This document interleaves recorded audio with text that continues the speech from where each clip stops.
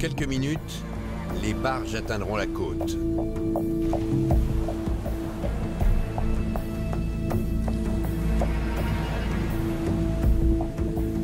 Près de 7000 navires. C'est le destin de toute l'Europe qui se joue, la plus grande opération militaire de tous les temps.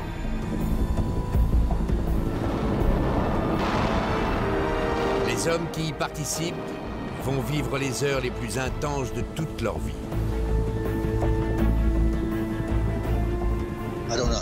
Je ne savais pas combien de temps exactement cela allait durer. J'avais peur. J'avais vraiment peur. John Roman a alors 19 ans. Ce 6 juin 1944, aux premières heures du matin, comme 156 000 hommes, il va débarquer sur les plages de Normandie.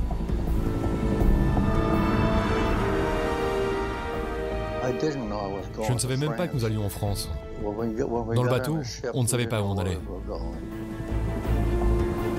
Au même moment, de l'autre côté de la Manche, personne ne s'attend à voir arriver ce jour-là une armée entière. Paulette a 94 ans. À l'époque, elle n'en a que 24. Elle se trouve à quelques kilomètres des plages du débarquement. Elle assiste médusée à l'arrivée des premiers Américains en Normandie. Vers minuit moins le quart, hein, des avions. Cette nuit-là, les Alliés larguent 23 000 parachutistes au-dessus de la Manche pour créer la confusion au sein de l'armée allemande. Tombaient des parachutes partout. Alors, fallait voir, c'était une nuée. Hein. Je me demandais ce qui se passait. Et puis d'un seul coup, il y a un voisin qui est venu, qui nous a crié « Les Américains !» Ces parachutistes vont permettre à des milliers de navires de débarquer leurs troupes pour libérer la France.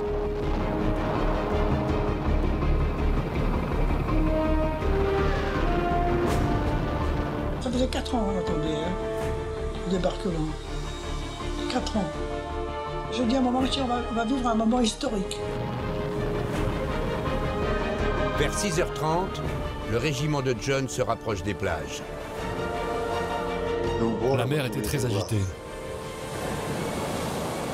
On était malades. On vomissait tous.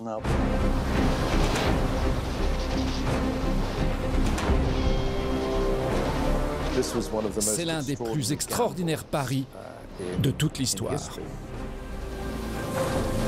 Un pari immense, mais qui aurait pu tourner au fiasco.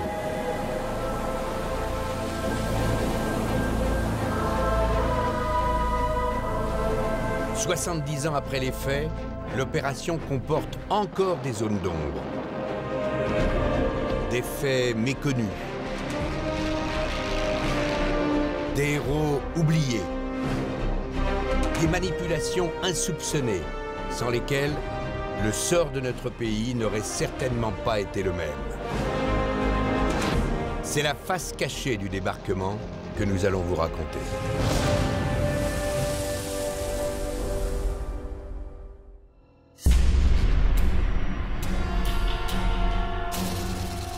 Tout commence à Londres 1 an plus tôt. Nous sommes en juillet 1943. En plein centre-ville, un bunker ultra secret.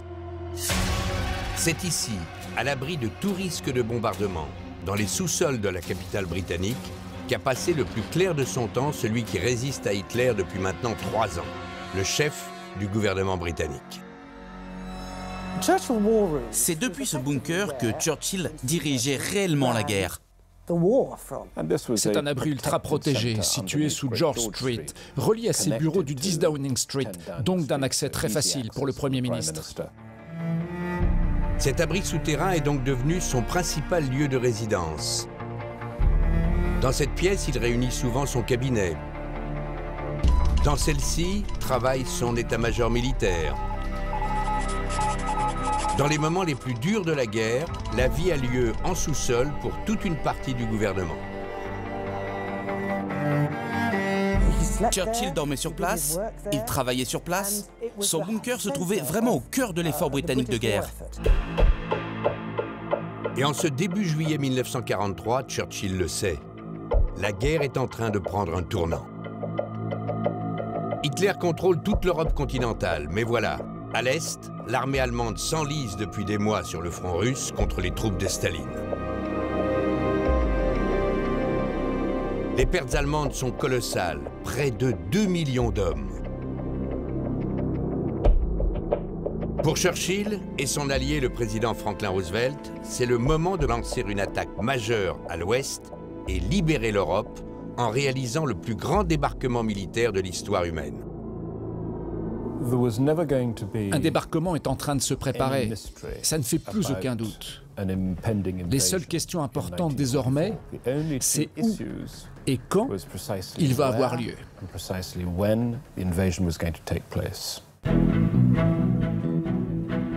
Débarquer, certes, mais où? Voilà la question qui obsède désormais Churchill et Roosevelt. Alors, leurs états-majors vont plancher sur plusieurs hypothèses. L'endroit le plus évident, c'est le Pas-de-Calais, moins de 25 km à parcourir en mer depuis les côtes anglaises. Tellement évident que c'est précisément là qu'Hitler a concentré ses meilleures troupes, notamment la 15e armée, qui dispose des chars les plus modernes de l'armée allemande. Pour les Alliés, ça risque d'être un carnage. Il faut donc chercher une autre solution. Plus au sud, il y a bien des ports, comme par exemple Dieppe. Dans l'absolu, des infrastructures portuaires permettraient de débarquer facilement des troupes et du matériel. Le problème, c'est que les Alliés ont déjà tenté le coup 2 ans plus tôt à Dieppe, et ça a été un fiasco. Près de 3000 morts. Les ports sont trop bien défendus. Alors il ne reste plus qu'une solution, ce sont les plages. Et les plus grandes sont en Normandie. Des dizaines de kilomètres de vastes étendues, les seuls à pouvoir accueillir une immense armée de 156 000 hommes. Sauf que le terrain est à découvert et sous le contrôle des canons allemands. Car à l'époque, voilà ce à quoi s'exposent les Alliés s'ils se lancent à l'assaut du littoral français. Une sorte de mur, le mur de l'Atlantique. Sur les 2000 km de nos côtes, Hitler a fait construire des centaines de bunkers qui abritent des canons puissants et ultra sophistiqués, derrière lesquels il y a des centaines de milliers de soldats allemands prêts à refouler toute tentative de débarquement.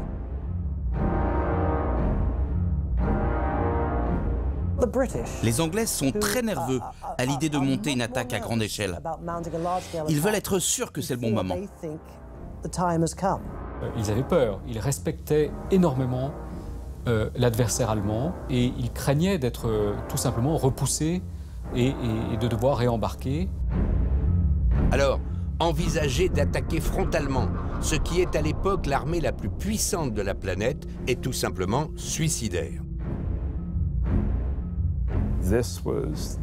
Faire débarquer 170 000 hommes sur des plages découvertes et très bien défendues, c'est l'un des paris les plus extraordinaires de l'histoire.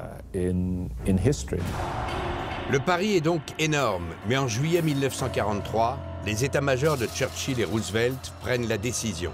Le débarquement aura lieu en Normandie. C'est alors que pour minimiser le risque, pour être certain qu'il y aura le moins de troupes allemandes possible face aux Alliés lorsqu'ils débarqueront, Churchill va élaborer un plan machiavélique pour tromper rien moins qu'Adolf Hitler en personne. Il veut faire croire au Führer qu'un débarquement est bien en préparation, mais qu'il va avoir lieu ailleurs qu'en Normandie.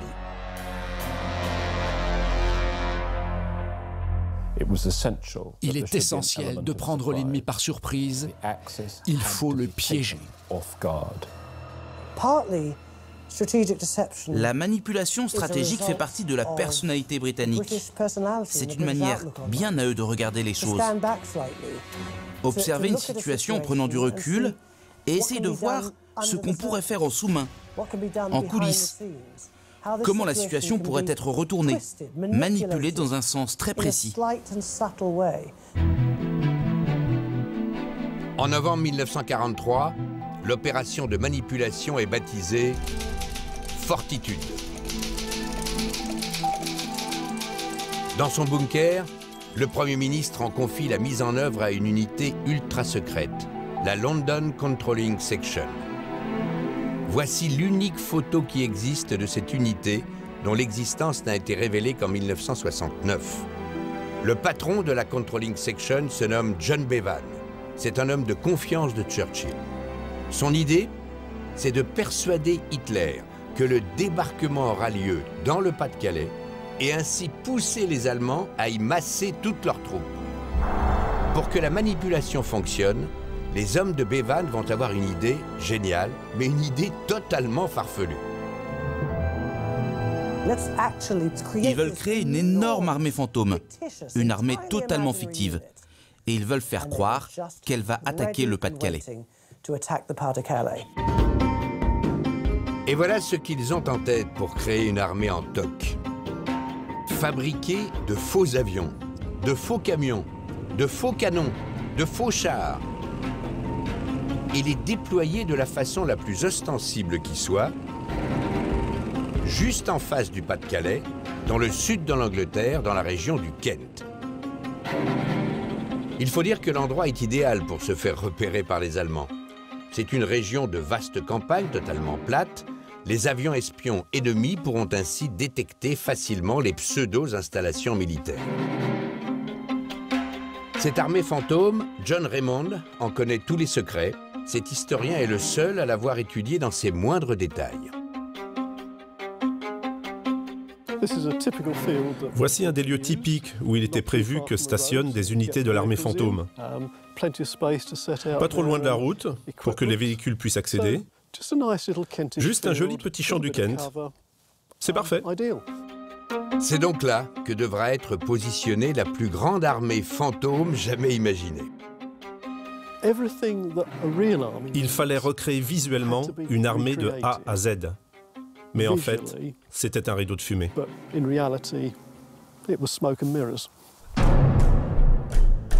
Mais la tâche est complexe. Nous sommes en novembre 1943.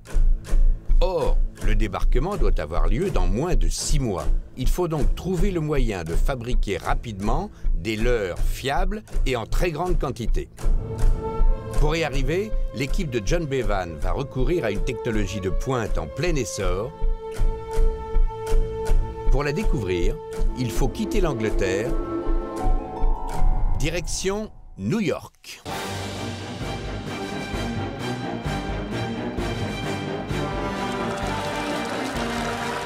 Tous les ans, pour les fêtes de fin d'année sur la 5e avenue, le grand magasin Macy's organise une spectaculaire parade avec d'immenses personnages pour amuser les enfants. Un spectacle qui rassemble des millions de New-Yorkais. Ce sont justement ces personnages qui ont frappé l'imagination de l'équipe de John Bevan.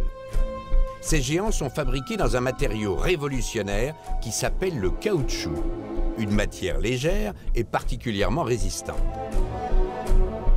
C'est exactement ce que recherche l'équipe de Bevan pour son armée fantôme. Alors pour produire les leurs, l'industrie américaine est contactée et le géant Goodyear est mis à contribution. En février 1944, la production commence. Et quelques semaines plus tard, les premiers éléments de la fausse armée sont livrés dans le Kent, en Angleterre, pour être maintenant gonflés par des équipes qui sont chargées de la mise en scène.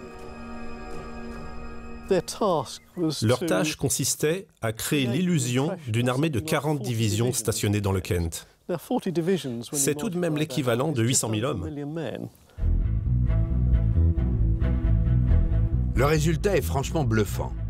En quelques minutes seulement, les équipes du camouflage parviennent à gonfler un char américain.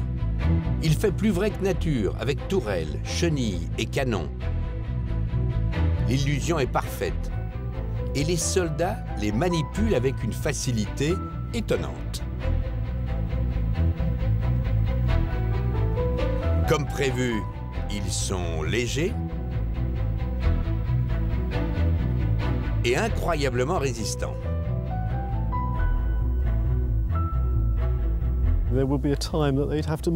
Par moment, les soldats devaient déplacer les leurs en pleine journée. Et on raconte qu'un jour, un fermier qui passait par là a vu 4 soldats qui portaient un tank Sherman. On ne sait pas ce qu'il a vraiment pensé, mais il a dû se dire « Mon Dieu, les rations militaires doivent être excellentes pour qu'ils puissent ainsi soulever un char. » Les équipes de camoufleurs ne négligent aucun détail. Ils vont jusqu'à rajouter derrière les colonnes de chars en caoutchouc de vraies traces de chenilles comme celle-ci. Mais l'équipe de Bevan a également commandé des centaines de fausses barges de débarquement qu'elle a disposées sur toutes les côtes du Kent et dans les rivières de la région. Le décor est désormais en place, celui d'une gigantesque armée qui s'apprête à traverser la Manche vers Calais. Une armée en toque qui porte même un nom, FUSAG, ce qui signifie First US Army Group. Mais pour qu'elle soit parfaitement crédible, il lui manque encore un élément clé, un chef. Alors le patron de Fortitude, John Bevan, va exiger qu'on nomme à la tête de cette armée fantôme un commandant, mais un vrai. Il va débaucher le plus connu. Le général américain Patton, celui que les Allemands redoutent le plus. Ils l'admirent. Pour eux, c'est un grand général. C'est un fonceur, c'est un excellent stratège, c'est un officier qu'ils aimeraient bien avoir dans leur armée. Casque lourd sur la tête, colte à crosse d'ivoire à la ceinture, Patton est le militaire le plus médiatique de l'armée américaine. Il s'est forgé une réputation de guerrier intrépide. C'est un bulldog. C'est un bulldog. Ces hommes qui les mènent vraiment à la baguette, quoi. Hein. C'est pas le genre de gars qui va les border le soir. C'est surtout un fonceur. Campagne d'Afrique du Nord, débarquement en Sicile. Depuis le début de la guerre, il enchaîne les succès coup de poing contre les Allemands. Mais surtout, Bevan va utiliser une des caractéristiques du personnage. Patton adore par-dessus tout les projecteurs et les caméras. Il ne passe jamais inaperçu. Alors, Bevan lui organise des tournées d'inspection dans le Kent pour crédibiliser l'existence de l'armée fantôme aux yeux des Allemands. Et Patton joue son rôle à merveille. Patton a été photographié dans le sud de l'Angleterre pour faire croire qu'il est à la tête d'une très grande armée basée dans le sud-est du pays et qu'il s'apprête à attaquer le Pas-de-Calais. Les Allemands ont parfaitement gobé l'information selon laquelle le FUSAG était commandé par Patton. Et à partir du moment où ils l'ont cru, ils s'attendaient à retrouver partout la preuve de cette information. Alors, quand ils ont vu ces photos, pour eux c'était logique, il arrive. Et la presse s'empare du personnage. Nous avons par exemple retrouvé un numéro du Daily Express, un grand quotidien anglais daté du 24 avril 1944. En page 4, un entrefilet annonce que Patton jouera un rôle dans l'ouverture d'un second front en Europe. C'est le genre d'allusion que recherche Bevan, car il sait que les Allemands qui lisent la presse alliée vont en déduire qu'un général de son rang est forcément à la tête d'une grande armée.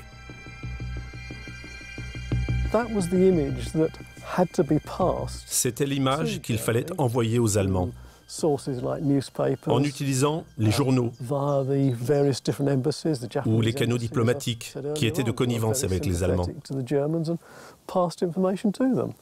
Il fallait passer le message que Patton était bien ici.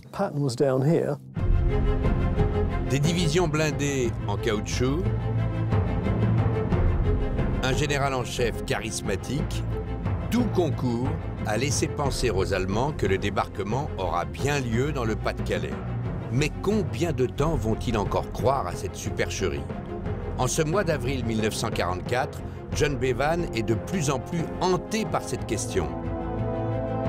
Il faut dire que de l'autre côté de l'Angleterre, au sud-ouest du pays, la véritable armée alliée se prépare.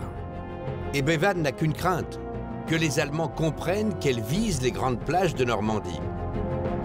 Alors pour éviter un tel risque, Il faut faire en sorte que les Allemands aient leur attention totalement focalisée sur la fausse armée et surtout que l'éventualité d'un débarquement dans le Pas-de-Calais devienne une obsession. Pour y parvenir, John Bevan pense avoir l'homme qu'il faut. Il s'agit d'un aventurier, un personnage totalement inconnu du grand public et qui pourtant a fortement contribué à changer le cours de l'histoire.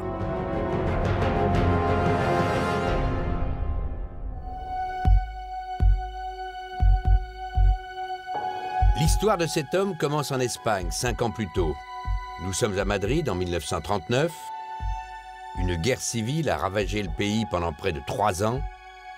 Des combats fratricides ont fait plus de 150 000 morts. Désormais, le pays est dirigé par un dictateur, le général Franco. Et il y a un homme qui a été particulièrement horrifié par les atrocités de la guerre. Il s'appelle Juan Pujol, il a 24 ans. Et il a décidé de consacrer sa vie à combattre toute forme de dictature. C'est ce qu'affirme celui qui le connaît le mieux, son fils aîné. C'était une question d'idéalisme. Pour lui, rien ne justifie que des gens meurent à cause de la guerre. Il voulait mettre fin au conflit. Son expérience de la guerre civile espagnole lui a appris que les nazis vont détruire la civilisation en Europe. Et il est déterminé à faire en sorte que l'Europe ne connaisse pas ce qu'a subi l'Espagne. Et pour combattre les nazis, le jeune homme va élaborer un projet un peu fou. Un matin de janvier 1941, Juan Pujol se dirige d'un pas décidé vers l'ambassade de Grande-Bretagne. Il a dit « Je veux vous aider ». Qu'est-ce que je peux faire pour aider l'armée américaine et l'armée anglaise? Je pourrais être espion. Un total inconnu qui propose ses services en tant qu'espion alors qu'il n'a aucune expérience en la matière. Pour les Anglais, il s'agit d'un farfelu, ils vont lui répondre sans ménagement. Mais qui est ce type? Le diplomate anglais qui l'a interrogé lui a dit « Occupez-vous de vos affaires. L'Espagne est neutre, vous n'êtes pas compétent, restez en dehors de tout ça. » Pujol est très déçu. Il ne pensait pas être congédié aussi brutalement. Il comprend que pour gagner la confiance des Anglais, il va devoir faire ses preuves. Alors il va se lancer dans une aventure très risquée.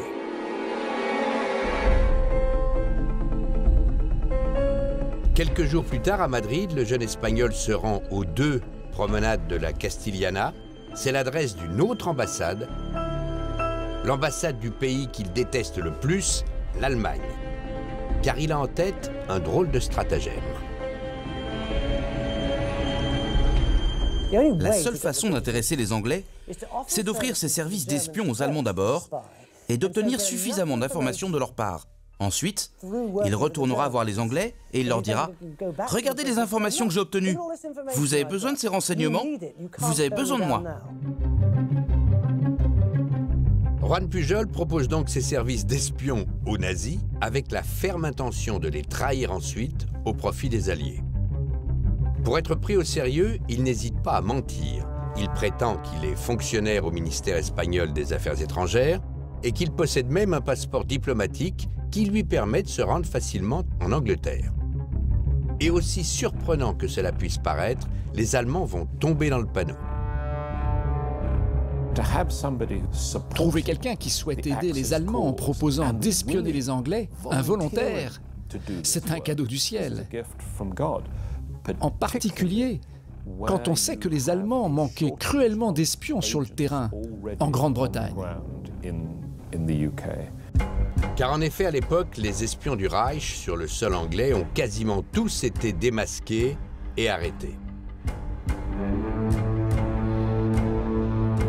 Alors à l'ambassade allemande, le responsable des services secrets, un certain Karl Erich Kulenthal, décide de tester Juan Pujol. Voici la feuille de route qu'il lui confie avec des questions extrêmement précises.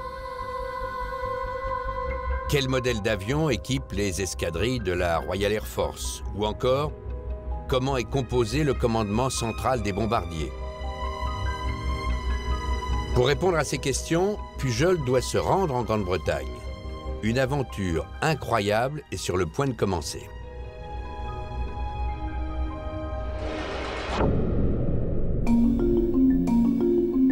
Pour rejoindre l'Angleterre depuis l'Espagne en cette période de conflit, il faut en principe passer par le port de Lisbonne au Portugal. C'est donc dans la capitale portugaise que Pujol se rend en juillet 1941. Mais en fait, il n'a aucune intention d'aller plus loin. Une fois sur place, il s'installe à la bibliothèque municipale. Et pendant plusieurs mois, il pioche dans des guides de voyage, dans des encyclopédies. Il fait appel à son imagination et enjolive les détails. Et il fait parvenir au service secret allemand de pseudo-renseignements qui semblent crédibles, mais qui sont totalement fictifs. Il avait une imagination débordante. Il a inventé des tas d'histoires. Par exemple, à propos d'un énorme bateau de débarquement qui sera testé sur le lac Windermere, au nord du Royaume-Uni. Il a tout inventé.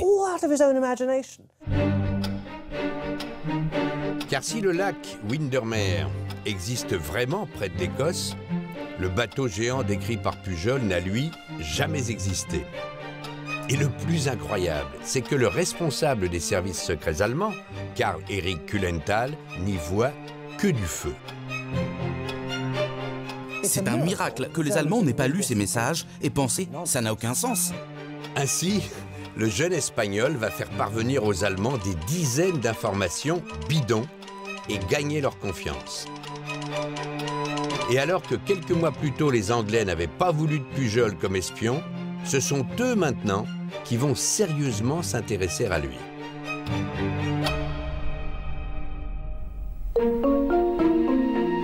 Son destin va se jouer dans la campagne anglaise, au nord de Londres, sur le domaine de Bletchley Park.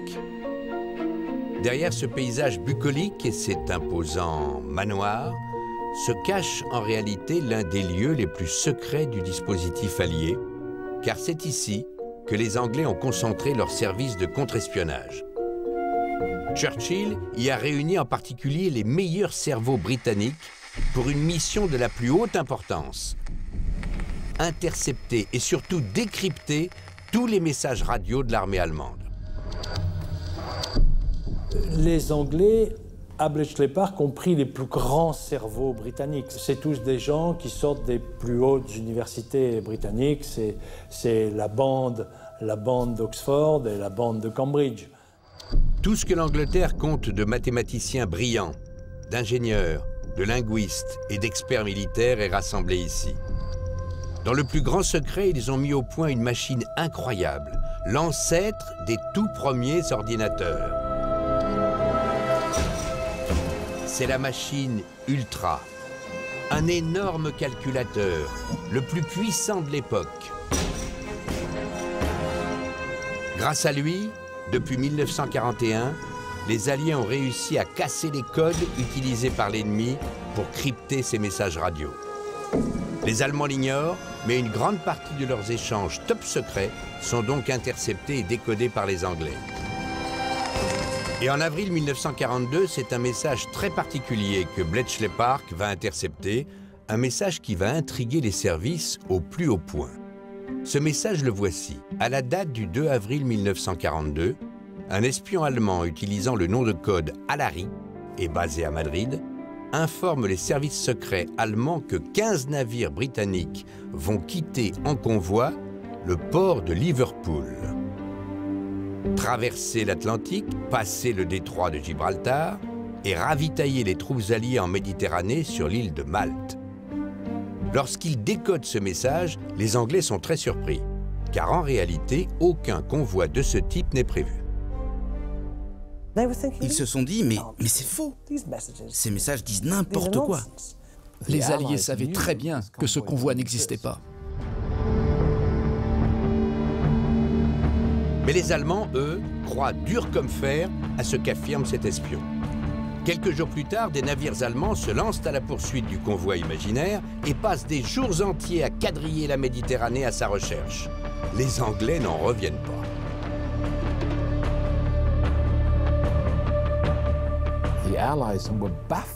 Les Alliés ont été bluffés par l'énorme effort de l'ennemi en Méditerranée pour trouver et détruire ce convoi qui n'existait pas.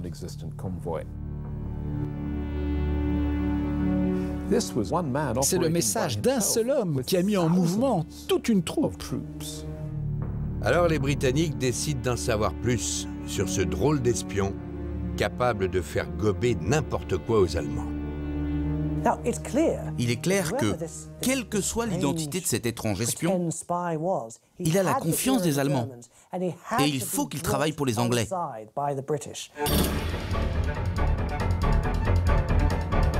Juan Pujol est l'agent parfait pour intoxiquer l'adversaire.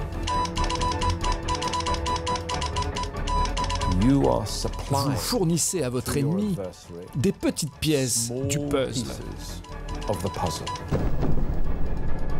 Toutes ces petites choses, prises indépendamment, ne signifiaient rien, mais mises bout à bout, elles racontaient une histoire aux Allemands. C'est le plus formidable coup de bluff de la réussite alliée en 1944. This is D-Day. Alors les Britanniques décident d'en savoir plus sur ce drôle d'espion capable de faire gober n'importe quoi aux Allemands. Il est clair que, quelle que soit l'identité de cet étrange espion, il a la confiance des Allemands et il faut qu'il travaille pour les Anglais. Les services de Bletchley Park se lancent sur la trace du mystérieux espion et ils découvrent rapidement qu'Alaric n'est autre que Juan Pujol, le jeune Espagnol qui s'était porté volontaire pour rejoindre l'espionnage anglais. Aussitôt, l'homme est recruté. Le faux espion allemand devient un vrai agent double au service des Alliés. Il adopte un nom de code, ce sera Garbo, en hommage à l'actrice américaine. La meilleure façon de manipuler l'ennemi, c'est d'utiliser un agent double. Et ils vont se dire, Juan Pujol est l'agent parfait pour intoxiquer l'adversaire. Et ce manipulateur surdoué, les Anglais vont l'affecter à leur opération secrète la plus importante, Fortitude.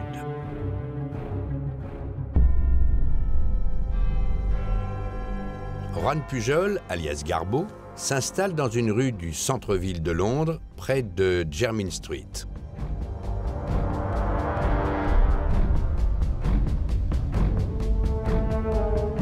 Pour que les Allemands n'aient plus aucun doute sur l'existence de Fusag, une armée d'1 million d'hommes stationnés dans le Kent face à Calais, il faut que plusieurs témoignages différents confirment l'information aux Allemands. Alors Garbo a une idée géniale. Il explique à ses interlocuteurs allemands qu'il a réussi à recruter de nouveaux espions dans toute l'Angleterre. 27 agents en tout qui travailleraient pour lui. Son imagination est débordante. Il y avait un étudiant vénézuélien installé à Glasgow, un Indien nationaliste à Douvres, et même un serveur dans une cantine du sud de l'Angleterre. Et tous ces personnages n'existaient que dans sa tête. Et pendant 6 mois, tous les jours, depuis son petit bureau londonien, Garbo va rédiger les centaines de faux messages que sont censés lui faire remonter ses espions imaginaires. Garbo travaillait jusqu'à 3 heures par nuit sur la radio pour transmettre ses rapports à ses responsables allemands.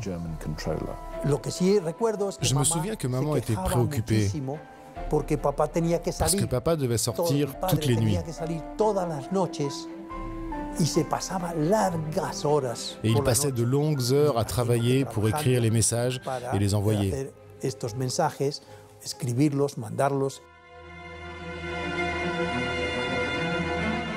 Pris séparément, les messages de Garbo ne donnent que des informations très succinctes. L'un affirme qu'il y a des barges de débarquement à Shoreham, un autre que des hydravions américains ont été aperçus sur la côte. Un autre parle encore de 3 divisions positionnées entre Douvres et Canterbury. Mais mis bout à bout, ces centaines de petits messages vont habilement conduire les Allemands à se convaincre que l'armée de Patton va attaquer le Pas-de-Calais.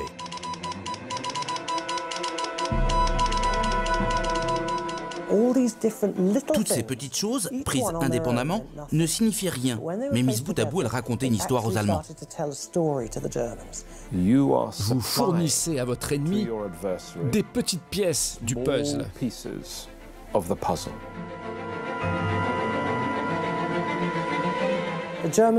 Les Allemands reçoivent ces pièces de puzzle et se disent « Ah ah, Fusag !» Il y a donc bien une armée qui se met sur pied dans le sud-est de l'Angleterre et nous pouvons le déduire de tous les petits messages que Garbeau nous envoie. Les Allemands mordent à l'hameçon.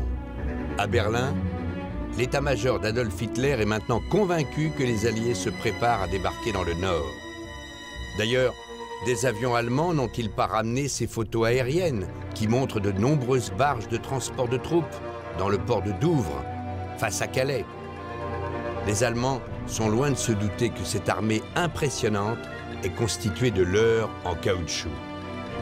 Ils ne peuvent pas imaginer que ces bateaux sont des jouets gonflables. D'ailleurs, sur cette carte d'état-major allemande, on peut voir où les espions du Reich estiment que les forces anglo-américaines sont positionnées. Au sud-est, dans le Kent, ces petits drapeaux représentent des centaines de milliers d'hommes et des blindés. En réalité, dans cette région, il n'y a que des chars factices. Cette carte est datée du 15 mai 1944, à moins d'un mois du jour J. Pensant faire barrage au débarquement, l'armée allemande va maintenir une grande partie de ses troupes dans le nord, des dizaines de milliers d'hommes, et en particulier la redoutable 15e armée. C'est exactement ce que voulait Garbeau. C'est exactement ce dont avaient besoin les Alliés pour réussir leur opération en Normandie.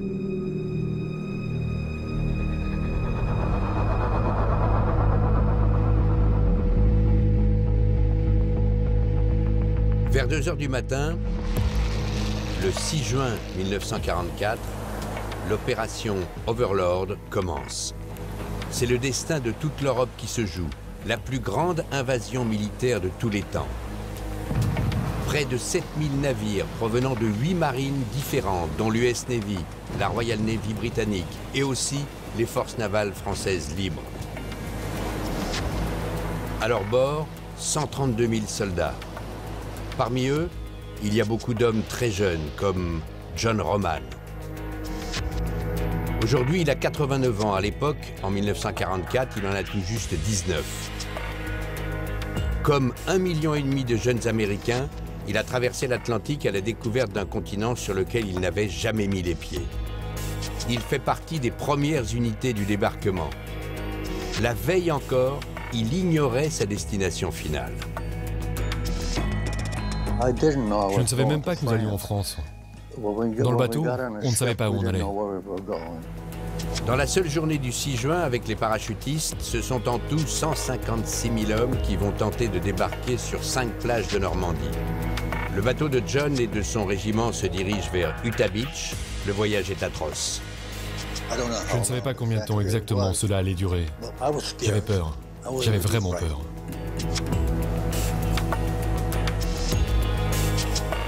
On était malades. La mer était très agitée. On vomissait tous. À 6 h 30, les premières troupes partent à l'assaut. Le navire de John est encore loin de la plage lorsque le lieutenant donne à son régiment l'ordre de sauter. Lui et ses camarades vont devoir parcourir plusieurs centaines de mètres dans l'eau avec 40 kilos de matériel sur le dos.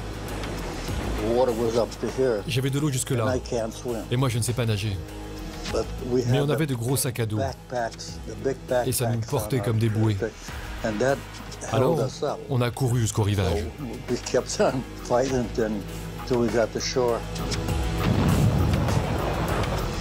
Face aux GIs, les soldats allemands ont un énorme avantage. Ils sont à l'abri dans des positions fortifiées équipés de mitrailleuses et de canons. On était bombardés par les Allemands. Et beaucoup d'entre nous ont été tués. À Utah Beach, 200 camarades de John sont fauchés par les balles allemandes.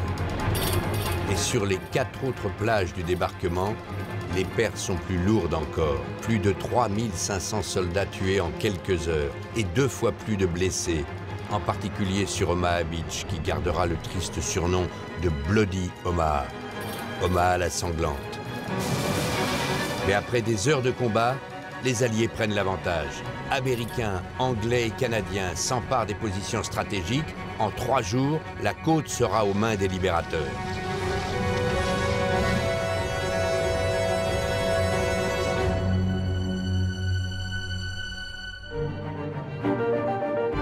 Le débarquement est réussi.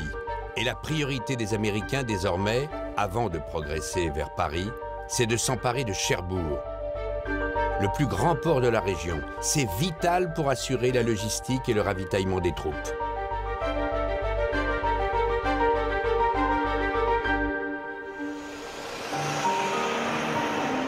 Sur les routes de Normandie, les premiers contacts ont lieu entre civils et soldats.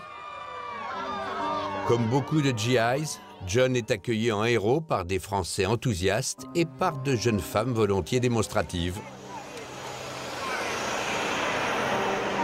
Elle chantait, elle sautait,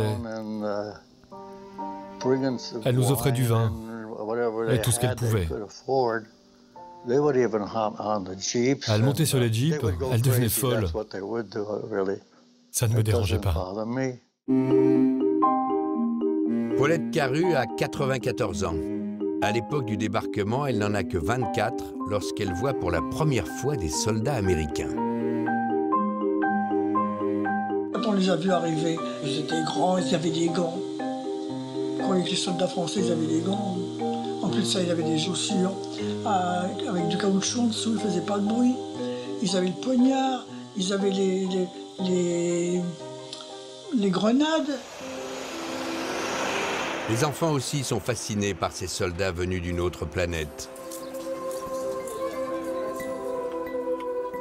Comme Francis Lepécœur, qui a 8 ans lorsqu'il découvre les GIs.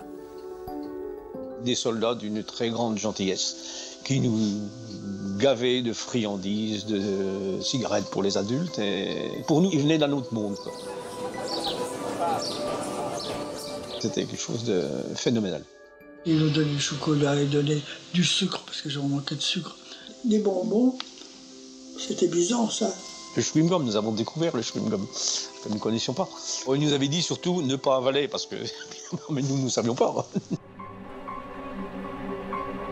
Seulement sur le plan militaire, l'état-major allié se rend compte que la bataille de Normandie s'annonce bien plus longue et bien plus meurtrière que prévu. En particulier à cause de la configuration du terrain, ce qu'on appelle le bocage normand. Ici, les champs sont séparés par des haies de plusieurs mètres de haut, des buttes parfois couvertes de végétation. Elles sont propices aux embuscades ennemies et elles ralentissent les blindés. Les Alliés ont été obligés en Normandie de conquérir le bocage haie par haie. Et derrière chaque haie, vous pouviez avoir un tireur d'élite qui pouvait décimer une compagnie. Il faut parfois des journées entières de combat et des dizaines de morts pour avancer de quelques mètres. Alors que Cherbourg, le port stratégique, devait être pris en 1 semaine, il en faudra 3 pour atteindre l'objectif. Les pertes sont très lourdes et le moral est en chute libre. Les hommes n'ont plus moralement, psychiquement, l'ardeur à combattre et qu'ils sont dans un état de nerfs, dans un état psychique tout à fait désastreux. Pour conserver son avantage sur le terrain, l'armée US va devoir sortir les grands moyens pour remotiver ses GIs. À l'arrière de la ligne de front, l'armée américaine va monter d'immenses camps de repos. On les appelle les Rest and Relax. en français repos et détente. On y trouve des rations de repas améliorées. On y lit les journaux américains. On y reçoit le courrier de la famille. Et on y joue au baseball, comme à la maison. L'American Way of Life, importé dans le bocage normand. Le repos du guerrier, c'est toujours important. Il est toujours important pour un état-major, pour le commandement, parce qu'il s'agit effectivement de garder un œil sur ses troupes et de leur offrir des divertissements. Et sans ces distractions offertes par l'armée, on peut penser que ces soldats vont être dans une situation de déshérence. On ne sait pas ce qu'ils vont devenir, ce qu'ils vont faire. C'est une façon de sortir de la guerre un temps, de se détendre, de faire en sorte qu'on ait un bon soldat quand il revient au combat. Les GIs qui ont le mal du pays doivent se sentir exactement comme chez eux. Alors à la ville, comme au champ, l'armée va convier ses soldats au cinéma et leur projeter les grands succès d'Hollywood comme Casanova Brown avec Gary Cooper ou Le Dictateur de Charlie Chaplin. Francis, qui à l'époque a 8 ans, découvre les films américains dans un cinéma monté en pleine campagne. Il y a eu la première séance de cinéma que j'ai connue de ma vie, c'était dans un champ à 1 kilomètre d'ici. On nous a passé un film, c'était Charlot à l'époque. Alors là, nous ne savions pas ce que c'était que le cinéma, j'avais jamais vu un film. Et là, c'était l'émerveillement, quoi. Mais l'état-major américain sait que le sport et le cinéma ne suffiront pas pour remotiver ces jeunes hommes privés de leurs petites amies depuis des mois. Et il faut donc aussi leur offrir l'occasion de faire des rencontres féminines. Alors l'US Army va se mettre à organiser des bals. Les unités et les régiments qui sont stationnés dans la région de Cherbourg et ailleurs organisent des bals. Tout simplement parce qu'ils ont besoin de trouver les meilleurs moyens de se détendre. Et quand même le meilleur moyen, en dehors du sport, de la lecture, c'est de danser, c'est d'écouter de la musique, c'est de côtoyer des jeunes femmes. Ils ont la vingtaine, ils sont loin de leur petite amie, et ils veulent juste avoir une fille avec qui danser, avec qui parler, avoir de la compagnie. Cherbourg est libéré le 27 juin 1944 et à partir de cette date, on va y danser presque chaque semaine. Il faut dire que le port accueille près de 30 000 hommes qui vont assurer l'approvisionnement du front pendant de longs mois.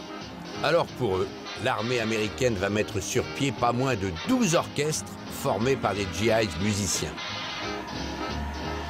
Dans leur pactage, ils amènent leurs trompettes, ils amènent leur saxophone, le trombone. Ils trouvent aussi sur place parfois de quoi s'exprimer, piano, batterie.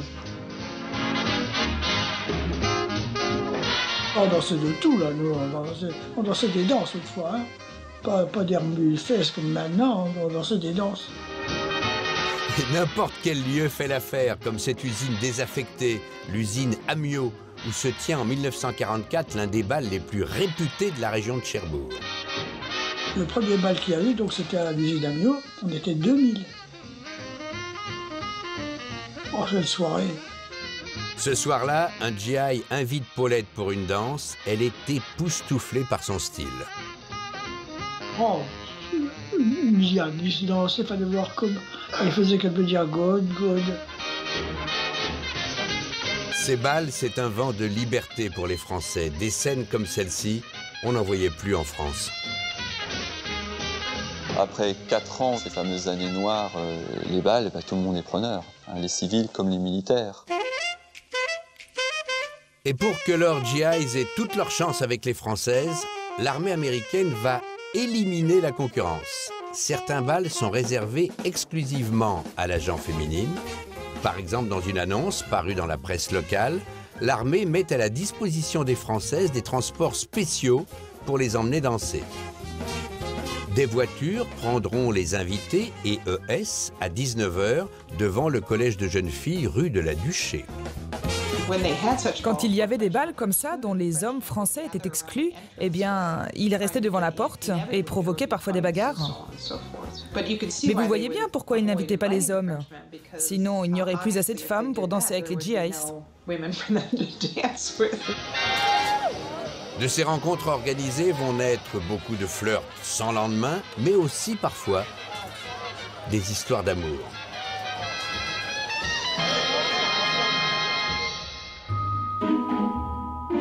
Quelques mois après avoir débarqué à Utah Beach, John Roman se trouve à l'est de la France, dans les Ardennes, à Charleville, tout juste libéré. Et un soir, sa vie bascule. Un ami est venu et m'a dit « Hey John, viens, on va boire une bière. » Alors nous sommes allés dans un café, on a entendu de la musique, on est entré au bar et la musique a repris. Ce soir-là, John remarque Jacqueline. Elle a 17 ans, elle est secrétaire à la mairie. Il l'invite à danser, mais elle ne se laisse pas convaincre facilement. Jacqueline a refusé et elle est repartie s'asseoir. Je suis retourné au bar et je me suis dit, ok, elle ne veut pas danser, mais je vais réessayer quand même. Jacqueline a son caractère, mais John insiste et parvient à la séduire. Aujourd'hui, les deux amoureux sont toujours ensemble.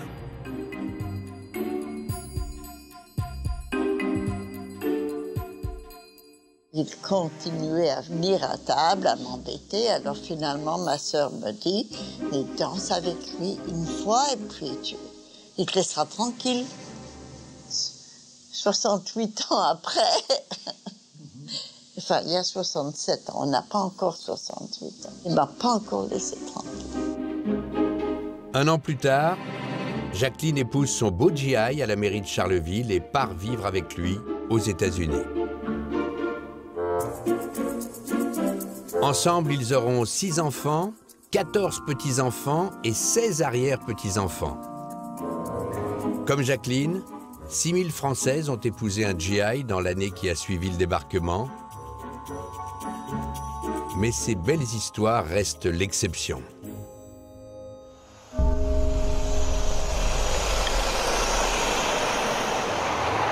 Car les relations entre les soldats américains et les femmes françaises vont s'avérer parfois plus problématiques.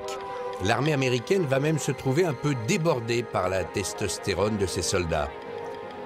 Il faut dire que certains hommes de la troupe ont en tête de vieux clichés à propos des femmes françaises. Des clichés qui datent d'une guerre précédente, 30 ans plus tôt. Car pendant la Première Guerre mondiale, en 1917, les troupes américaines sont déjà venues se battre en France. Et parmi les souvenirs qu'elles ont rapportés aux États-Unis, il y a à Paris, les Champs-Élysées, mais aussi les petites femmes du Moulin Rouge, ou encore les prostituées de Pigalle.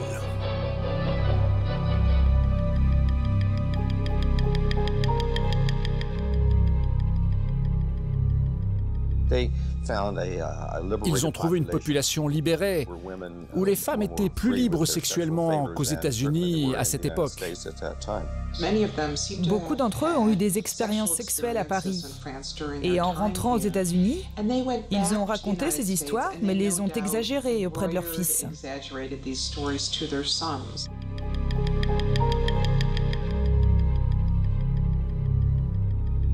Dans l'imaginaire, ces histoires-là vont vite et ça peut être émoustillant pour des soldats, des jeunes gens, des jeunes hommes qui sexuellement sont privés de relations depuis des mois. La mademoiselle française, La mademoiselle française, c'est une fille belle, gracieuse, séductrice et facile.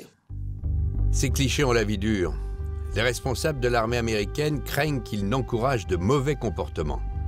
Alors ils vont tout faire pour calmer les ardeurs de leurs GIs, mais pas toujours avec succès. Avant le débarquement, l'administration américaine a mis au point un guide de poche pour la France. Il a été distribué aux soldats, à des centaines de milliers d'exemplaires, à la veille du débarquement.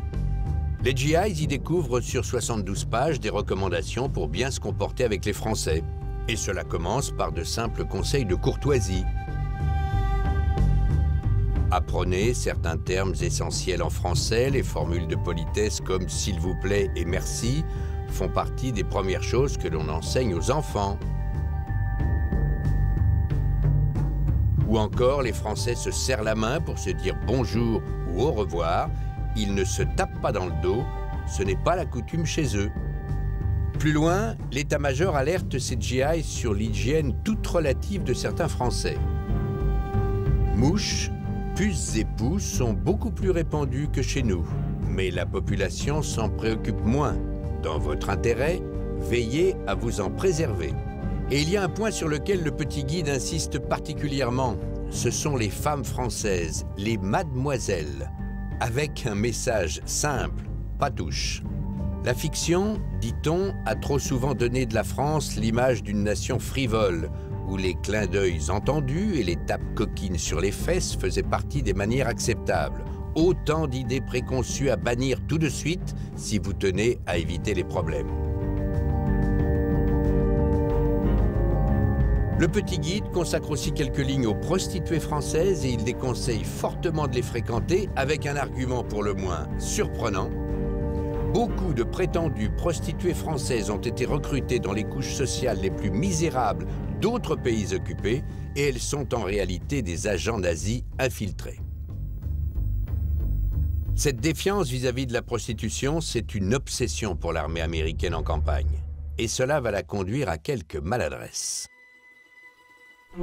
Lorsque la ville de Cherbourg est libérée, l'état-major s'est rapidement rendu compte que la ville comptait une 50aine de prostituées et 4 maisons closes en activité. Dont celle-ci, la plus célèbre, située au 25 rue du Faubourg, mais que tous les habitués appelaient simplement le 25. 4 maisons closes, c'est 4 de trop aux yeux de l'armée américaine, qui redoute en particulier la propagation des maladies vénériennes comme la syphilis. Elle a d'ailleurs lancé de grandes campagnes de prévention sur le sujet. Des affiches comme celle-ci où on peut lire « Les hommes qui savent disent non ».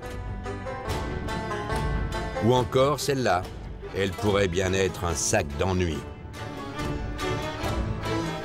Il s'agit de préserver la santé des soldats, pas pour sa santé proprement dite, mais parce que c'est un homme qui va combattre. On a besoin de lui, on a besoin de tout le monde. Et plus il y a de malades, moins on a de force. L'armée prend donc une décision radicale. Elle place les 4 maisons closes de Cherbourg off-limits, ce qui signifie qu'elles sont interdites aux troupes américaines. Tant pis pour les propriétaires de bordels qui pensaient profiter de l'arrivée de milliers de soldats. Le business semble très prometteur lorsque l'armée américaine donc investit la ville. Mais le haut commandement américain ne l'entend pas de cette oreille. Donc il met les maisons closes off-limits, elles sont interdites à la troupe. L'ennui, c'est que loin de résoudre le problème, l'interdiction des maisons closes aux GIs va l'aggraver. Dans les jours qui suivent, c'est dans les rues que des dizaines de prostituées clandestines vont offrir leur charme à des milliers de soldats qui cherchent à oublier la guerre. Certaines Françaises y verront même une opportunité d'arrondir leur fin de mois. Et depuis sa fenêtre, Paulette remarque à l'époque un étrange manège chez sa voisine.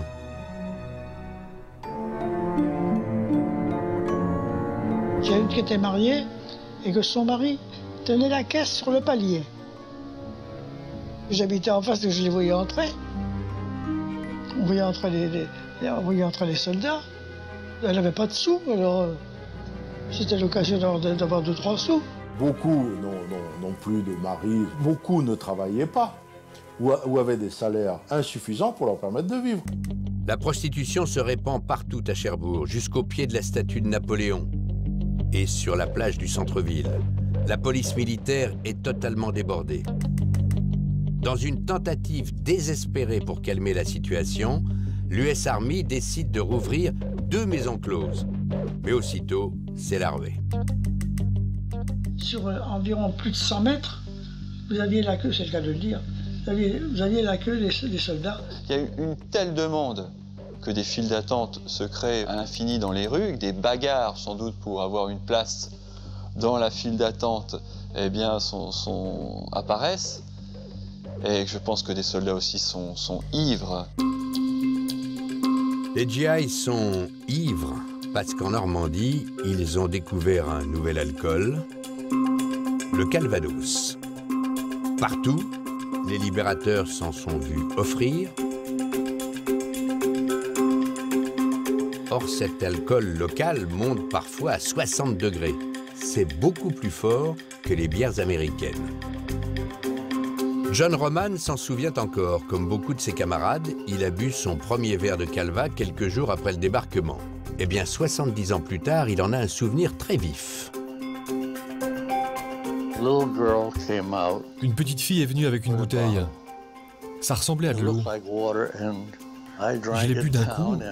Et là, mon casque s'est mis à tourner dans tous les sens. J'ai rien compris à ce qui s'était passé cette journée.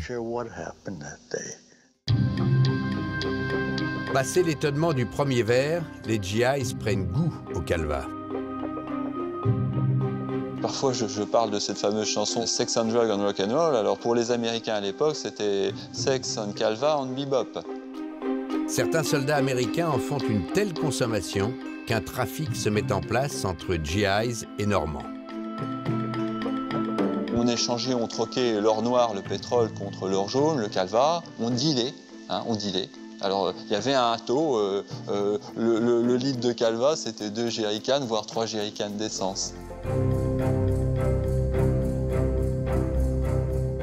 Les plus malhonnêtes leur vendaient le Calva sorti de l'alambic, à un taux d'alcool extrême, donc on peut comprendre que ça les ait complètement chamboulés, ces Américains, s'ils n'avaient pas l'habitude de l'alcool fort. Et même le cidre peut être très très fort. Prostitution clandestine et alcool. Il y a désormais des soirs à Cherbourg où les civils évitent certaines rues, de crainte de rencontrer des GIs ivres et bagarreurs. C'était des scènes de beuverie où l'alcool coulait à flot et où régulièrement les MP, la police militaire américaine, débarquaient pour calmer une bagarre, pour calmer des scènes d'ivrognerie. Voilà quoi, et embarquer tout le monde à grand renfort de coups de matraque. On tire des coups de feu en l'air, on se bagarre, donc c'est un petit Chicago. Au fil des mois, la situation devient si préoccupante que le maire de Cherbourg, René Schmitt, s'en émeut dans cette lettre très officielle adressée au colonel commandant la police militaire américaine. Mon colonel, écrit-il, j'ai l'honneur d'attirer votre attention sur la tenue de militaires américains qui, en joyeuse compagnie, se livrent à des ébats immoraux, plage Napoléon, sous les yeux de nombreux enfants. Je vous serai reconnaissant de bien vouloir exercer une surveillance sérieuse à cet égard et prendre toutes les mesures nécessaires contre les délinquants. Mais la police militaire ne parviendra jamais à ramener totalement l'ordre dans les rues de la ville. Et pire, les dérapages des troupes américaines ne se limiteront pas toujours à ces tapages nocturnes ou à quelques chahuts alcoolisés. En certaines occasions, les événements vont virer au drame. En fin d'après-midi, ce 1er août 1944, 2 Américains en armes sont sortis du virage. L'un des soldats a dit que ce n'était pas un viol, que la demoiselle était consentante. Il a dit que la jeune femme de 19 ans était une menteuse. Des scènes de sauvagerie et de bestialité désolent nos campagnes. On pille, on viole, on assassine. Ça a toujours été calme, et puis il a fallu ce drame ce jour-là. Et qui a marqué les gens comme moi et bien d'autres à vie, parce que c'est des choses qui ne s'effacent pas, en fait. Les dérapages des troupes américaines ne se limiteront pas toujours à ces tapages nocturnes ou à quelques chahuts alcoolisés. En certaines occasions, les événements vont virer au drame. Il est alors question de violence, de viol, de crime. C'est un tabou de l'histoire auquel un homme a osé s'attaquer, bien longtemps après la fin de la Seconde Guerre mondiale. Pour rencontrer cet homme, nous partons pour Cincinnati, aux États-Unis, à 400 km au sud-est de Chicago. Robert Lilly est sociologue et criminologue. Il est professeur à la Northern Kentucky University. Il a consacré 20 ans à étudier les archives des tribunaux militaires américains, à analyser les rapports d'expertise, à confronter les témoignages. Et en 2003, il a publié un livre qui a fait l'effet d'une bombe. Son titre, La face cachée des GIs, les viols commis par des soldats américains, notamment en France pendant la Seconde Guerre. D'après Robert Lilly, les premiers viols en Normandie ont eu lieu quelques jours seulement après le débarquement. Plusieurs choses se combinent. Des soldats sans grande expérience militaire, c'était pas la crème de la crème, hein, qui sont armés et qui sont ivres. Le résultat, c'est parfois une grande brutalité. Ces drames sont longtemps restés secrets. 70 ans plus tard, les témoins sont de plus en plus rares et peu d'entre eux ont envie de replonger dans ces souvenirs. Francis Lepécœur, souvenez-vous, c'est ce Normand qui, à l'âge de 8 ans, a découvert le cinéma grâce aux GIs. Pour nous, il a accepté de se souvenir d'un épisode douloureux de la guerre. Ce jour de 1944 où une cousine de sa mère a été violée par 2 soldats américains. Elle s'appelait Marie, elle avait 19 ans, elle était employée de ferme. Le drame a eu lieu ici même, près du village de Quétetot, 2 mois après le débarquement.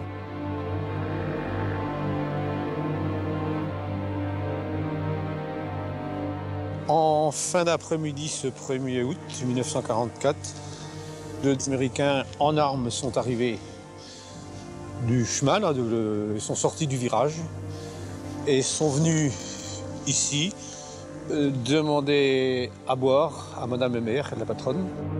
Les 2 GIs réclament du cidre. Madame Hébert obéit et envoie son employé, Marie, chercher une bouteille au cellier. Mais après avoir bu, les soldats deviennent agressifs. Ensuite, ils sont venus vraiment gênants, entreprenants. Et Madame Hébert a été prise de panique. Elle a essayé dans un premier temps de demander du secours ici. Mais la personne avait très peur, elle a fermé la porte. C'était un peu embêtant, mais c'était comme ça. Et Madame Hébert a fait demi-tour, a perdu ses sabots ici à peu près. Elle est partie nu-pied et à l'endroit où il y a la petite barrière à peu près, elle a été rattrapée par un soldat qui l'a massacrée à coups de casque lourd sur les épaules, sur la tête. Et elle était très mal en point. Pendant ce temps, l'autre soldat entraîne Marie dans ce champ et la viole sous la menace d'un couteau. Alerté par les cris, le propriétaire de la ferme, M. Hébert, et un employé agricole tentent de s'interposer, mais ils sont attaqués à leur tour. Un de ces soldats a aligné l'employé, il lui a mis une balle dans le ventre. Monsieur Hébert, qui arrive en même temps que son employé, on lui a cassé une crosse de fusil Garand américain sur la tête, sur les épaules, ce qui lui a valu des semaines et des semaines d'hospitalisation. Et le deuxième Américain a également violé cette malheureuse jeune femme. Ça a toujours été calme, et puis il a fallu ce drame ce jour-là, et qui a marqué les gens comme moi et bien d'autres à vie, parce que c'est des choses qui ne s'effacent pas, en fait. Dès le lendemain, la police militaire américaine ouvre une enquête. Elle reconstitue le déroulement du drame autour de la maison Hébert. Elle interroge les témoins. Sur la scène du crime, comme on dit aujourd'hui, elle retrouve les douilles des balles tirées. Les soldats du camp américain qui se trouvent à 1 kilomètre de la ferme sont tous interrogés et très vite, les coupables sont identifiés.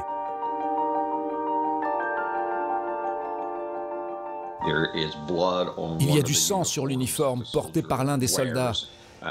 Et lorsqu'il est rentré au camp, il a essayé de le cacher. Mais il a été découvert. Et son nom était inscrit sur un pantalon. Alors ils ont été capables de démontrer qu'il se trouvait bien là. Le deuxième soldat, lui, est confondu par les débris de sa carabine retrouvés sur la scène du crime. C'est avec cette arme qu'il a frappé M. Hébert. Les 2 GIs comparaissent devant une cour martiale américaine à Cherbourg. Le premier avoue le viol, mais le second nie tout en bloc. L'un des soldats a dit que ce n'était pas un viol, que la demoiselle était consentante. Il a dit que la jeune femme de 19 ans, en fait, était une menteuse. À Cherbourg, c'est le choc, car dans les mois qui suivent, plusieurs faits divers impliquant des GIs vont faire les titres de la presse. Et dans le journal local, les éditorialistes s'en inquiètent. Des scènes de sauvagerie et de bestialité désolent nos campagnes, écrivent-ils. On pille, on viole, on assassine. Toute sécurité a disparu, aussi bien à domicile que par les chemins. C'est une véritable terreur qui sème l'épouvante dans les familles. Cela va mal finir.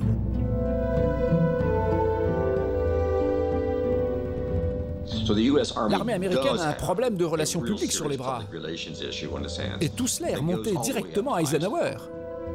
Le général Eisenhower est le commandant en chef des forces alliées. Face aux crimes commis par les soldats américains, il a une ligne claire. Aucune clémence. Les 2 GIs qui ont violé Marie et tué un garçon de ferme sont condamnés à mort par pendaison.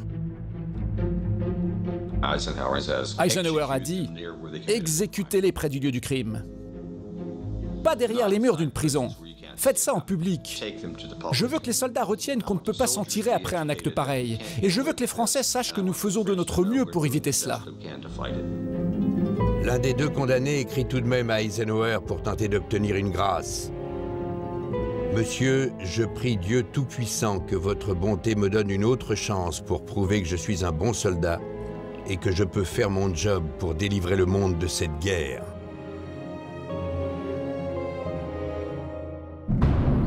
Mais Eisenhower reste inflexible. Comme il l'a ordonné, l'exécution a lieu dans un champ, près de la ferme Hébert, en public et en présence de Marie, la victime.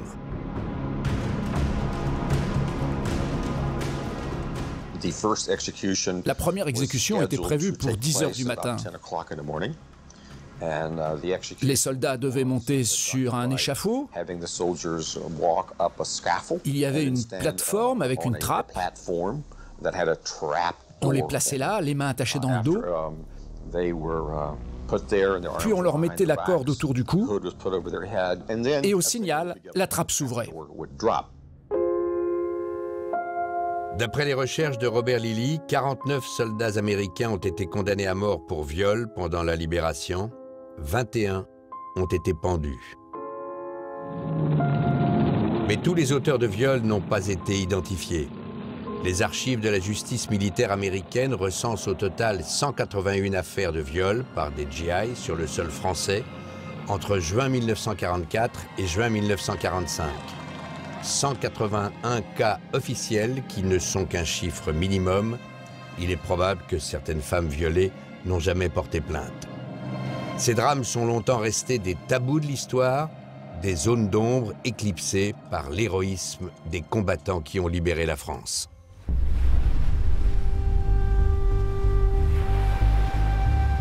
Car durant l'été 1944, ce ne sont pas moins de 2 millions d'hommes qui vont débarquer sur les plages normandes.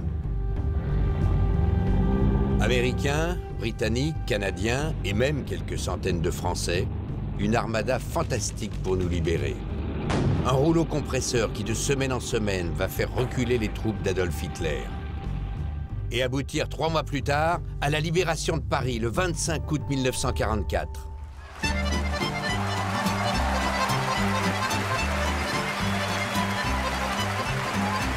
Cette victoire a été rendue possible par l'intervention anglo-américaine, bien sûr.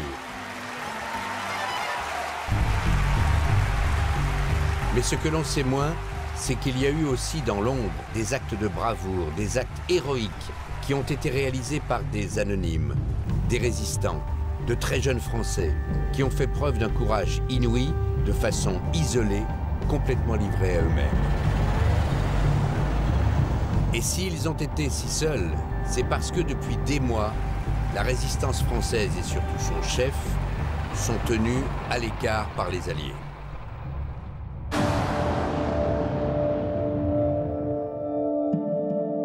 Nous sommes à Londres ce lundi 4 juin 1944. Dans moins de 48 heures, l'opération Overlord va commencer.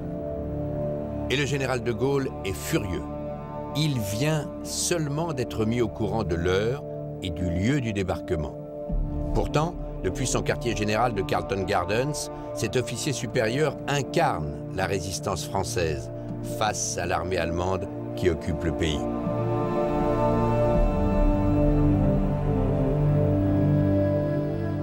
Seulement voilà, Winston Churchill, le Premier ministre britannique et surtout Franklin Roosevelt, le président américain, jugent le français incontrôlable. Roosevelt a même insisté pour tenir de Gaulle éloigné des plans du débarquement. Roosevelt se méfiait des idées soi-disant antidémocratiques, autoritaires de Gaulle. Il trouvait qu'il faut se méfier des militaires en politique. Cette mise à l'écart est d'autant plus étonnante qu'en juin 1944, de l'autre côté de la Manche, en France, la résistance représente une force non négligeable. Près de 100 000 hommes et femmes armés répartis sur tout le territoire.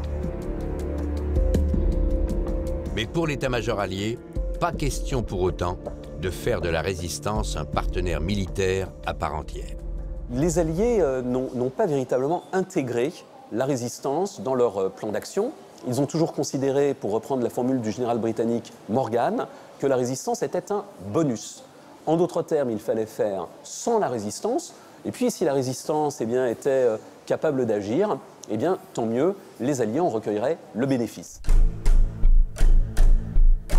Et pourtant, malgré cette forme de mépris, les Alliés vont bénéficier d'un appui pour le moins conséquent.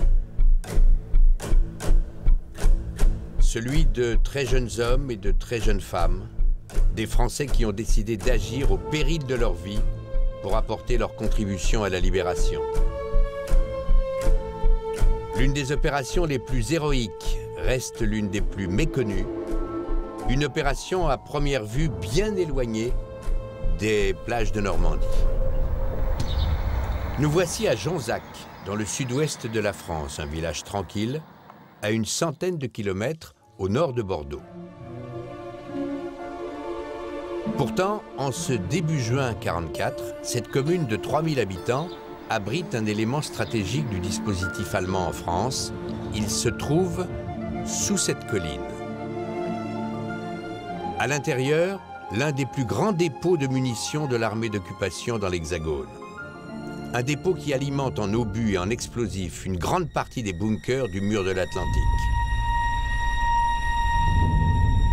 Le fameux système de défense construit par les nazis, le long des 2000 km de côte depuis Calais jusqu'à Bayonne, pour refouler tout débarquement allié. Pour les Allemands, le dépôt de munitions installé dans les carrières de Jonzac est donc un lieu essentiel et en principe imprenable. Ce site a un gros avantage, c'est que c'est un site souterrain, il est protégé par une voûte de 22 mètres d'épaisseur et qu'à l'époque, aucune bombe n'aurait pu perforer. Donc il fallait absolument le détruire de l'intérieur, on ne pouvait pas le détruire de l'extérieur. Un lieu fortifié gigantesque, pas moins de 7 hectares de galeries. Chacune est séparée par de gros piliers et suffisamment large pour laisser passer des files de camions. Cette carte, établie par les Allemands, donne la mesure de l'étendue du site. Les ingénieurs militaires allemands ont aménagé les 2 tiers des carrières pour les diviser en compartiments. Chacun d'entre eux porte le nom de villes allemandes, comme Hambourg, ou encore Munich, München en allemand. Dans chacun de ces compartiments, les Allemands ont entreposé des milliers de caisses d'obus de tout calibre en prévision du débarquement. Et pour défendre le site, la marine allemande, qui gère le dépôt, a transformé les carrières de Jonzac en une place forte. 4 blocos fortement armés, gardés par près de 80 soldats. Et ce n'est pas tout. Les Allemands avaient miné tout le terrain qui est devant. En plus, il y avait je ne sais combien de batteries de mitrailleuses autour. C'était une véritable forteresse. Le dépôt de Jonzac est donc un lieu sous sécurité maximum. Sa destruction semble en tout point impossible. C'est pourtant ce défi à haut risque que s'est lancé un petit groupe de très jeunes Français. Un projet insensé, conçu quelques semaines avant le jour J, dans la ville voisine de Bordeaux.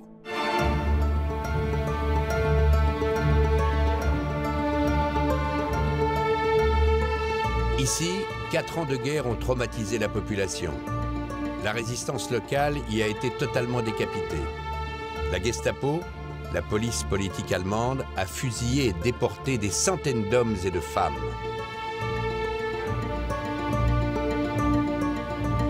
À Bordeaux, plus qu'ailleurs, la terreur règne.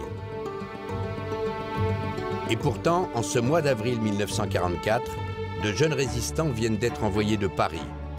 Leur objectif, monter un nouveau groupe de sabotage, le groupe franc Alerte. Les réunions ont lieu la nuit au 32 rue de la Devise, un immeuble à double entrée en cas de descente de police. Une dizaine de jeunes hommes se retrouvent ici régulièrement. La plupart sont entrés en clandestinité pour éviter d'aller travailler en Allemagne, une obligation depuis 1943 pour tous les hommes âgés de plus de 18 ans. C'est le cas de René Marchadier, nom de code Dupont. Nous l'avons retrouvé. Il a 92 ans et il se souvient parfaitement de ses premiers pas dans la résistance. Travailler en Allemagne, c'était quelque chose qui était envisageable? Ah non. Ah non. Ça ne m'est même pas venu l'idée. J'étais le seul de la commune qui n'avait pas été souscrit pour aller en Allemagne. René Marchadier a d'abord passé plusieurs mois dans des camps de résistants à la campagne, les fameux maquis. En avril 1944, lorsqu'il rejoint le groupe franc Alerte, il a alors un but bien précis. C'était d'entreprendre tout ce qui pouvait nuire à l'armée allemande, notamment soit par des sabotages, soit par une espèce d'espionnage. La première opération que René Marchadier et son groupe veulent réaliser, c'est le sabotage de Jonzac. Et si l'opération semble impossible, lui pense avoir trouvé la faille. Le site emploie une centaine de Français, essentiellement de jeunes manutentionnaires. Ils sont les seuls à pouvoir aller et venir sans subir de fouilles. À l'époque, René Lanoux fait partie de ces ouvriers. Aujourd'hui, il a lui aussi 92 ans. Il se souvient très bien que lui et ses camarades étaient libres de leurs mouvements sur le dépôt. Vous étiez fouillés tous les matins? Comment? Vous étiez fouillés? Non, non, on n'était pas fouillés. Ah bon? Parfois ou jamais? Jamais. Les employés français du site sont donc des complices indispensables pour Marchadier. Mais encore faut-il les convaincre de se lancer dans une telle opération. Le jeune résistant va avoir un coup de chance inouï.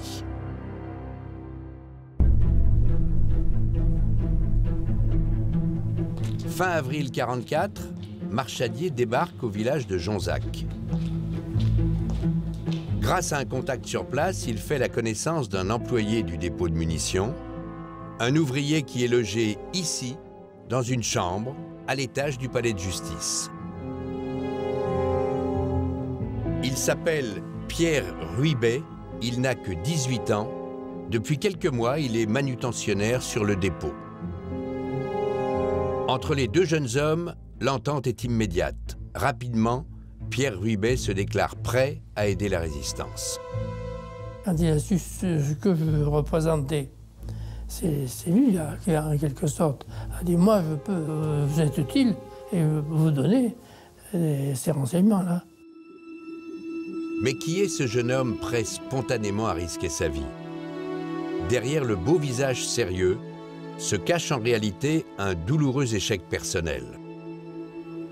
Pierre Ruibet est né dans la région de Grenoble, dans une famille patriote. Son père charcutier, ancien combattant, l'a élevé dans le culte de l'Église et de l'armée et l'a inscrit au scout. Mais le jeune garçon, un peu enveloppé, ne donne pas vraiment satisfaction.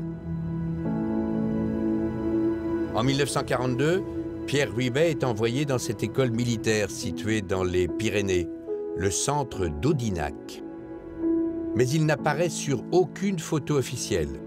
Les autres élèves, fils de militaires, ne l'ont jamais accepté. J'ai l'impression que Ruy B était trop timide, que c'était un introverti, qu'il n'a pas réussi à s'intégrer parmi les autres. On l'accusait d'être trop gros, de sécher les heures de gymnastique et puis de voler du lait. Nous nous sommes procuré son dossier scolaire de l'époque. Pierre Ruy-Bey est décrit comme un sujet paresseux et peu aimé de ses camarades. D'ailleurs, en juillet 1943, il est exclu du centre militaire d'Audinac. Alors, quand il arrive à Jonzac, quelques mois plus tard, Ruy-Bey dissimule toute cette histoire. Pas un mot à ceux qui l'hébergent, pas un mot non plus à Mathilde, 16 ans, dite Titi, sa petite amie. La rencontre avec Marchadier a lieu moins d'un an après cet échec militaire. Je crois que ça lui a donné l'envie en quelque sorte de se venger de ce destin de perdant qu'il avait en quelque sorte. Hein. Et Marchadier va lui offrir cette occasion. Et Ruy-Bey va la saisir et se montrer particulièrement audacieux. Quelques semaines plus tard, le jeune homme fournit aux résistants un document déterminant pour l'opération de sabotage. Il s'agit de l'inventaire de toutes les munitions qui sont stockées dans le dépôt de l'armée allemande. Voici une reproduction de cet inventaire effectué à la Libération par un résistant du groupe Alerte. La liste est impressionnante. Des milliers d'obus de toute taille jusqu'au plus gros calibre. En tout, l'équivalent de 350 wagons de munitions. Lorsque Marchadier découvre le document, il est stupéfait. Ça m'a suffoqué quand même. Hein. Et bien oui, il y a plusieurs trains de munitions. C'était épatant. Quand je suis revenu à Bordeaux, j'ai trouvé quelqu'un et il me croyait ou pas, tout juste, quoi. Hein, parce que ça paraissait trop beau. Reste pour Marchadier à trouver un volontaire pour entrer dans le dépôt et faire exploser le site. Le résistant se tourne naturellement vers Ruy-Bey. Le risque est énorme, mais le jeune homme accepte sans hésiter. Nous sommes alors à la veille du D-Day. Le lendemain, mardi 6 juin 1944, en fin d'après-midi, quelques familles de Jonzac captent un message radio qui passera à la postérité. Ici la France! De Londres, le général de Gaulle lance à tous les résistants de France un vibrant appel. La bataille de France a commencé. Pour les fils de France, où qu'ils soient, quels qu'ils soient, le devoir simple et sacré est de combattre par tous les moyens dont ils disposent. Il s'agit de détruire l'ennemi. L'ennemi qui écrase et souille la patrie, l'ennemi détesté, l'ennemi déshonoré. À Jonzac, ce commandement va être appliqué à la lettre quelques semaines plus tard. Nous sommes le 16 juin, la préparation de l'attentat atteint sa phase finale. Dans cette valise, René Marchadier transporte un véritable arsenal qui doit servir à faire sauter le dépôt de munitions. Une valise qu'il va maintenant transmettre à celui qui doit accomplir la mission, Pierre Ruy-Bey. C'est dans la salle d'audience du tribunal qu'a lieu la livraison. À l'intérieur de la mallette, un kit complet d'explosifs. Ces bâtonnets de couleur claire contiennent la charge explosive. Ces détonateurs doivent servir à déclencher l'explosion. Enfin, le plus important, ces tiges métalliques qu'on appelle les crayons retardateurs. Ils doivent permettre de programmer la mise à feu à l'heure souhaitée.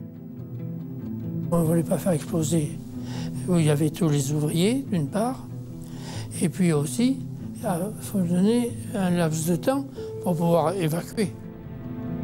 L'attentat n'est plus qu'une question de jours. Est-ce que tous les deux, vous avez pensé au fait que peut-être qu'il allait mourir? On n'en a pas parlé, ni l'un ni l'autre. Mais chacun le pensait.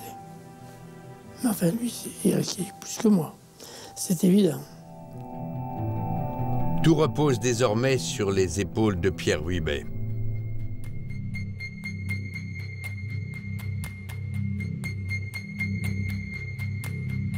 Le jeune homme élabore un plan d'action et il va faire un choix très risqué, contraire aux instructions de Marchadier.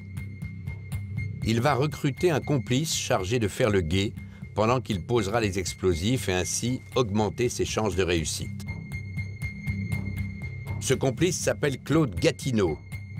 C'est un autre ouvrier du dépôt, il a 20 ans, et lui non plus n'a pas le profil d'un guerrier. Ce serait même plutôt le contraire, à en croire son neveu. C'était un brave type, de bonnes rencontres. Il n'était pas connu comme quelqu'un d'extravagant, quelqu'un qui était révolutionnaire. Claude Gatineau, le maire de Jonzac, qu'il connaissait bien puisqu'il avait travaillé pour lui, avait dit « c'est un petit poulet. Il n'a pas plus de défense qu'un petit poulet. » Il n'a pas osé refuser à Ruibet. Il faut dire que Ruibet affirme à son camarade qu'après la guerre, il récoltera de l'argent et la Légion d'honneur. Alors Gatineau accepte de prendre part à l'attentat. Tout va se jouer le 30 juin.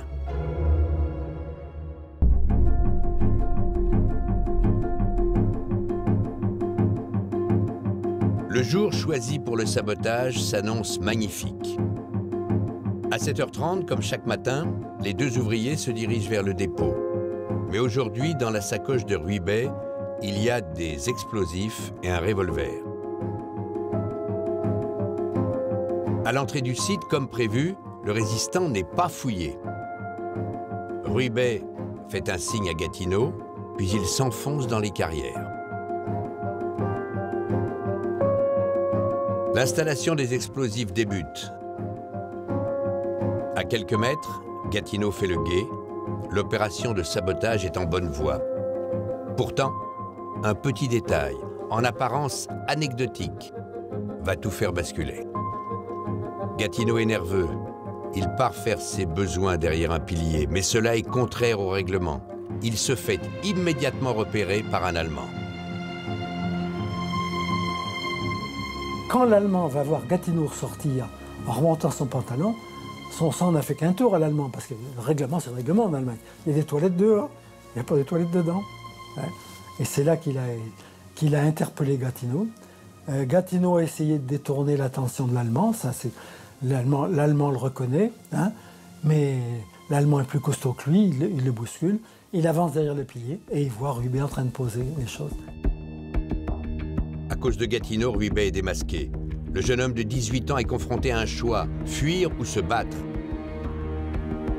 Il décide d'affronter l'Allemand. Il lui tire dessus avec son pistolet. Gatineau, qui voit que le plan est en train de capoter, décide quant à lui de prendre la fuite. René Lanoux, qui travaille ce jour-là comme manutentionnaire aux carrières, assiste à la scène. J'ai vu Gatineau partir et je lui ai demandé où il allait. Et il ne m'a pas répondu. Et j'ai vu revenir un Allemand tout ensanglanté en criant « sabotage, sabotage, Ruibet, Gatineau ».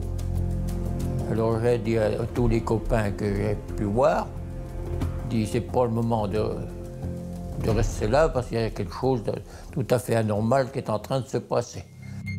À l'intérieur des carrières, Pierre Ruibet est désormais seul avec ses explosifs et recherché par une vingtaine de soldats allemands.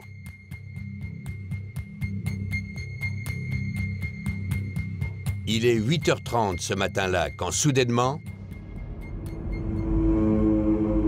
un bruit immense retentit. Ça a explosé pendant 2 jours. Hein. L'explosion s'entendait très loin. Ça se transmet par le sol, ces explosions-là.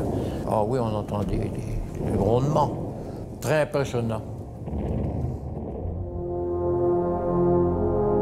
Voici la seule photo qui existe des carrières après l'explosion. Selon l'armée allemande, la déflagration a détruit 90% des munitions.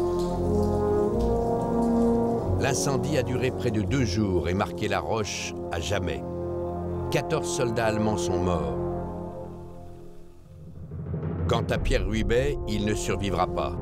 Le corps du jeune résistant sera retrouvé 15 jours plus tard, à quelques mètres du puits d'aération par lequel il avait prévu de s'échapper. Et le décompte funèbre ne va pas s'arrêter là.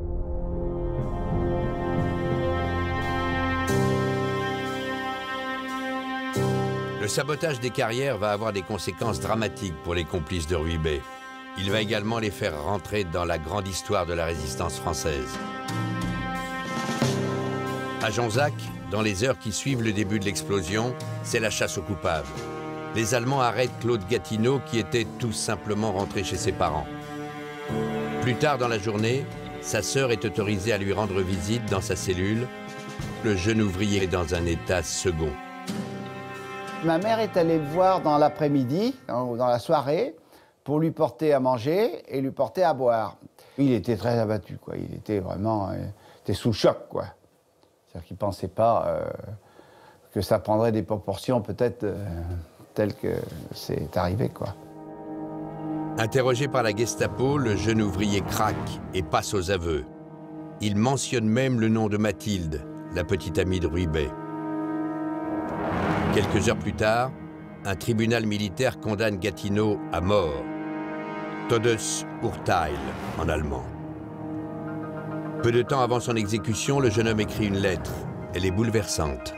« Mes chers parents, pardonnez-moi pour ce que je vous apprends, je vais être fusillé dans quelques instants. Je meurs en bon français, je vous embrasse tous. C'est malheureux de mourir si jeune. À la veille du mariage de ma sœur, vous ne danserez point. Votre fils qui vous aime. Claude. » Votre fils qui vous aime, Claude. Et là, c'est écrit, les caractères sont beaucoup plus gros. On se rend compte qu'il y a un effondrement, quoi, de la personne. Claude Gatineau est conduit devant cette grille qui marque l'entrée des carrières, en présence de certains ouvriers du site, dont René Lanoux. Oh non, il ne regardait pas. Il était soutenu par deux Allemands. Vous avez entendu les coups de feu? Oui, et le coup de grâce.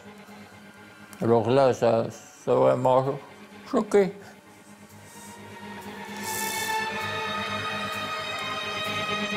Voici la grille devant laquelle est mort Claude Gatineau le 1er juillet 1944, à la veille de ses 21 ans.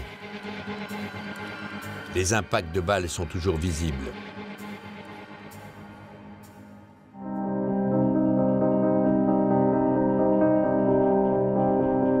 Huit jours plus tard, c'est au tour de Mathilde Robert, la petite amie de Ruybet, d'être arrêtée. Les Allemands ont découvert une pièce à conviction. Des télégrammes qu'elle avait envoyés à Bordeaux, au groupe Alerte, à la demande de son petit ami.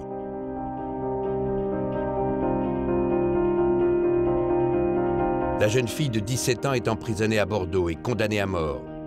Par chance, les Allemands quittent la ville le 23 août 1944, en pleine débâcle, à la veille de la date prévue pour son exécution. Mais Titi restera marquée toute sa vie. Elle a été persuadée d'abord pendant 6 mois que Ruybet était toujours vivant.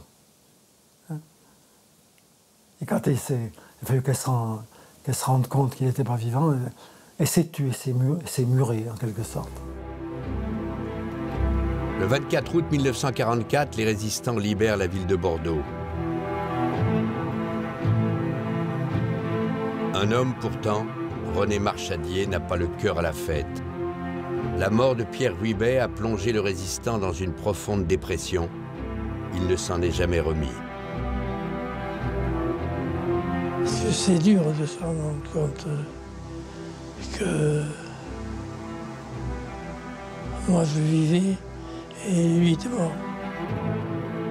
En décembre 1944, dans l'église de Jonzac, désormais libérée, René Marchadier n'aura pas la force de se rendre aux obsèques solennelles de son frère d'armes. Et un an plus tard, il ne rencontrera pas non plus les parents de Pierre Ruybet, désormais considérés comme un héros, lorsqu'ils viennent commémorer l'anniversaire de l'attentat. Vous n'êtes pas allé aux funérailles alors? Non. Pourquoi? Pour ça. Vous vouliez pas remuer Oui.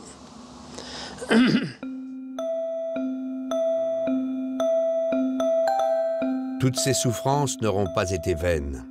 Dans les semaines qui ont suivi le débarquement, le sabotage du dépôt de Jonzac a sans doute gêné l'armée allemande qui était à court de munitions. L'opération a également évité des morts supplémentaires à la toute fin de la guerre, au moment de l'assaut sur les villes de Royan et de La Rochelle, les derniers bastions allemands en France.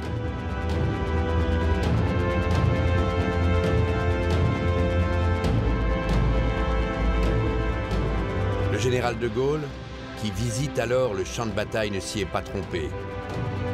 Il a décoré Pierre Ruibet, à titre posthume, de la plus prestigieuse des médailles, celle de l'Ordre de la Libération. Seuls 1037 autres résistants ont reçu cet honneur.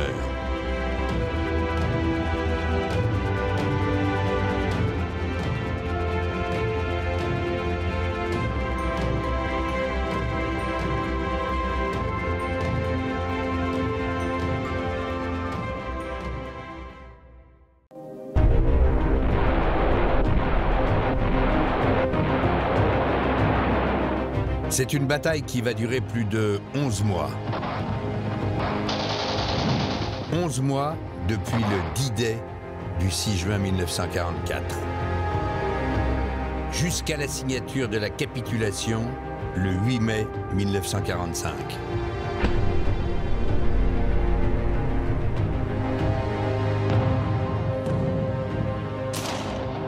Mois de combat pendant lesquels les armées alliées, mais aussi des milliers de résistants français vont se battre pour délivrer le pays.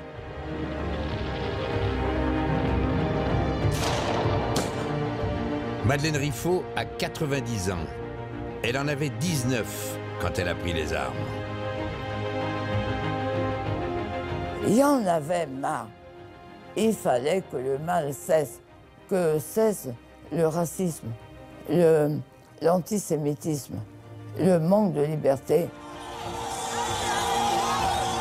Dans chaque nouvelle cité libérée, ce sont les mêmes scènes, les mêmes foules qui reprennent espoir, de Cherbourg à Paris, d'Aix-en-Provence à Orléans.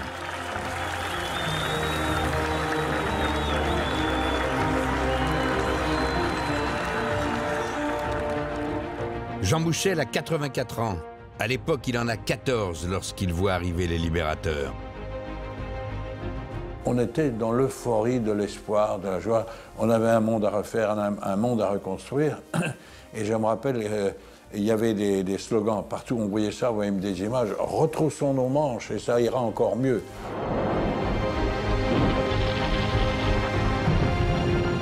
Mais derrière la liesse, derrière l'espoir, il y a une autre réalité. Le chaos, règlement de compte, scènes de violence, exécutions sommaires.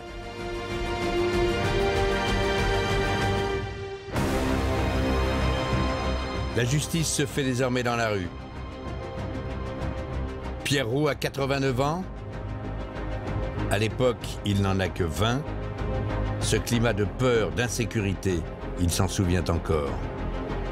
On arrêtait n'importe qui pour n'importe quoi. Il suffisait que quelqu'un dise « mon Bretagne était ça », on l'arrêtait. Cette période de la libération a marqué pour toujours l'histoire de notre pays. Et pourtant, aujourd'hui, 70 ans après les faits, nous sommes loin de tout en connaître. Il reste encore des héros au courage inouï qui ne figurent pas dans les livres d'histoire. Des stratagèmes incroyables qui ont permis de tromper l'ennemi. Des actes peu glorieux sur lesquels le silence est retombé. Des événements tabous que la mémoire officielle a occultés. C'est cette face cachée de la libération de la France que nous allons vous raconter.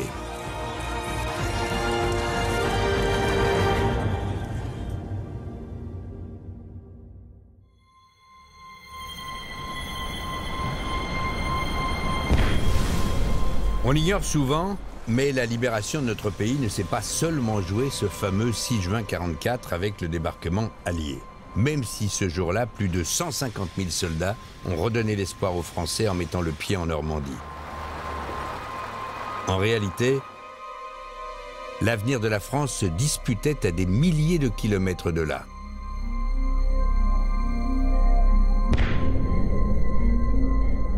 Nous sommes à Alger, sur les bords de la Méditerranée, et quelques jours plus tôt, le général de Gaulle, chef de la France libre, vient de créer un gouvernement provisoire.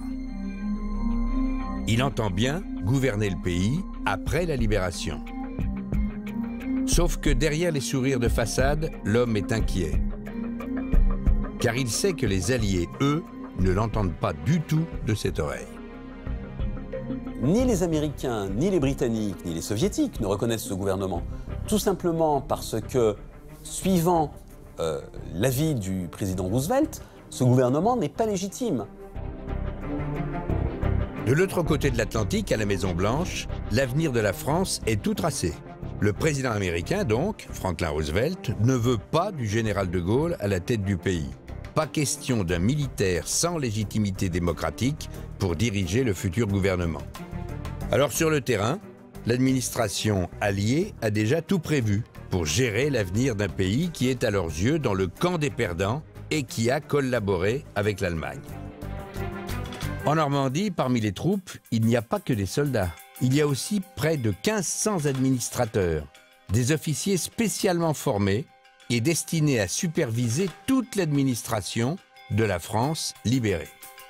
À la libération, il faut que la France soit administrée par les Alliés en attendant qu'elle se reconstruise. Processus qui, aux yeux du général, est tout à fait criminel, puisqu'il revient à dénier et la souveraineté de la France et la réalité du pouvoir du général de Gaulle.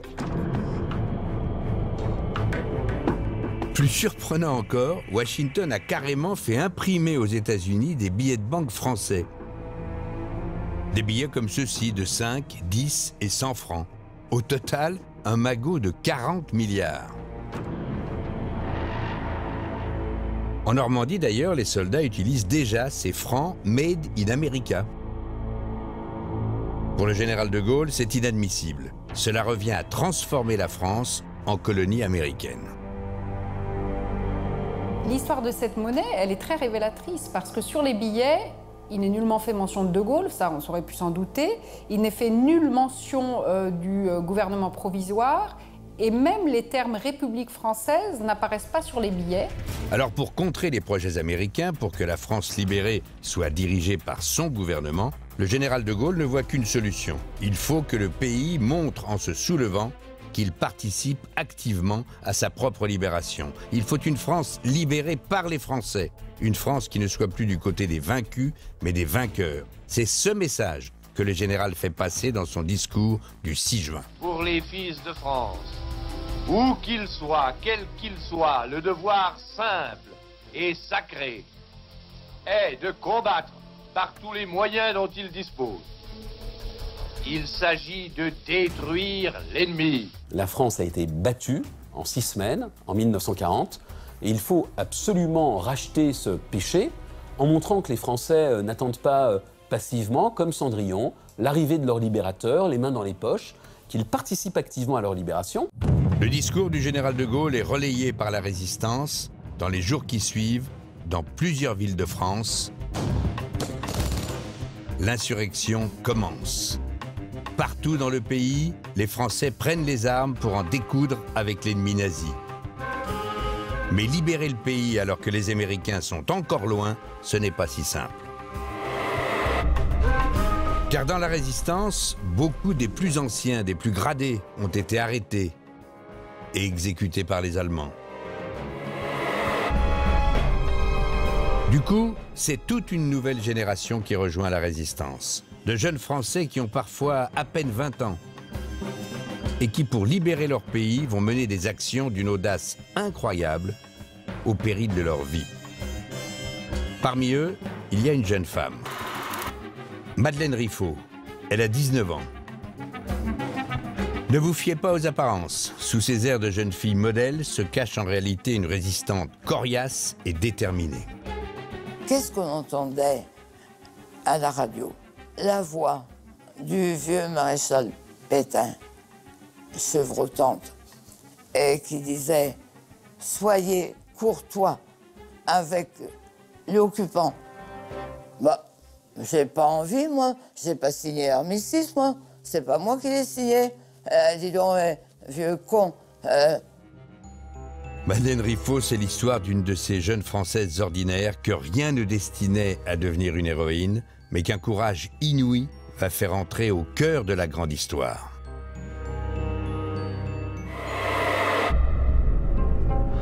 Tout commence en 1942. Originaire d'un village de Picardie, Madeleine s'installe à Paris pour suivre des cours de médecine à la Sorbonne. Elle veut devenir sage-femme. Mais en cachette de ses parents, elle a rejoint un groupe d'étudiants résistants. Dès qu'elle le peut, elle mène des actions de propagande. Elle colle des affichettes dans les rues, elle fait passer le courrier de la résistance.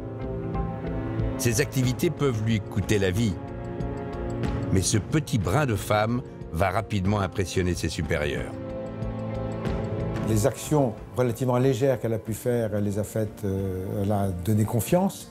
On voit son engagement, sa passion, son assurance aussi, et son sens de la responsabilité. C'est pas une faux folle. Madeleine a du sang-froid. Elle va vite être propulsée chef de groupe. Elle commande 4 hommes et adopte un nom de code, Rainer. Elle a suivi une formation militaire au maniement des armes. On lui a fait transporter du matériel pour saboter. Elle va organiser ainsi plusieurs opérations risquées, comme l'attaque d'un policier en pleine rue pour lui voler son arme, ou le sabotage de plusieurs véhicules de l'armée allemande. Alors, lorsque De Gaulle appelle les Français à prendre les armes pour participer à la libération, il s'agit de détruire l'ennemi. Madeleine décide de prendre tous les risques pour aider à libérer la capitale. Un mot d'ordre est donné pour la région parisienne qui était de multiplier les actions spectaculaires. Les résistants les plus radicaux font circuler des tracts comme celui-ci, qui appellent sans ambiguïté à tuer des soldats allemands. Le fait de tuer un officier allemand peut créer les conditions de la libération, tout simplement en montrant par un passage à l'acte que beaucoup de choses sont possibles. Mais les hommes que commande Madeleine sont comme elle très jeunes et peu expérimentés. Et puis lorsqu'on a 20 ans, abattre un homme de sang-froid en pleine rue, serait-ce un officier allemand? Ça n'est pas si facile. Il y en a un qui me dit ben écoute Rainer, je te demande pardon, mais quand j'en ai eu un au bout de mon revolver et j'ai pas tiré. Et pourquoi t'as pas tiré? Je sais pas. J'ai pas pu, Rainer, écoute, abattre froidement un homme comme ça. J'ai dit, toi, t'es vraiment un petit bourgeois. Hein. En tant que chef de groupe, Madeleine n'est pas censée aller sur le terrain. Mais puisque ces hommes n'y parviennent pas, elle va passer à l'action elle-même. Nous sommes le 23 juillet 1944, c'est un dimanche. Il fait un temps magnifique. J'ai compris une chose, c'est que seule une jeune fille peut le faire. Pourquoi? Parce qu'il ne va pas se méfier. Vu d'un occupant, une jeune femme avec un pistolet prête à abattre un soldat allemand, ça paraît pas évident. Madeleine n'a qu'une chose en tête, tuer un soldat. Mais elle est loin d'imaginer où tout cela va la mener. Si j'ai de la chance, je vais en avoir un aujourd'hui. Pendant de longues minutes, elle sillonne le centre de Paris, mais elle ne croise que des Allemands en groupe, trop nombreux pour elle. C'est sur les quais de la Seine, en passant devant le pont de Solferino, qu'elle aperçoit enfin ce qu'elle cherchait. Un soldat isolé. C'est un officier.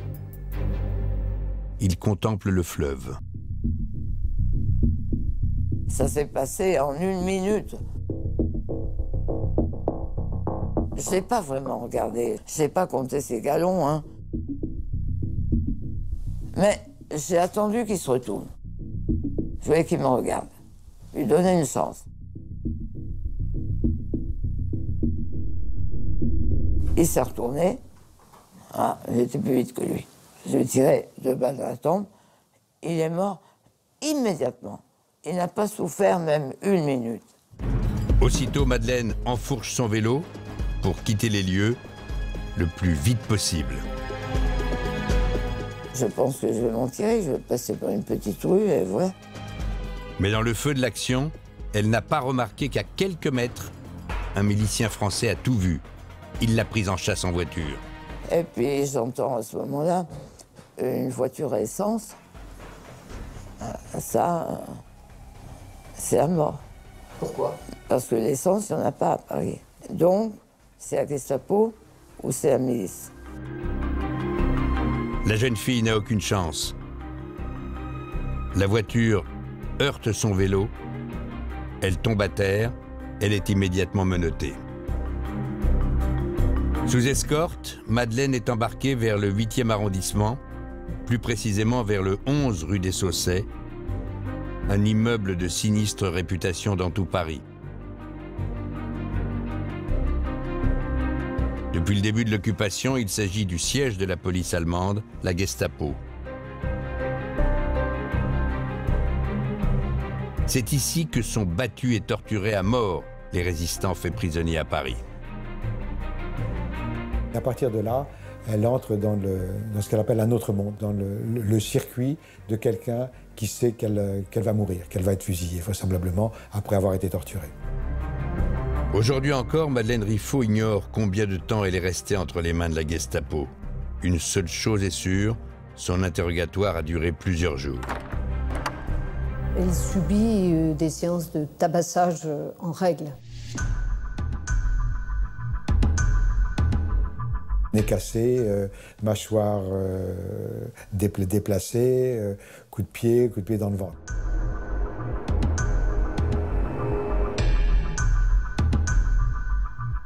Allez-y, tapez, comme ça ira plus vite. Bon. Les hommes de la Gestapo sont persuadés que la jeune fille n'a pas pu agir seule. Ce qu'ils veulent, ce sont les noms de ses complices.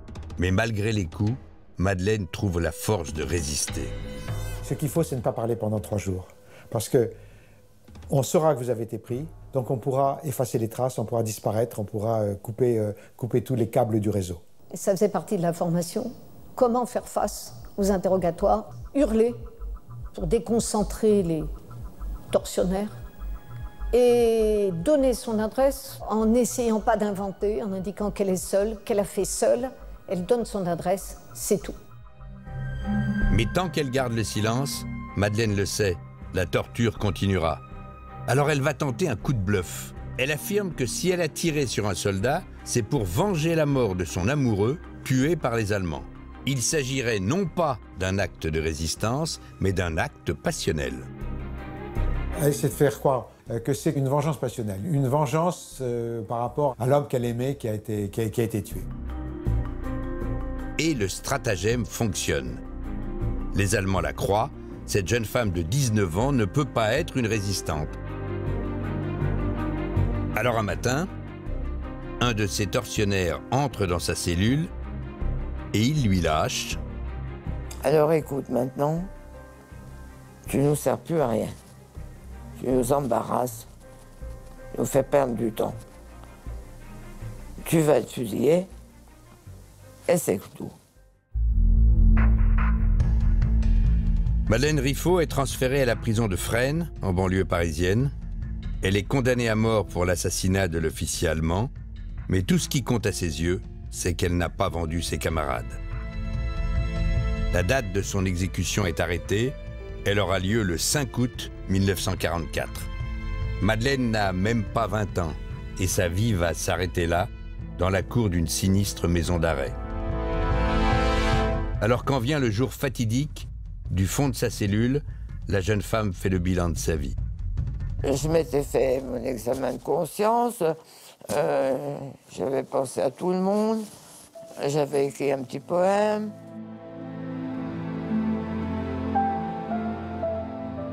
Et je me disais, finalement, qui c'est qui a gagné dans cette petite histoire? Ben, c'est toi. Parce que t'es toute petite, mais t'as pas donné tes copains. Et maintenant, tu vas être fusillée. T'es toute propre, finalement.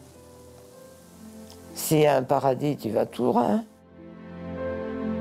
Dans la cour, Madeleine entend des détonations, les premières exécutions commencer. Dans quelques minutes, elle sait que ce sera son tour. Mais alors qu'on la conduit vers la mort, un incroyable rebondissement va une nouvelle fois bouleverser son destin.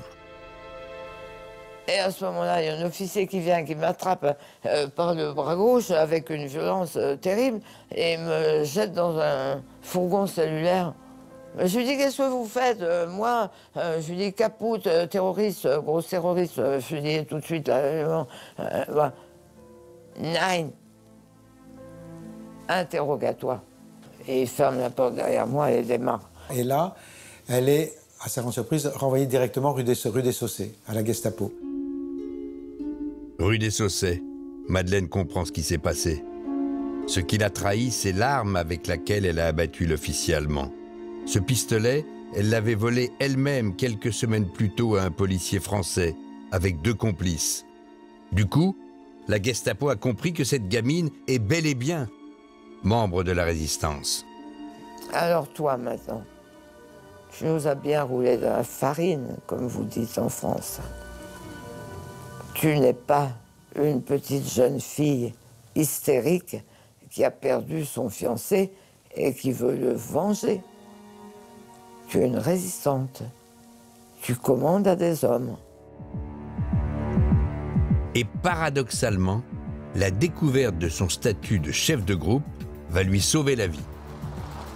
Car nous sommes à la mi-août 1944. Les troupes alliées progressent, elles sont aux portes de Mantes, à seulement 50 km de Paris. Sur leur chemin, ce sont des milliers de soldats allemands qui ont été faits prisonniers. Alors dans la capitale, l'occupant est aux abois. Pour récupérer certains officiers de la Wehrmacht, pour leur permettre de s'échapper avant la défaite, le commandement militaire allemand accepte un échange. Il est prêt à libérer certains résistants prisonniers. Et parmi eux, il y a Madeleine Riffaut. On nous apporte de l'eau chaude pour nous laver et on nous apporte des vêtements corrects. Alors là, maintenant c'est clair, c'est un échange de prisonniers. Ça s'appelle comme ça. Le 18 août, Madeleine Riffaut sort de Fresnes. Elle est vivante. Elle n'en revient toujours pas. Mais elle ne sait pas encore que dans quelques jours, elle va participer à un nouvel acte de résistance qui va cette fois s'avérer déterminant pour libérer la capitale.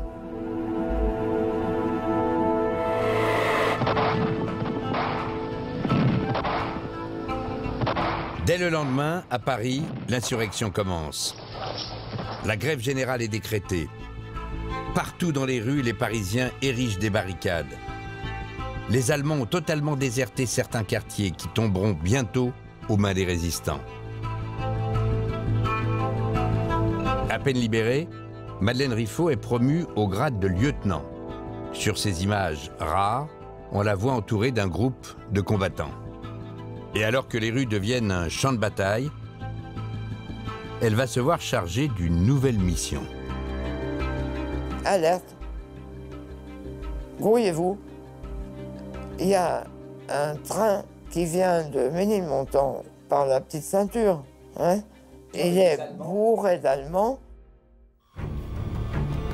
Oui, un train est en route. 14 wagons remplis de fusils, 1 tonne de munitions et 100 de soldats. Un convoi très important pour les Allemands. Ce train est arrivé par la gare de Lyon. Il a emprunté ce que l'on appelle la petite ceinture. Et ce que craignent les résistants, c'est qu'ils cherchent à rejoindre la gare de l'Est. Car tout près de là, place de la République, se trouve une énorme caserne, la caserne allemande du prince Eugène. Si les renforts arrivent jusqu'ici, un nouveau front va s'ouvrir et prendre à revers les résistants. En un mot, si le train passe, on risque un carnage. On arrive là dans la folie carnassière des troupes. Donc il y a un risque, là il y a un risque de massacre au nord de Paris sur ce qu'il peut y avoir d'embryons de barricades. Madeleine ne dispose que de 3 résistants pour arrêter le train. Le reste de son groupe est mobilisé dans les combats de rue. Alors elle donne l'ordre d'emporter tous les explosifs qui leur restent. Et le petit groupe prend la direction du parc des Buttes-Chaumont, car c'est là que Madeleine veut intercepter le train.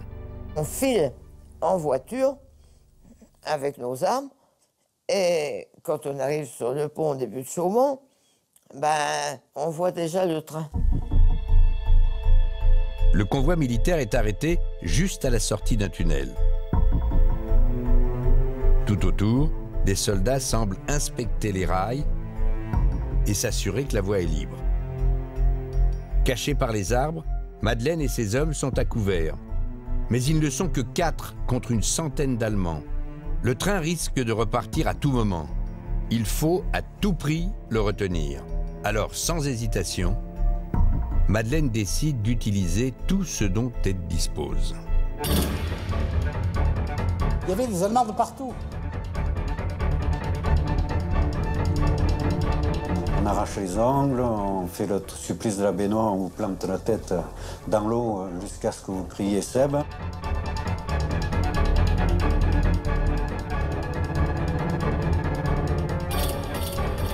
Des gens avec un brassard, des armes qui viennent arrêter un peu partout dans Paris, on se dit c'est eux qui tiennent le pouvoir. Paris brisé, Paris martyrisé, mais Paris libéré. Madeleine ne dispose que de 3 résistants pour arrêter le train. Le reste de son groupe est mobilisé dans les combats de rue. Alors elle donne l'ordre d'emporter tous les explosifs qui leur restent. Et le petit groupe prend la direction du parc des Buttes-Chaumont, car c'est là que Madeleine veut intercepter le train. On file en voiture avec nos armes, et quand on arrive sur le pont des Buttes-Chaumont, on voit déjà le train. Le convoi militaire est arrêté juste à la sortie d'un tunnel. Tout autour, des soldats semblent inspecter les rails et s'assurer que la voie est libre. Cachés par les arbres, Madeleine et ses hommes sont à couvert. Mais ils ne sont que 4 contre une centaine d'Allemands. Le train risque de repartir à tout moment. Il faut à tout prix le retenir. Alors, sans hésitation, Madeleine décide d'utiliser tout ce dont elle dispose. Alors, on commence à déballer notre camelote et on jette nos explosifs sur la locomotive. Donc je balance tout ce qu'il y a balancé. Ça fait une énorme explosion qu'on n'avait pas prévue, je dois dire. On avait jeté vraiment beaucoup. Les résistants balancent grenade sur grenade. Persuadés qu'ils font face à une petite armée, les Allemands prennent peur et se retranchent dans le tunnel. Alors Madeleine tente le tout pour le tout. Avec ses 3 camarades, elle descend sur les voies et jette tout ce qui leur reste de fumigène à l'intérieur pour asphyxier l'ennemi. Les soldats n'ont d'autre choix que de cesser le combat. Quelques minutes plus tard, un photographe immortalise cette scène de ces soldats allemands interceptés par une poignée de résistants. Ils se sont rendus, les pattes en l'air, et puis ils sont rendus tranquillement, et c'était 80. En bloquant le train, la jeune femme a empêché la contre-attaque allemande, et elle a fourni aux résistants des armes qui leur seront très utiles dans les jours qui viennent. C'était le 23 août 1944. Il se trouve que c'était précisément ce jour-là, le jour de son 20e anniversaire. Dans le feu de l'action, Madeleine Riffaut l'avait oublié.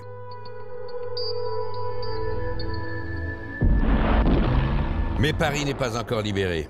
Les combats vont faire rage encore 2 jours dans la capitale comme dans des dizaines de villes en France. Partout, les résistants ont entendu le message du général de Gaulle. Partout, ils cherchent à libérer le pays sans attendre l'arrivée des Alliés.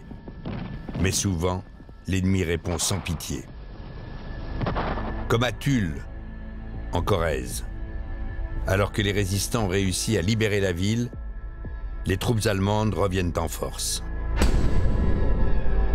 149 personnes seront déportées en représailles dans le camp de Dachau. 99 autres seront pendus aux lampadaires de la ville.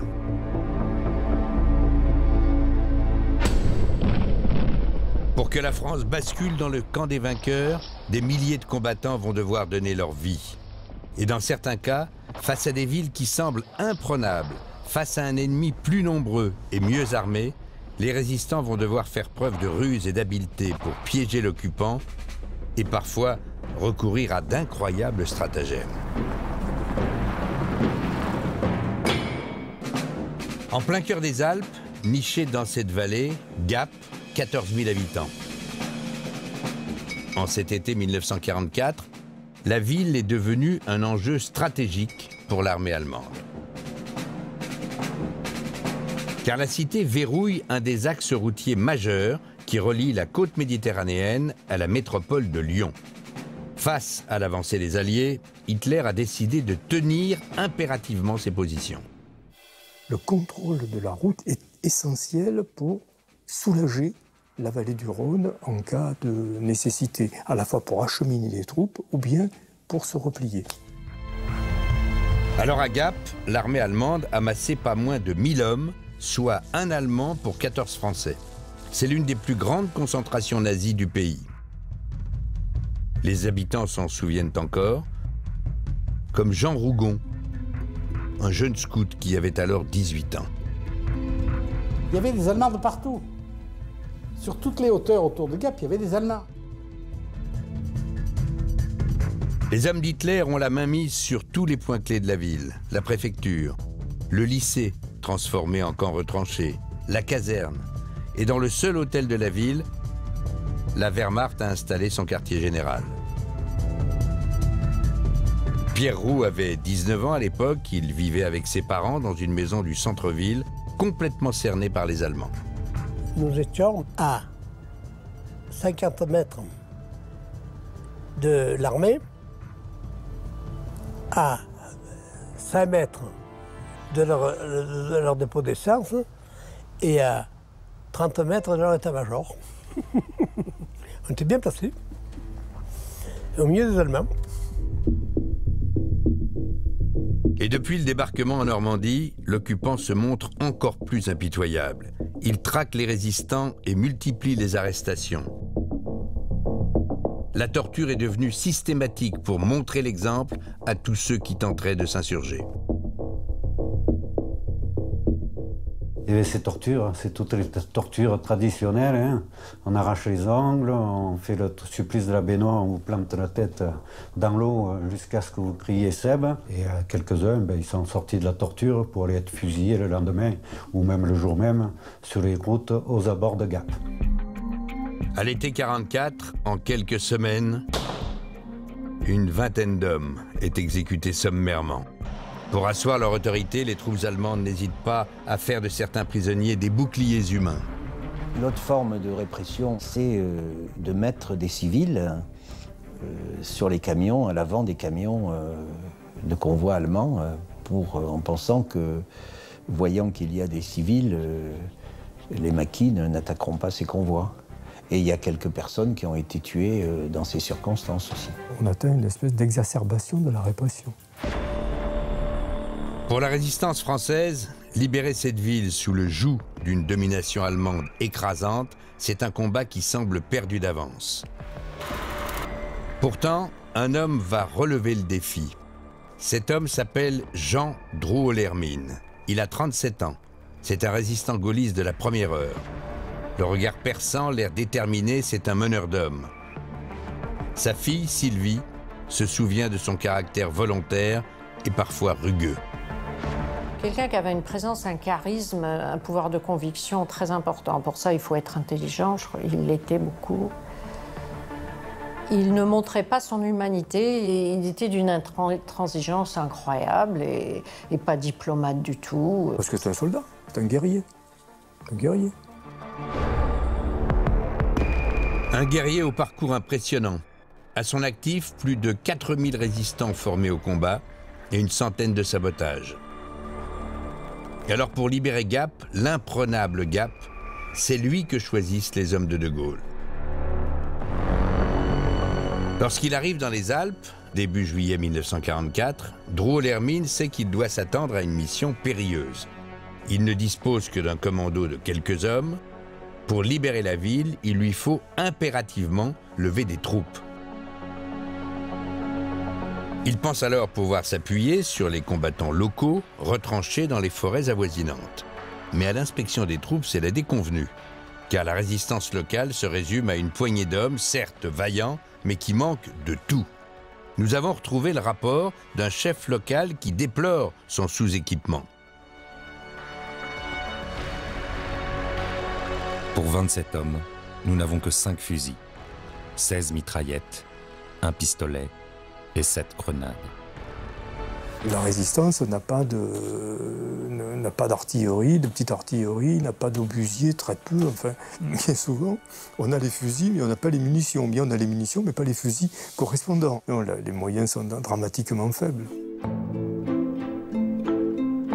Avec un effectif si peu nombreux et aussi mal équipé, Drouot-Lhermitte doit se rendre à l'évidence. Jamais il ne pourra enlever Gap aux Allemands. Pour renforcer ses rangs, il lui faut plus d'hommes. Alors il va se tourner vers les maquisards. Les maquisards à l'époque, ce sont ces hommes qui se cachent dans les montagnes. Dans les environs de Gap, comme autour de toutes les villes de France, on les compte par centaines. En grande majorité, ils cherchent à échapper au travail forcé en Allemagne. Et ils sont parfois à peine sortis de l'adolescence, comme Jean, le boy scout. On était une quarantaine d'hommes, une douzaine de scouts et une quarantaine d'hommes avec un curé, avec certains officiers, avec... Bon, voilà. Et on vivait dans une forêt, on était dans la nature, quoi. On a tué une vache un jour pour pouvoir la bouffer. Pour la plupart, ces maquisards savent à peine tenir une arme. Alors Drouot-Lhermitte va tenter un pari. Faire de cette armée de gamins une vraie force de frappe, en seulement quelques semaines. Pour les armées, il obtient quelques parachutages des alliés anglais, un peu d'équipement, des mitraillettes, des pistolets. Et pour les préparer physiquement au combat, Drouot-Lhermitte et ses hommes organisent de véritables camps d'entraînement dans le maquis. Tout était à faire, notamment au niveau de la discipline et des actions de guérilla. Pendant plusieurs jours, dans les montagnes qui entourent Gap,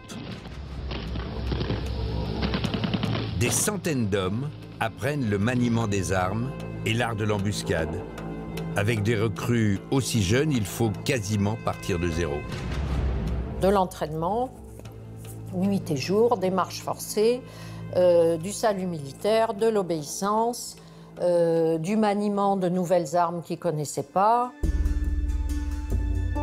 Eh oui, le problème, c'est qu'on ne s'improvise pas soldat aussi rapidement. Pierre et Jean s'en souviennent, la première fois qu'ils ont manié des armes, cela a bien failli virer à la catastrophe.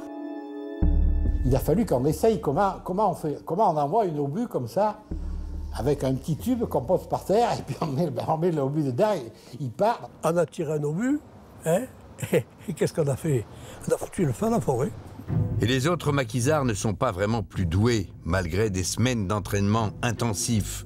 Drouot-Lhermitte doit se rendre à l'évidence. Ces apprentis soldats ne seront pas à la hauteur. Les envoyer au combat contre la garnison allemande serait suicidaire. Libérer Gap avant l'arrivée des Alliés semble d'autant plus compromis que d'ici quelques semaines, les résistants le savent, les Américains s'apprêtent à débarquer en Provence pour libérer le sud de la France en remontant par la vallée du Rhône jusqu'à Lyon. Pour Drouot-Lhermitte, c'est donc une course contre la montre qui commence. Il voulait arriver à ses fins sans les Américains. C'était très très important pour lui, pour De Gaulle. Et la solution? Drouot-Lhermitte va la trouver grâce à un homme de la région, un certain Paul Hérault. Le visage buriné, c'est un montagnard rompu aux grandes randonnées dans les Alpes. C'est surtout lui qui est à la tête de la poignée de résistants actifs dans la région de Gap. Un chef populaire et respecté. Paul Hérault, c'est la figure emblématique de la résistance dans les Hautes-Alpes. C'est un personnage que les gens admirent, qui est désintéressé, qui prend des risques énormes pour lui, qui a une espèce de courage physique étonnant, qui est peut-être lié à son endurance de montagnard. Paul Hérault est un combattant hors pair et un stratège. Il a une idée pour libérer sa ville, une idée complètement folle. Puisqu'il semble impossible de prendre Gap par la force, il va proposer de le faire par la ruse. Et voilà comment ils vont s'y prendre. À partir du 9 août, avec leurs petits moyens, les résistants planifient une série de sabotages très ciblés.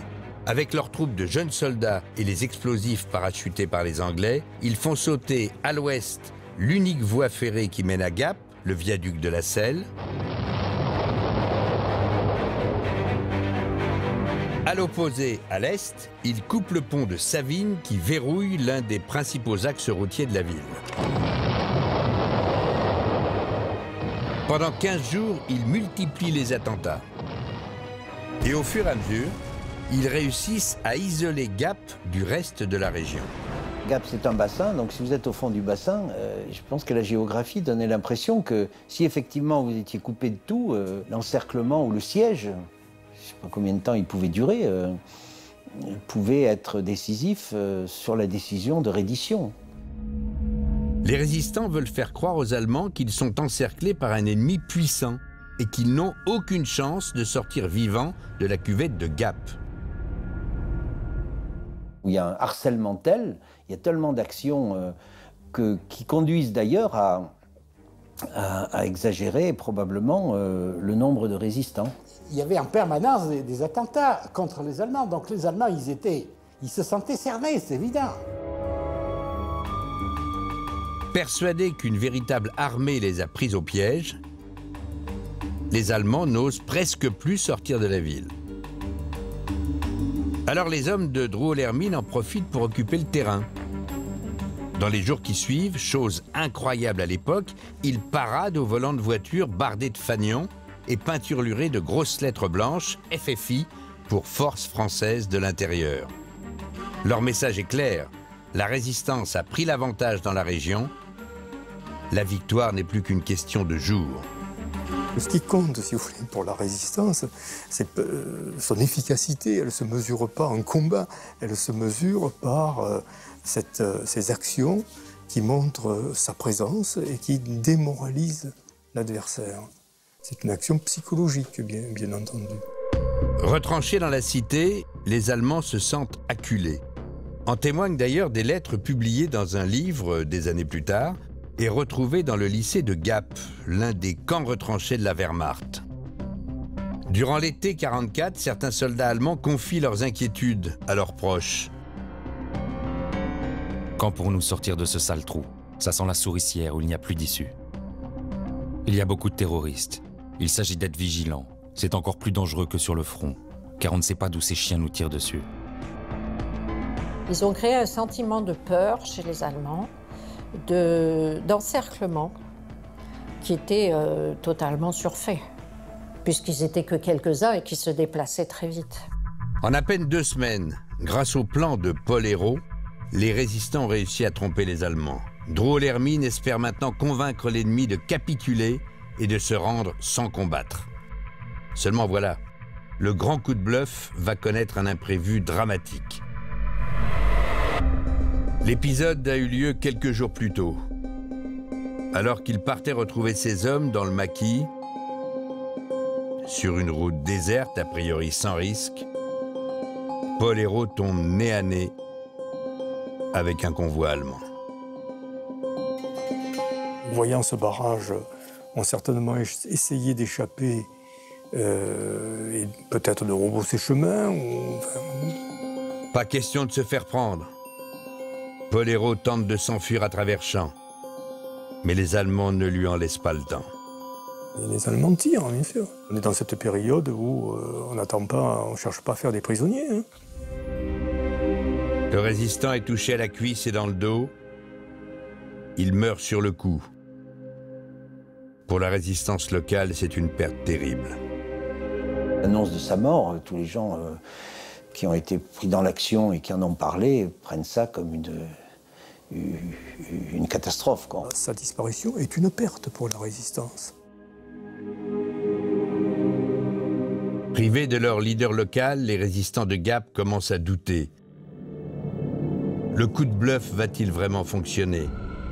Les Allemands sont-ils prêts à se rendre sans combattre?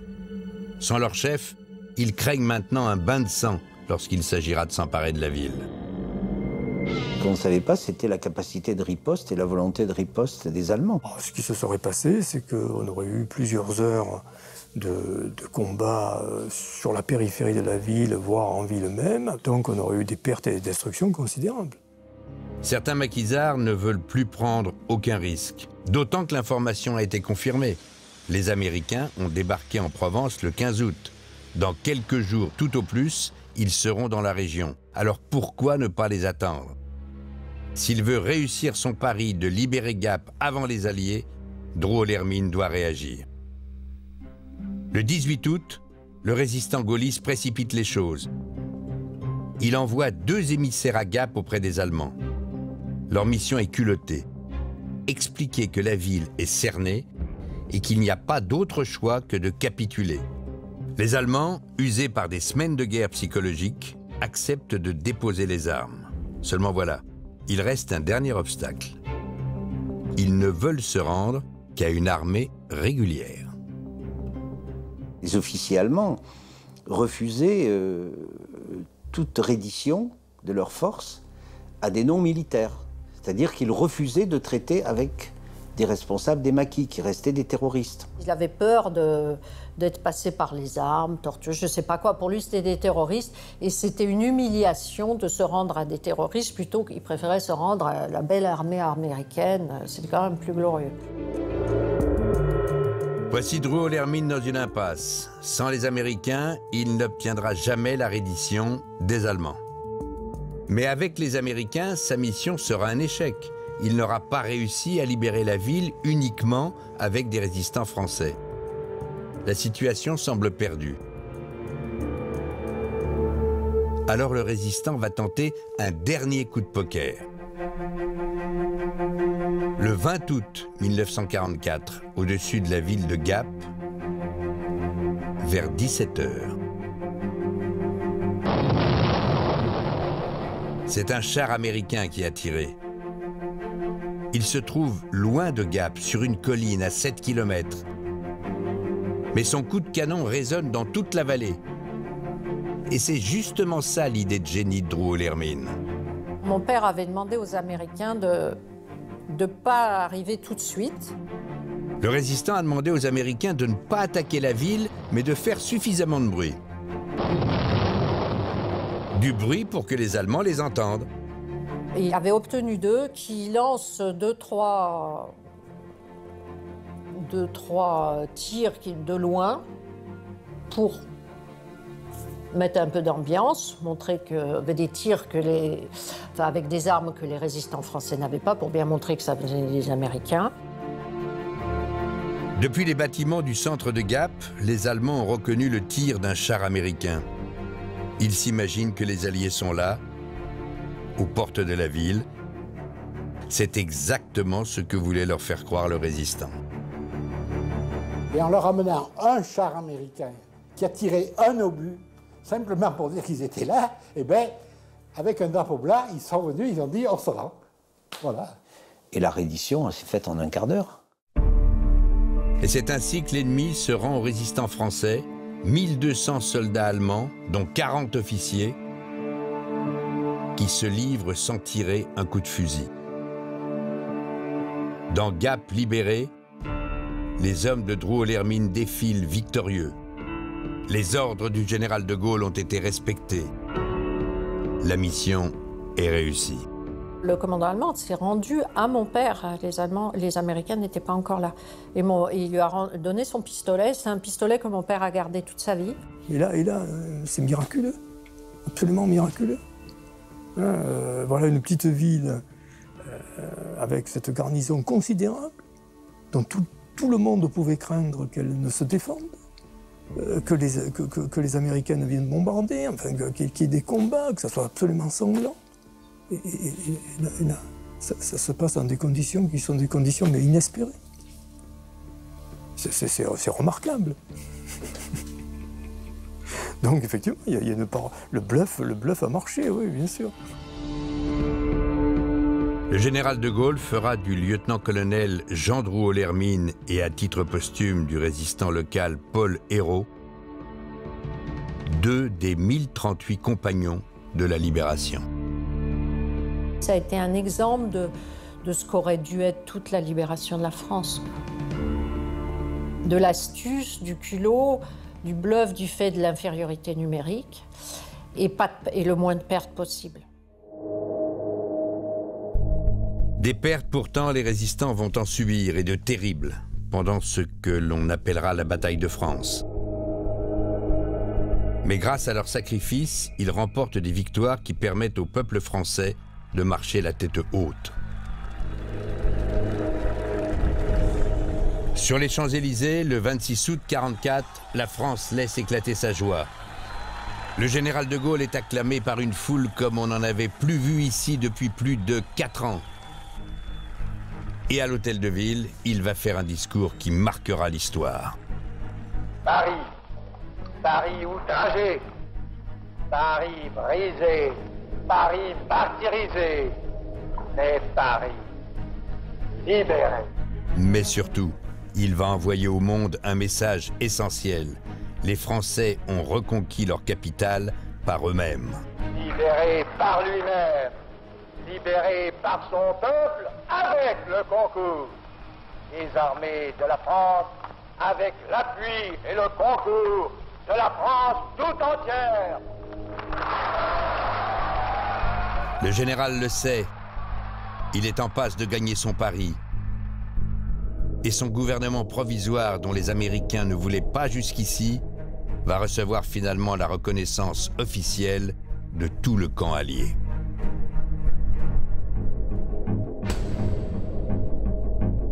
Mais si la capitale est libérée, la France, elle, est loin d'être délivrée de l'occupant allemand dans sa totalité.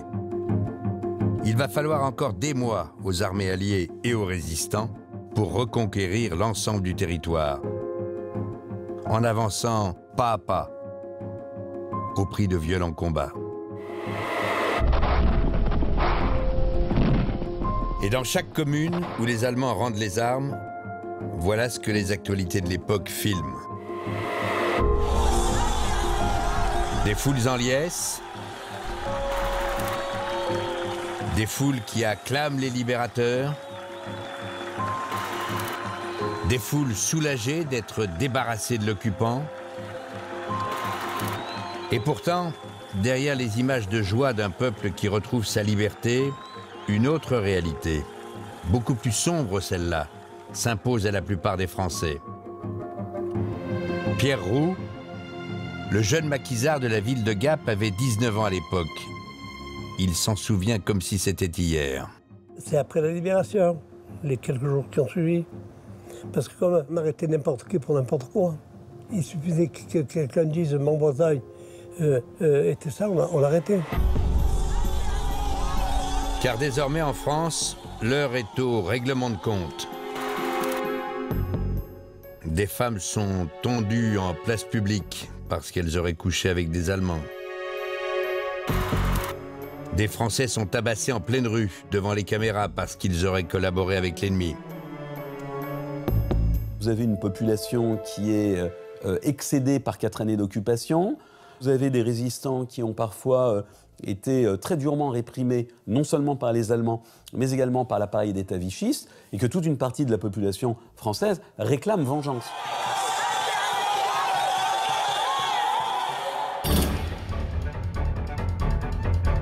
La rumeur peut tuer sous l'occupation, et la rumeur peut tuer encore dans le Paris de la Libération.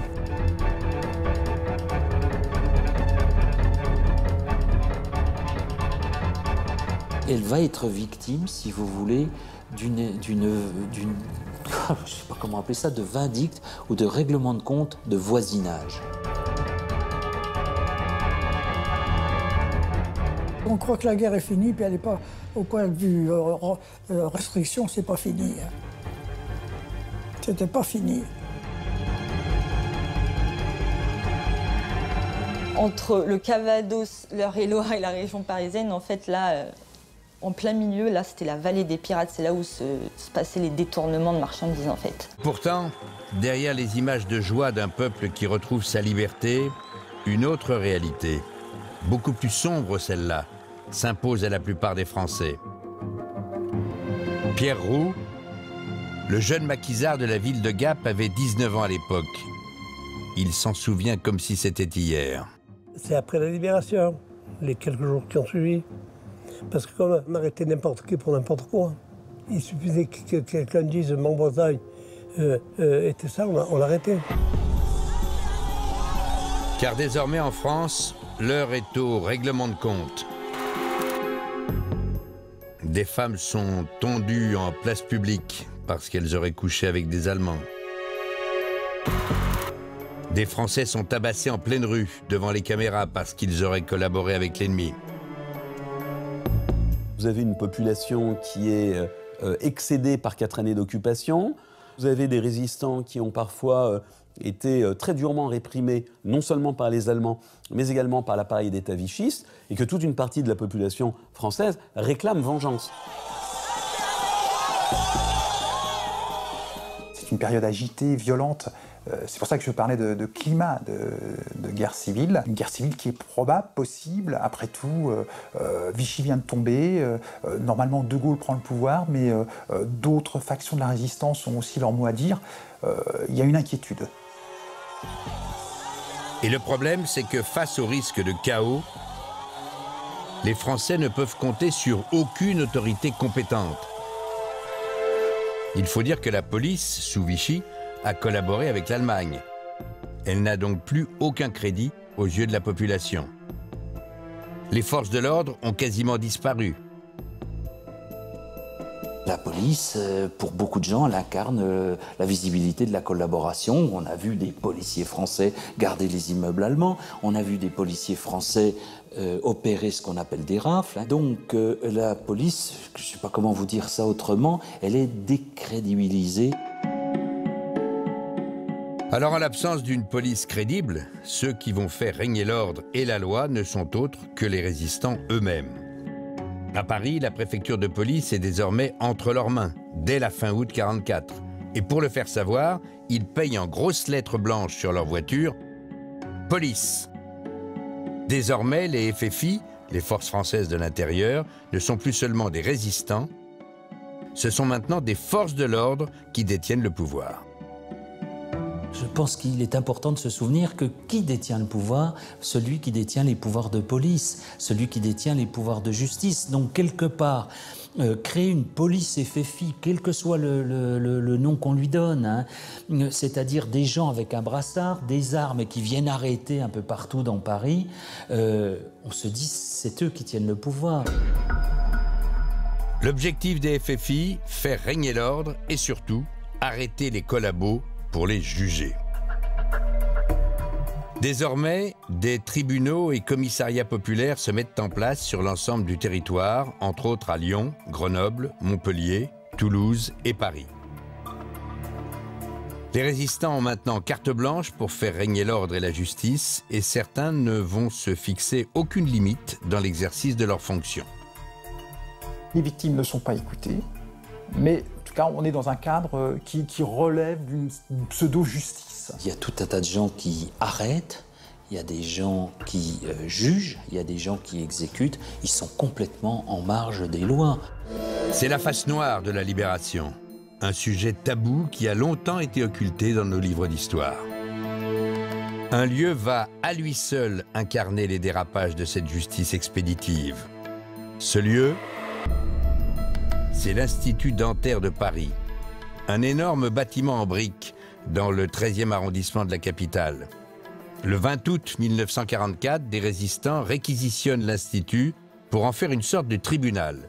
L'amphithéâtre est ainsi transformé en salle d'internement collectif. C'est à l'Institut dentaire que sont désormais enfermés puis jugés la plupart de ceux qui, dans la région parisienne, sont arrêtés pour avoir collaboré avec l'occupant allemand pendant la guerre.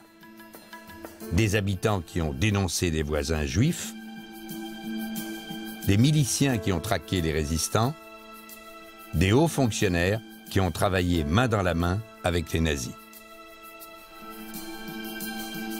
À la tête de l'Institut, un certain René Santuc, un homme tout-puissant, plus connu à l'époque sous le nom de Capitaine Bernard.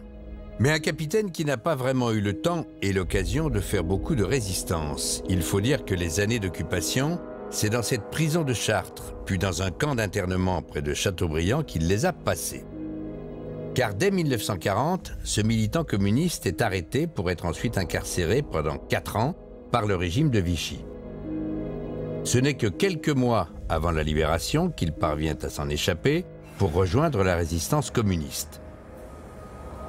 Très rapidement, il se voit confier la mission de diriger un tribunal à l'Institut dentaire de Paris.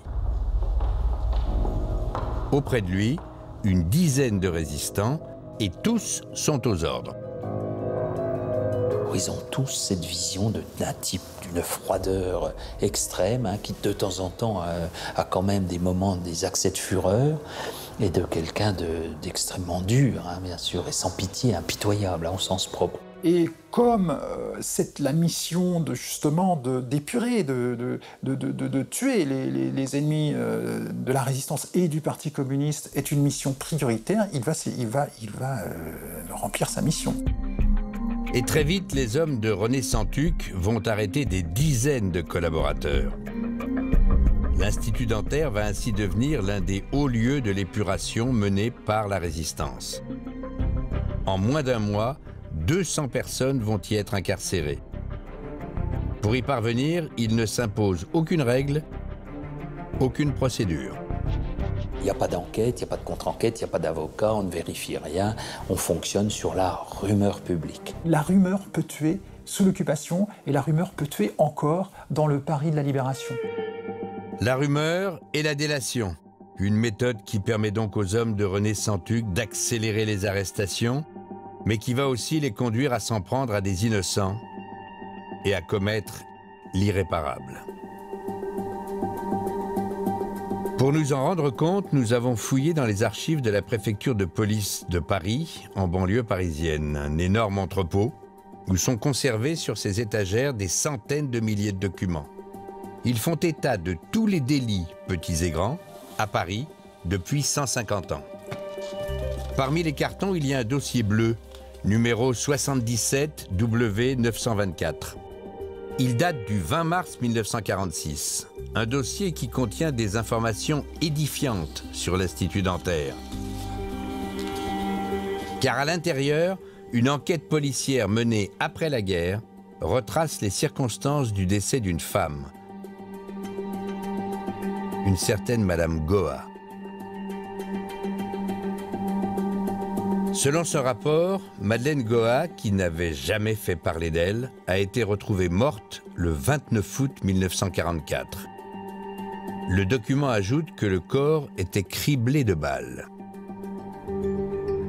Le rapport de police conclut par cette phrase « Elle aurait été arrêtée et fusillée par erreur par les FFI à l'Institut dentaire. » Mais alors, pourquoi une innocente a-t-elle été exécutée? Je crois que c'est l'exemple le plus abouti.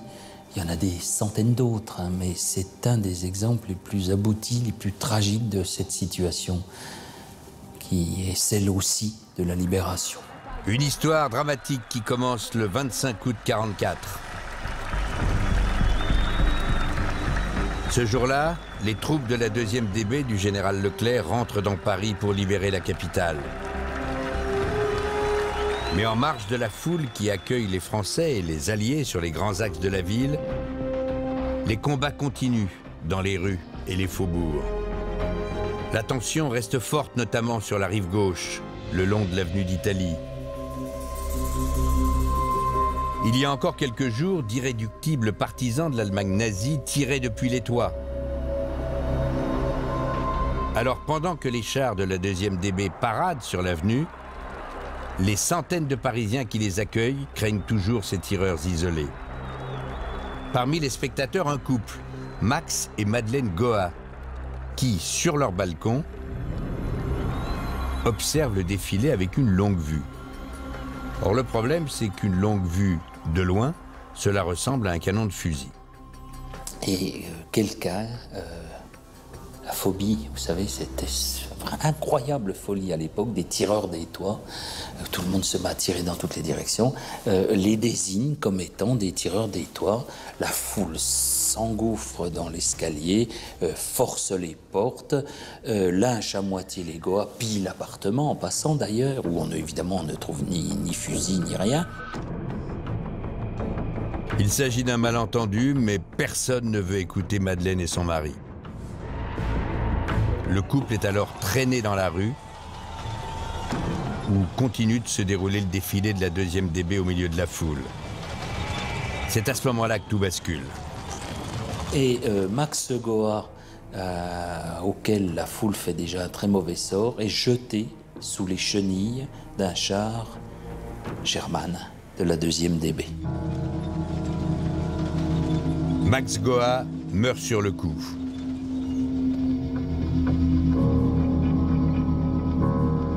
Madeleine, qui est sous le choc, est alors emmenée à l'Institut dentaire pour y être jugée. À son arrivée, la salle d'audience est comble. Des dizaines de prisonniers attendent d'être entendus par le tribunal populaire de René-Santuc. Parmi les détenus, un ancien député nommé au Conseil national de Vichy. Il s'appelle Louis Lévédère. Il racontera plus tard ses 16 jours d'incarcération en rédigeant dans ses cahiers d'écolier des notes sur les conditions de détention à l'Institut dentaire. Et voilà ce qu'il écrit. La salle où nous sommes s'anime. À chaque instant, on voit arriver de nouveaux détenus, dont certains ont la figure en sang et les lèvres tuméfiées. Trace d'un sérieux passage à tabac. Dans la salle, il y a une prisonnière qui retient l'attention de Louis Lévédère. C'est Madeleine Goa. Il faut dire qu'à quelques mètres de lui, Madeleine est interrogée par un résistant qui se montre particulièrement violent. « Allez-vous fermer votre gueule ?» hurle soudain un garde, l'homme à la matraque. Espèce de sale garce. Tiens, tiens et puis tiens encore. À ce moment-là, devant Lévédère, le résistant se déchaîne sur Madeleine Goa. La femme a mis son bras au-dessus de sa tête et se courbe, sous le déluge des coups de matraque. Je me sens mal à l'aise. Pendant 4 jours, Madeleine va ainsi subir cette brutalité sans jamais cesser de clamer son innocence. Mais pour ces geôliers, elle est coupable. Le 29 août 1944, le verdict tombe.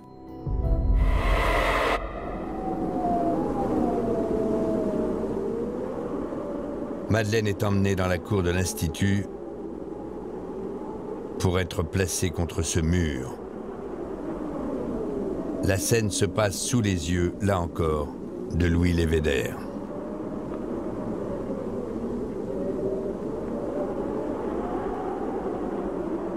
J'ai vu coller la femme au mur. J'ai vu lui bander les yeux. Je l'ai vu tirer la langue à ses exécuteurs. J'ai vu ceux-ci se déplacer devant elle. Le fusil épaulé. Je n'ai pas eu le courage de regarder le reste. J'ai entendu la décharge.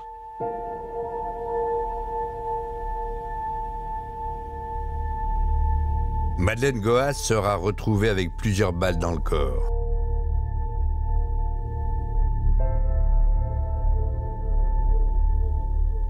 Selon le rapport officiel de la police effectué 2 ans plus tard, Madeleine et son mari étaient bien innocents. L'enquête établira qu'ils étaient de véritables patriotes qui, je cite, seraient venus en aide pendant l'occupation à des résistants et des Israélites recherchés par la police.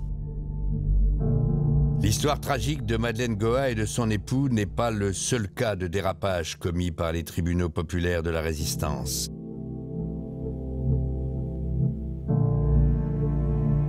À la Libération, des centaines de Français partout dans le pays vont se retrouver aux mains de cette justice expéditive.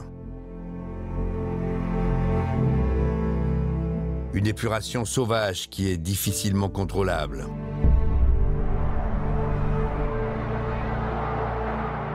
Alors, pour le général de Gaulle, qui dirige le gouvernement provisoire de la France depuis quelques semaines, il y a urgence. Il y a une conquête, une lutte pour le pouvoir réel. C'est à qui investira les ministères, qui nommera les chefs de bureau, l'administration. Et donc, cette lutte, elle passe dans une phase évidemment, qui n'est pas spectaculaire et tout, mais qui s'appelle le rétablissement de la légalité républicaine. Pour rétablir l'ordre, le général de Gaulle va s'appuyer sur la police. Une police qui, dans sa grande majorité, avait collaboré avec l'Allemagne nazie, mais dont les éléments les plus compromis ont été épurés. Et l'une des premières mesures prises par les forces de l'ordre est justement celle de stopper les exactions commises par les résistants, comme celles qui ont cours à l'Institut. Le 3 septembre 1944, une directive du préfet de police de Paris est on ne peut plus claire. Aucune arrestation ne doit être effectuée autrement que par les agents de la force publique.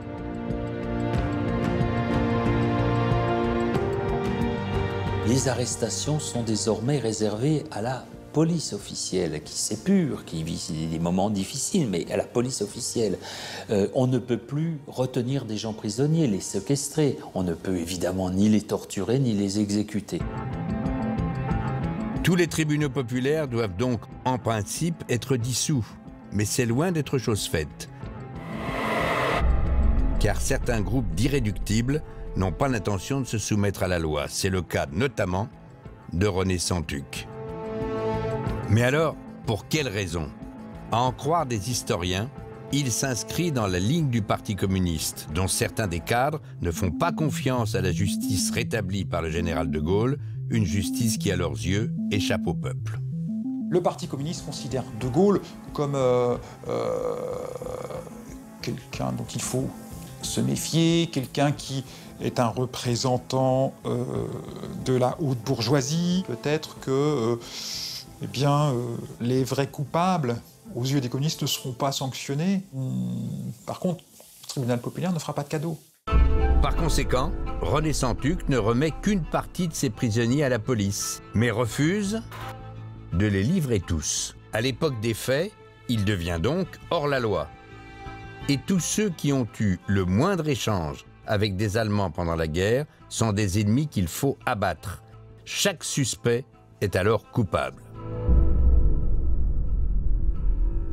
Nous sommes le 10 septembre 1944.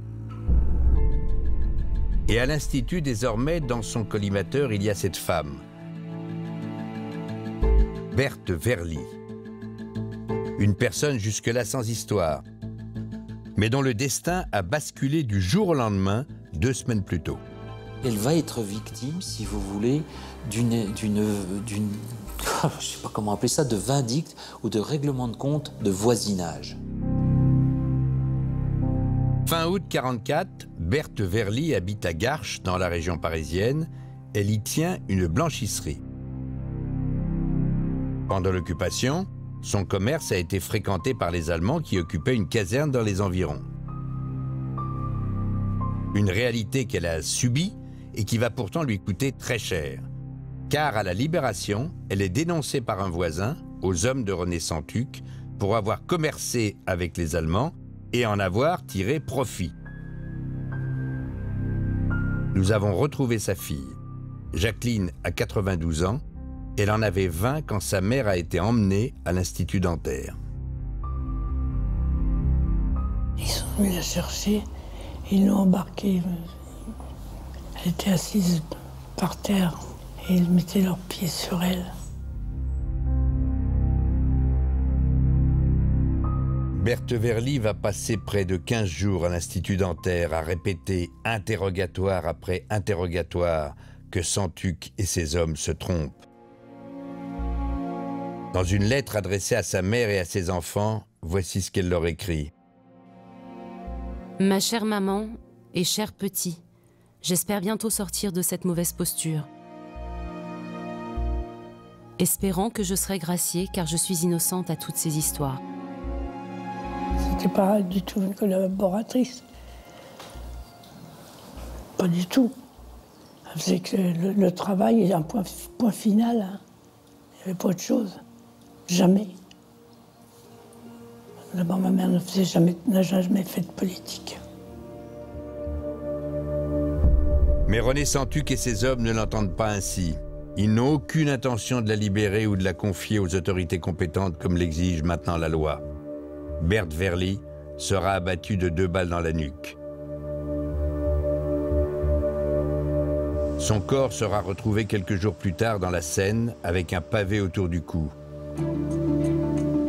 Comme 37 autres victimes de l'Institut dentaire. Personne n'a s'occupé d'elle. Personne ne savait. Personne ne savait comme un mystère. Elle n'a même pas de tombe. Je n'ai même pas su où était son corps. Voilà. Au total, en l'espace de 3 semaines, 40 personnes seront exécutées à l'Institut dentaire. René Santuc et ses hommes finiront par quitter les lieux le 15 septembre 1944.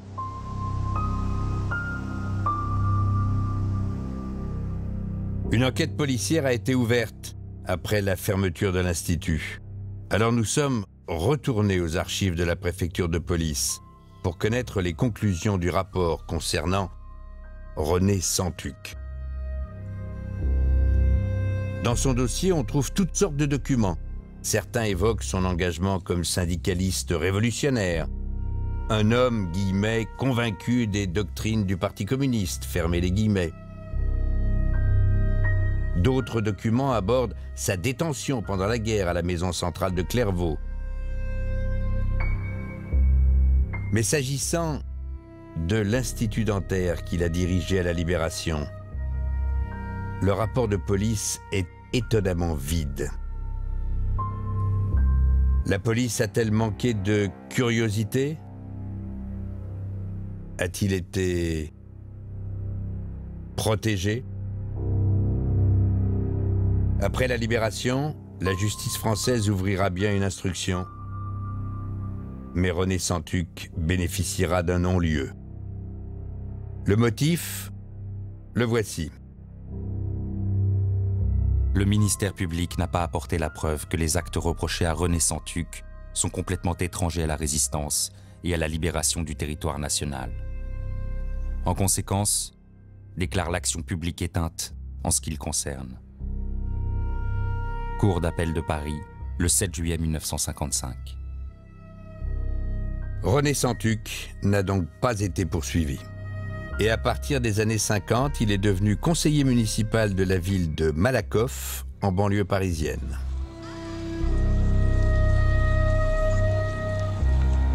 Aujourd'hui, l'Institut dentaire est un centre de santé qui dépend de la ville de Paris, un lieu qui appartient à l'histoire.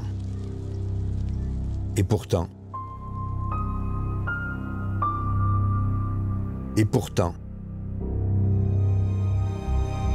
nulle part ici n'est indiqué que 40 personnes ont été exécutées à la Libération entre le 20 août et le 15 septembre 1944 par des résistants.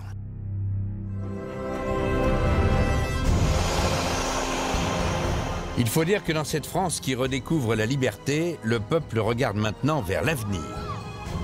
La Libération marque la fin de 4 ans d'occupation et dans le cœur de chacun, un immense espoir jaillit, celui de retrouver enfin une vie normale.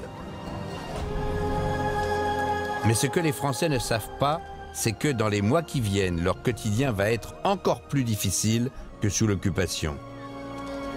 Car une menace vitale les guette. Ils vont avoir faim, très faim.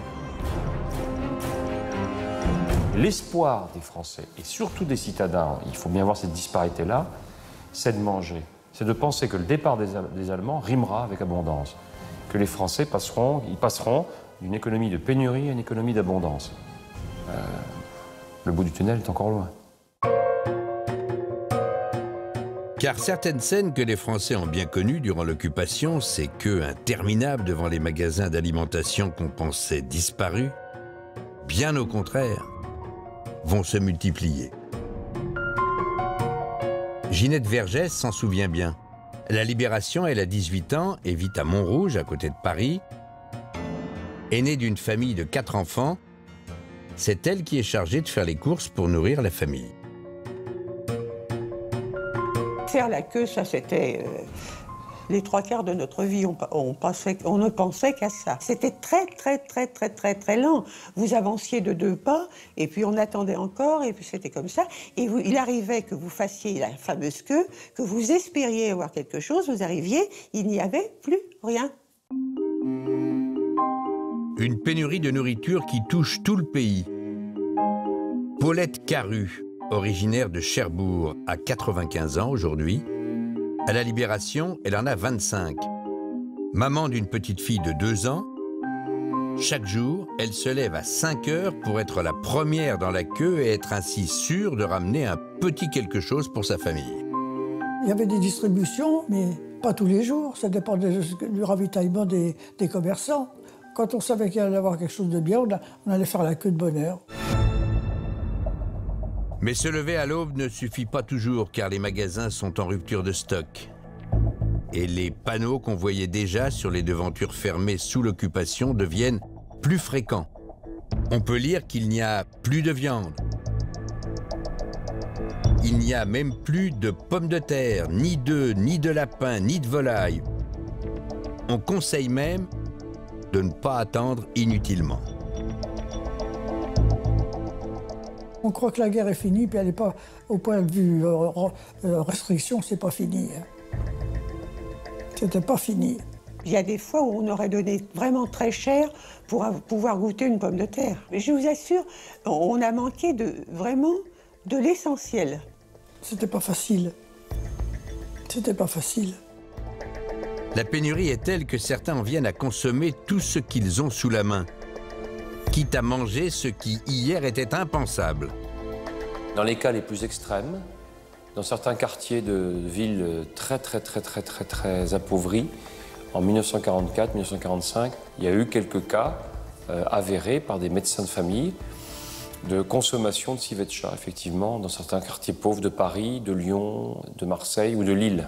Je ne me souviens pas avoir vu beaucoup de chats traîner, vous voyez. Les gens qui éventuellement en avaient, je ne sais pas comment ils les nourrissaient, mais le fait est que ça ne courait pas les rues. Face à ces Français affamés, le gouvernement s'inquiète. Nous avons retrouvé un rapport écrit en juillet 1944 par le préfet de la Seine, et il est alarmiste. On peut y lire: la raréfaction et même la disparition presque complète des denrées, qu'il s'agisse de viande ou de légumes.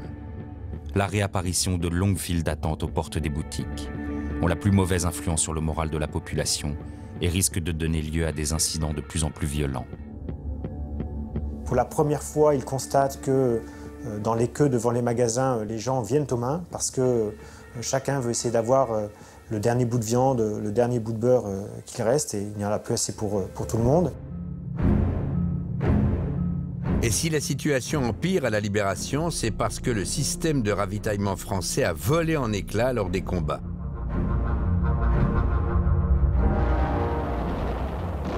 Pour bloquer l'armée allemande, les Alliés ont bombardé quasiment toutes les voies de communication. Les Alliés, les Américains notamment, qui bombardaient en très haute altitude, bombardent pratiquement à l'aveugle, donc détruisent les gares, détruisent les hangars, détruisent les centres de stockage alimentaire. Donc la France souffre, dans l'immédiate après-guerre, dans les jours qui suivent la libération, la France souffre d'un manque de voies ferrées, de trains, de camions. Quand il y a les camions, il n'y a pas d'essence. Dans ces conditions, eh bien, on ne peut plus amener vers les grandes villes les stocks alimentaires suffisants. Impossible donc d'acheminer la nourriture par camion sur des routes impraticables. Alors les éleveurs amènent directement leurs vaches à pied, comme ici à Paris. des cheptels d'une vingtaine de vaches qui arrivent au compte-gouttes. C'est bien insuffisant pour nourrir les 2,5 millions d'habitants de la capitale. Si les Français se serrent la ceinture depuis le début de la guerre, à la Libération, la situation est presque bien pire. Voilà ce que mangeait un Parisien sous l'occupation en une journée. Cela tient en une assiette, 1300 calories. C'est la ration quotidienne. C'est 2 fois moins qu'aujourd'hui. À la Libération, l'assiette se réduit encore et encore, jusqu'à 900 calories seulement. L'équivalent d'un petit morceau de viande, un œuf, 2 pommes de terre, un morceau de pain et de beurre, et ce, pour tenir toute une journée. Paris est au bord d'une situation de famine. Les calories en moyenne se situent à 900 calories par jour, alors qu'il en faut, selon les nutritionnistes, il en faut à peu près 2400 à 2500 par jour pour mener une activité normale. Et toujours selon des nutritionnistes, en général, le seuil de la famine, c'est à 600. Face à la famine qui menace, le chef du gouvernement provisoire, le général de Gaulle, en août 1944, n'a pas le choix. Il lui faut maintenir le système très impopulaire mis en place sous Vichy, les tickets de rationnement. Le peu de ressources qu'il y a dans le pays, les Français vont devoir les partager. On est en gros sur un bateau avec des ressources limitées. Il faut que tous les passagers de ce bateau puissent avoir accès à la même quantité de ressources. C'est ça le rationnement. Si on ne met pas le rationnement, qu'est-ce que ça veut dire? Ça veut dire que les gens riches, eux, pourront toujours trouver de quoi manger en y mettant le prix. Et ceux qui n'ont pas les moyens, au contraire, eux ne pourront plus s'approvisionner et sont condamnés à la famine. Tous les mois, chaque Français doit se rendre à la mairie pour récupérer des carnets de coupons. Il en existe pour tous les produits, comme ici, pour le pain. Ces coupons, les consommateurs doivent les remettre aux commerçants pour chaque produit acheté. Les prix sont fixés par l'État pour éviter une trop grande inflation. Une fois le carnet épuisé, on ne peut plus acheter. Il faut attendre la distribution des prochains coupons. Et les Français ne sont pas tous logés à la même enseigne. En fonction de l'âge notamment, le rationnement est différent. Vous n'êtes plus des classes moyennes, vous n'êtes plus de la noblesse, vous n'êtes plus de la haute bourgeoisie ni de la paysannerie. Vous êtes E, enfants. Vous êtes T, travailleurs. Vous êtes A, adulte. Vous êtes V, vieillard. Par exemple, dans les boulangeries, les personnes âgées ont droit à encore moins que les autres. La ration moyenne pour du pain est limitée à 275 grammes. Pour les vieillards, elle baisse à 200. Alors, face à la pénurie, la colère des Français éclate.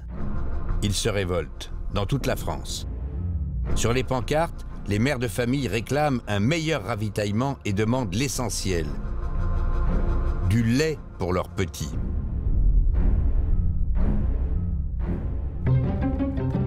Alors pour pouvoir se nourrir dans les grandes villes, les habitants s'organisent.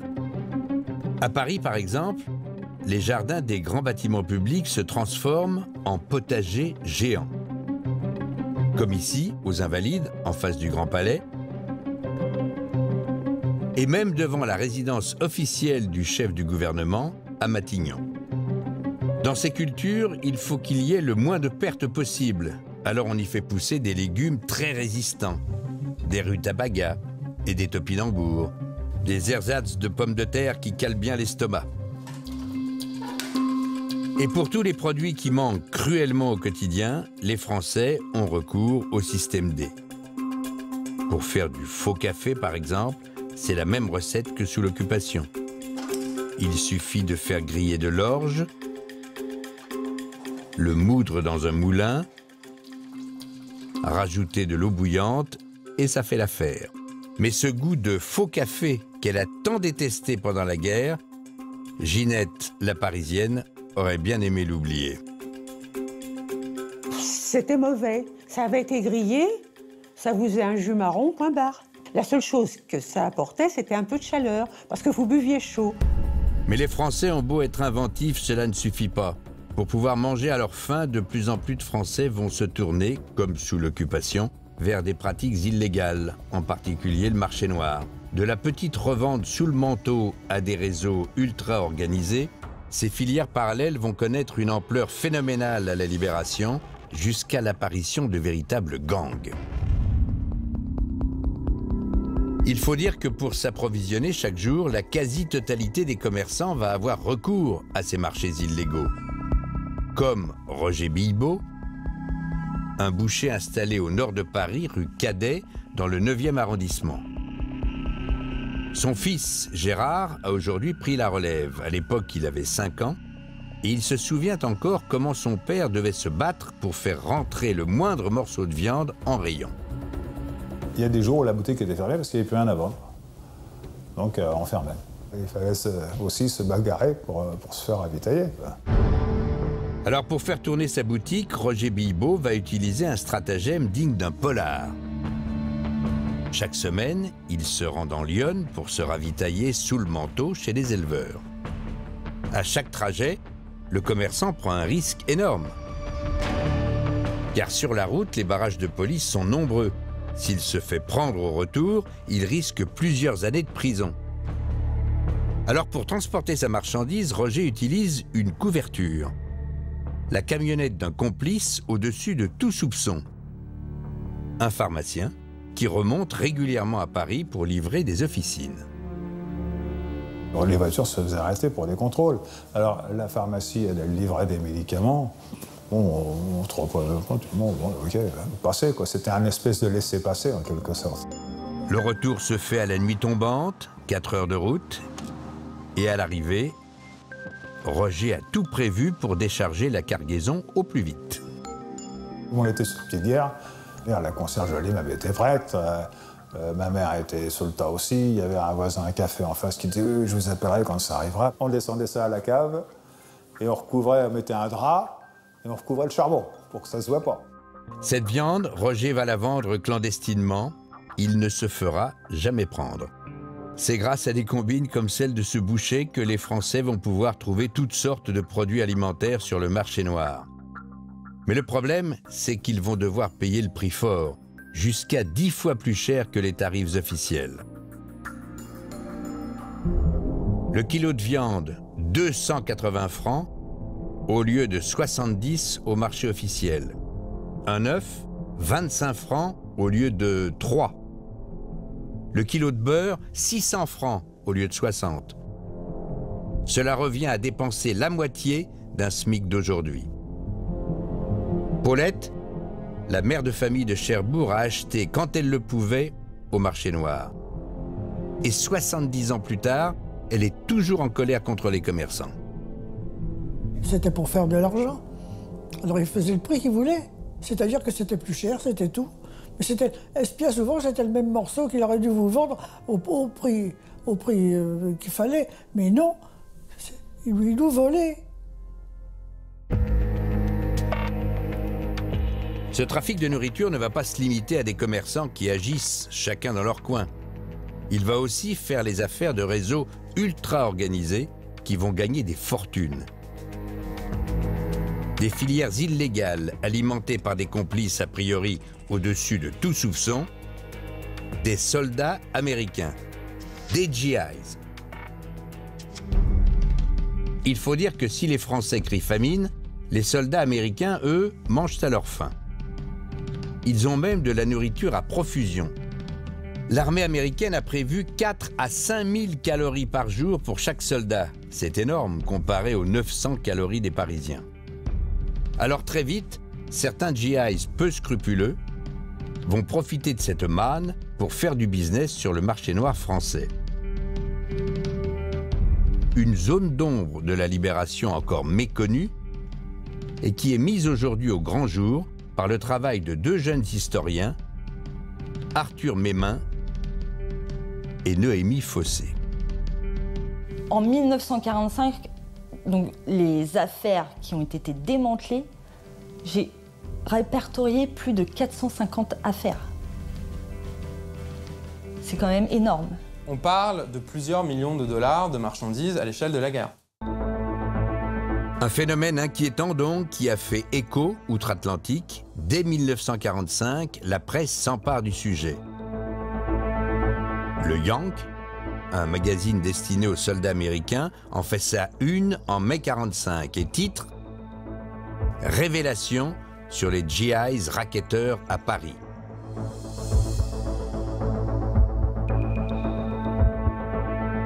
Dans l'article, on les compare aux gangs de Chicago les plus dangereux aux États-Unis et les têtes de réseau au parrain mafieux le plus redouté de toute l'histoire, Al Capone. Ces gangs étaient organisés avec la même redoutable et impitoyable efficacité qui ont qualifié le gang d'Al Capone de Chicago dans les années 20. À la tête de ces gangs, le plus souvent, d'anciens GIs ou des déserteurs qui ensuite recrutent d'autres déserteurs pour étoffer leur bande. Les déserteurs, c'était pas difficile de les trouver puisque les déserteurs généralement se trouvaient dans des hôtels ou dans des cafés. Ils lui demandaient de faire partie du gang, mais pour faire partie du gang, il fallait qu'il fasse ses preuves en fait. Et la première chose qu'il demandait, c'est aux futurs membres d'un gang, c'était d'aller voler un camion rempli de chargements. C'était leur billet d'entrée pour faire partie de ce gang en fait. Et une fois qu'ils ont intégré le gang, ces hommes n'ont plus aucun état d'âme. Ils n'hésitent pas à attaquer, à braquer leurs anciens compagnons de guerre. Et il y a un endroit où leurs actions vont être particulièrement nombreuses et violentes. C'est sur cette route, surnommée par les Américains la Red Ball Express. Un axe stratégique qui s'étend sur plus de 450 km et reliant Saint-Lô en Normandie à Soissons en Picardie. Chaque jour, un balai incessant de camions de marchandises vient ravitailler les troupes sur le front. Ce sont plus de 12 000 tonnes de marchandises qui sont acheminées au quotidien, une cible idéale pour les gangsters. Entre le Calvados, l'Eure-et-Loir et la région parisienne, en fait, là, en plein milieu, là, c'était la vallée des pirates. C'est là où se passaient les détournements de marchandises, en fait. Voilà comment ils attaquaient ces convois. Un scénario digne des attaques de diligence des bons vieux westerns. Comme c'était des soldats, ils se servaient de leur arme de service. Ils se mettaient sur la voie, ils faisaient stopper le chargement. Ils agissent par bandes de 3 ou 4 et mènent chaque semaine plusieurs attaques en changeant de lieu pour éviter d'être arrêtés. Les attaques à main armée se font par vagues successives. C'est des délinquants mobiles, on va dire. Des grands délinquants mobiles. Ces centaines de tonnes de marchandises volées à l'armée américaine, il reste encore à les écouler sur le marché noir. Mais les GIs ne parlent pas un mot de français et n'ont aucun contact sur place. Et c'est là que les trafiquants locaux rentrent en piste. Il est quand même beaucoup plus simple pour un soldat d'écouler sa marchandise auprès d'un intermédiaire qui va s'occuper de la revente au détail que effectivement de la revendre directement, disons en plein air, à tout l'ensemble des civils.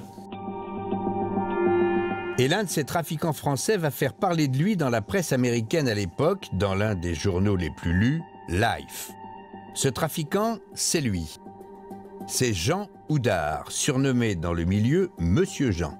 Selon l'article, il est l'un des maillons d'un gang de GIs qui sévissait à Paris, le gang Voltaire. Un homme au passé judiciaire bien chargé, il aurait déjà fait de la prison et serait même un meurtrier.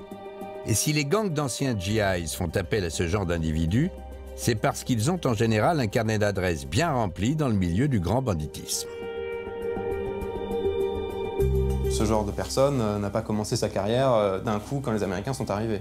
Il faut quand même une certaine forme d'organisation et de connaissance de façon de procéder. Le travail de ces intermédiaires, c'est d'écouler la marchandise auprès de grossistes du marché noir. Et tout l'enjeu, c'est de la vendre au plus vite car ces camions entiers de cagettes et de cartons cachés dans les entrepôts risquent rapidement d'attirer l'attention des autorités. Alors ils cassent les prix, jusqu'à 2 à 3 fois moins cher que les autres resellers sur le marché noir. Par exemple, 1 kilo de sucre est revendu en moyenne 200 francs sur le marché noir français, mais celui volé à l'armée américaine coûte au maximum 70 francs. C'est vraiment une bonne technique commerciale, quoi. Je pense parce que déjà, ce qu'ils volaient, c'était... ils volaient ça, ils le volaient, donc c'était gratuit. C'était que du bénéfice pour eux de vendre cela, de vendre tout ce qu'ils volaient. Ce marché souterrain va permettre aux gangs d'anciens GIs et leurs intermédiaires d'amasser beaucoup d'argent. La presse américaine de l'époque fait référence à des sommes colossales. En 3 mois, l'un des plus gros réseaux aurait gagné environ 1 million de francs. Des affaires qui écornent l'image de toute l'armée américaine.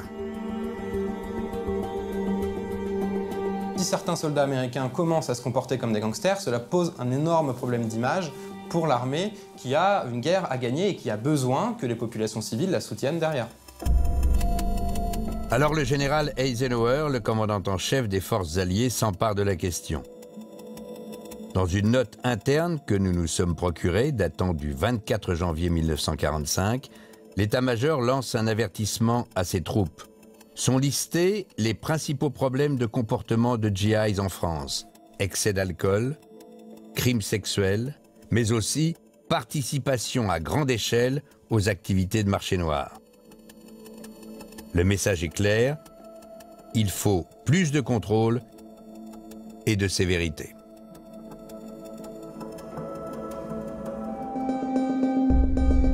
Alors sur le terrain, la réponse ne se fait pas attendre. La police militaire américaine lance des opérations coup de poing. Elle procède à des vagues d'arrestations et démantèle notamment l'un des plus gros réseaux. 177 soldats condamnés à des peines exemplaires de 50 ans de prison. Des sanctions très sévères, mais dont la portée sera limitée. Les circuits parallèles vont ainsi prospérer bien longtemps après la libération de la France, et pour que le système de rationnement prenne fin, la population devra patienter plus de 4 ans, jusqu'en 1949. Le départ de l'occupant nazi est donc loin de signifier le retour à un quotidien paisible. Et c'est là que réside toute l'histoire de la libération. Une période cruciale où s'est joué le sort de notre pays. Une période de joie et de chaos, durant laquelle les Français ont pris les armes contre l'ennemi, mais aussi contre eux-mêmes. Mais une période dictée par une seule volonté, reprendre le contrôle de notre destin pour retrouver la liberté.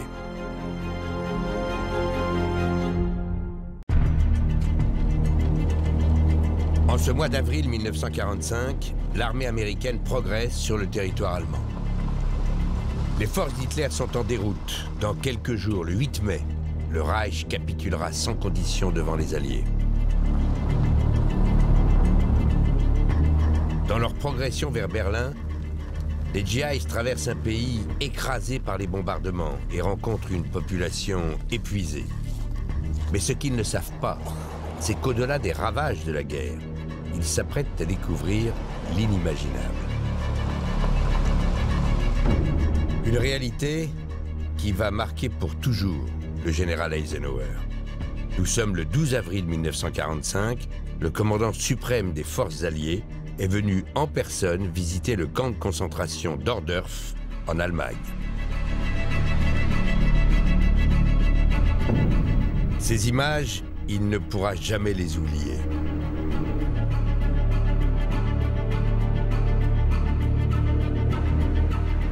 C'est la sidération et le choc.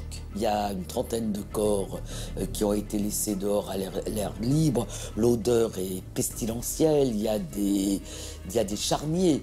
Donc il y a quelque chose qui est au-delà de ce que l'on peut imaginer. Quelques jours plus tard, dans une lettre à l'un de ses généraux, Eisenhower écrit « Ce que j'ai vu est au-delà de toute description. Les preuves visuelles et les témoignages de famine, de cruauté et de bestialité étaient d'une telle force qu'ils m'ont rendu malade. » Camp après camp, photographes et journalistes sont conviés à venir découvrir de leurs yeux la réalité. C'était vraiment difficile pour les gens de croire à de telles atrocités. Certains reporters n'en reviennent pas. These are the foul, wretched remnants of human beings. Human beings like you and me.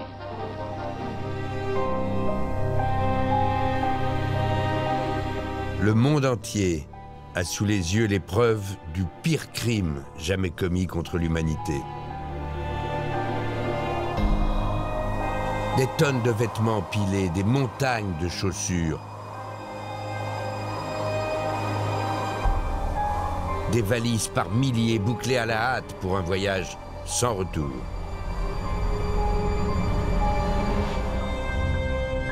Tout témoigne de l'ampleur du massacre.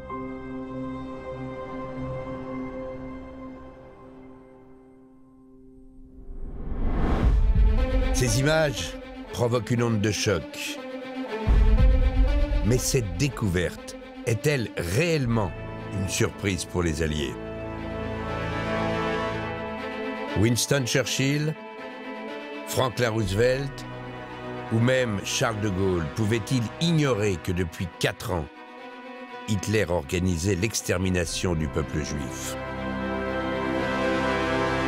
Ont-ils vraiment tout mis en œuvre pour que les criminels de guerre nazis soient traduits devant la justice?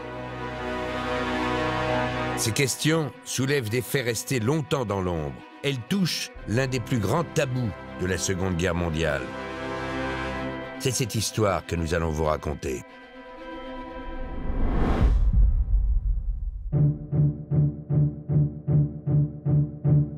La réalité de ce qui se passe dans les camps, les Alliés vont en avoir connaissance bien plus tôt que ce que l'on peut imaginer. Nous sommes à Varsovie, en Pologne, en plein milieu de l'été 1940. Au cœur de la capitale occupée par les nazis, dans l'un de ces immeubles, se tient une réunion ultra secrète. Les chefs de la résistance polonaise sont en alerte, car l'heure est grave. Depuis quelques semaines, leur réseau est en train d'être décimé par les Allemands. Des milliers d'opposants politiques sont raflés et envoyés par convoi vers un camp qui se trouve à 300 km au sud de Varsovie, un camp qui porte le nom d'Auschwitz. On sait que c'est un camp, mais quelle sorte de camp? Ça, personne ne le sait. Un camp aux conditions d'emprisonnement très dures, où les prisonniers seraient particulièrement maltraités. Les chefs de la lutte armée sont inquiets pour leurs hommes enfermés là-bas. Chacun fait alors des suggestions. Comment parvenir jusqu'à eux? Comment les contacter? Comment savoir ce qu'ils deviennent? Et parmi les résistants, il y a un certain Witold Pilecki. Alors que tout le monde tergiverse autour de la table, il lui vient une idée hallucinante. Se faire volontairement arrêter et déporter à Auschwitz. Et une fois à l'intérieur, retrouver ces hommes et organiser un soulèvement, une mutinerie. Pilecki, effectivement, a demandé de se voir octroyer cette mission, d'être enfermé dans le camp d'Auschwitz pour y organiser l'insurrection générale et donc la libération de ses camarades enfermés là-bas. La mission semble complètement folle. Mais pour ce patriote, c'est la seule possibilité de sauver ses compagnons. Alors voilà comment il va s'y prendre.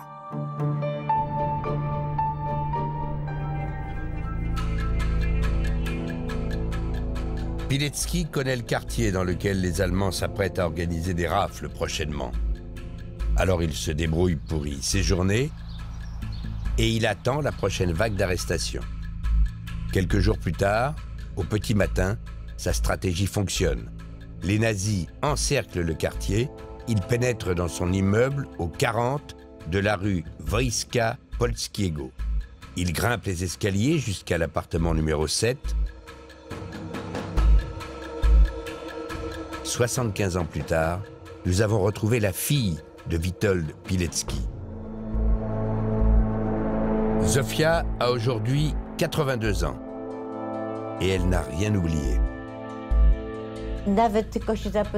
Le SS a demandé s'il y avait des hommes. Alors mon père a ouvert la porte, il est sorti et il a été pris. Comme il l'avait prévu, Witold Pilecki est arrêté et déporté.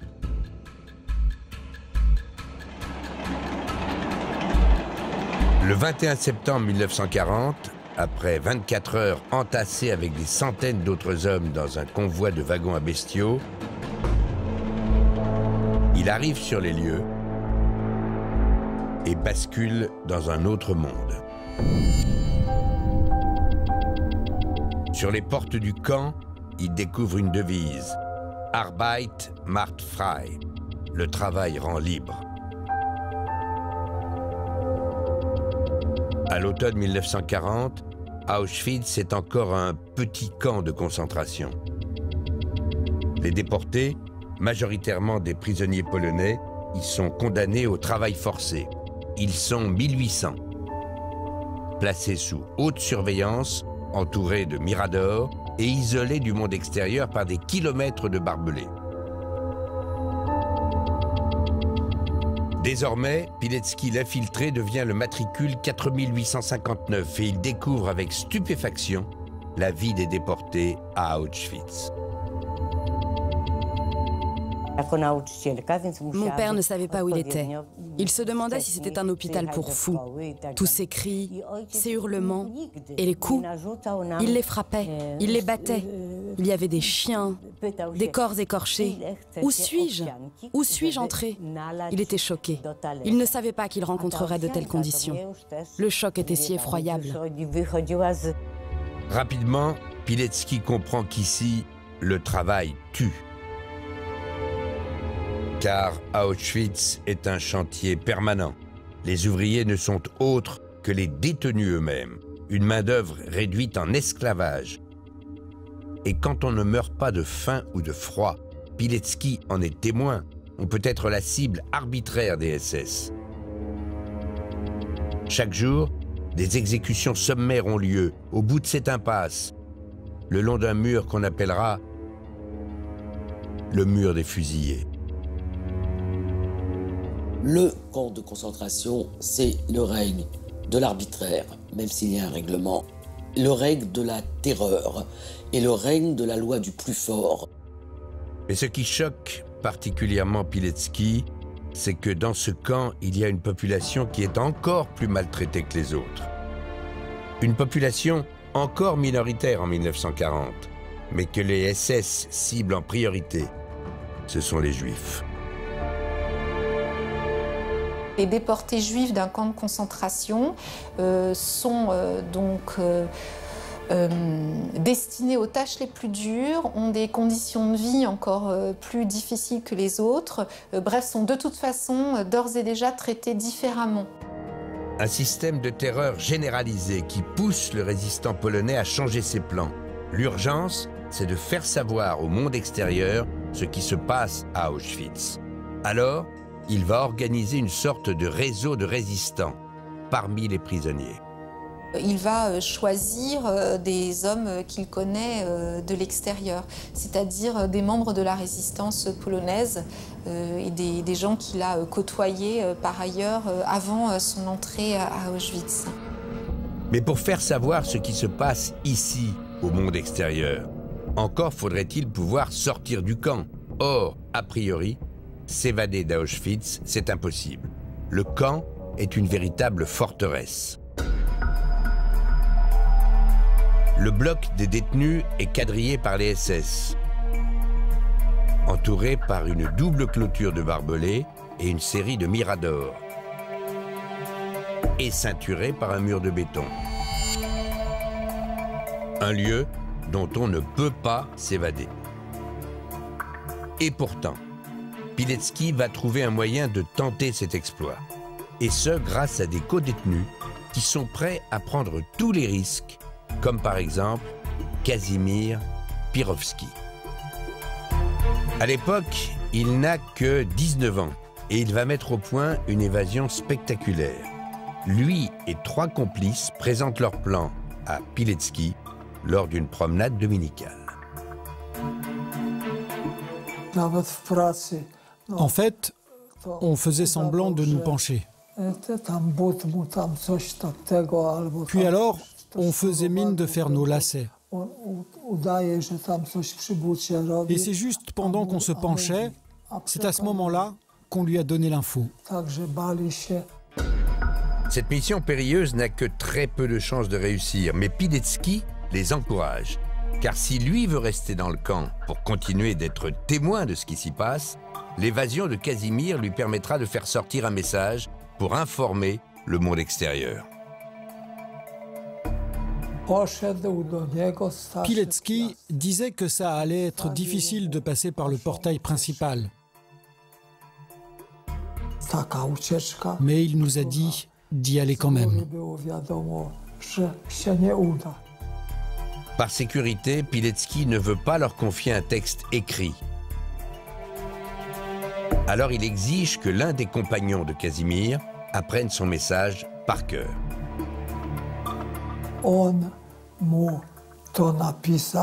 D'abord, il a écrit le message en détail. Ensuite, il lui a dit « Lis-le bien attentivement 10 fois. Tu lis ça 10 fois.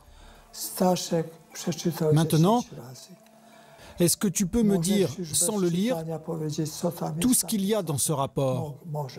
C'est ton rapport. Tu l'as à présent dans la tête. C'est ton rapport. Tout est là, gravé dans la tête. » À midi, à l'heure du déjeuner, Casimir et ses 3 co-détenus mettent leur stratagème à exécution. Ils sortent tous les 4 de leur baraquement comme si de rien n'était et se dirigent vers l'extrémité du camp, du côté des infrastructures nazies. Ils se séparent alors en 2 groupes. Casimir et 2 de ses complices se dirigent vers l'entrepôt où sont stockés les uniformes des SS. Pour ce faire, ils avaient préparé leur intrusion en ouvrant l'une des réserves de charbon, en laissant ouverte une trappe de la réserve de charbon, ce qui fait que par cette réserve en sous-sol, ils ont pu pénétrer de l'intérieur dans l'entrepôt de la SS. Il leur a fallu ensuite monter au 2e étage où se trouvait la chambre des uniformes SS. Alors Casimir casse la serrure et entre dans l'entrepôt et dérobe ainsi 4 uniformes. Pendant ce temps, le 4e compagnon, le mécanicien de la bande, s'introduit, lui, dans le garage des SS. Il était si compétent que lorsque les SS n'arrivaient pas à réparer leur voiture, il la lui confiait. Il savait tout réparer. C'était un mécanicien hors pair.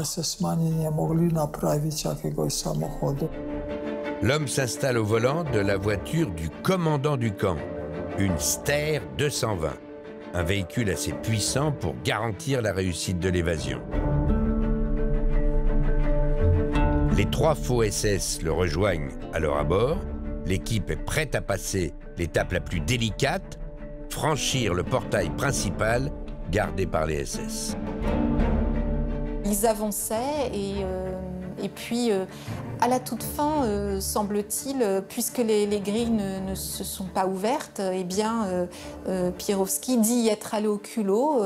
Il affirme avoir insulté les SS pour leur dire de se dépêcher d'ouvrir les grilles parce qu'ils n'avaient pas que ça à faire. Et donc ils ont obéi, ils ont ouvert les grilles. Casimir et ses 3 co-détenus réussissent l'impensable, s'évader d'Auschwitz en plein jour et, comble de l'ironie, se faire ouvrir les portes du camp par leurs bourreaux. En quelques minutes, ils sont loin. Et à partir de maintenant, le message de Pilecki entame un incroyable périple. Confié à la résistance polonaise à Varsovie, il va passer par l'Allemagne, jusqu'à la zone libre en France, franchir la frontière espagnole et, ultime étape, rejoindre par la mer la Grande-Bretagne.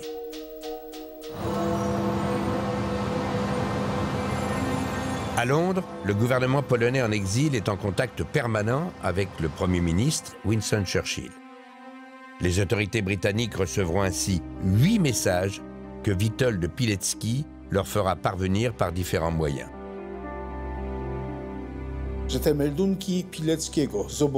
Les rapports de Pilecki parvenaient effectivement à Londres et aux Alliés. C'est la meilleure preuve que son travail a servi à quelque chose et qu'il a accompli la mission pour laquelle il était dans le camp.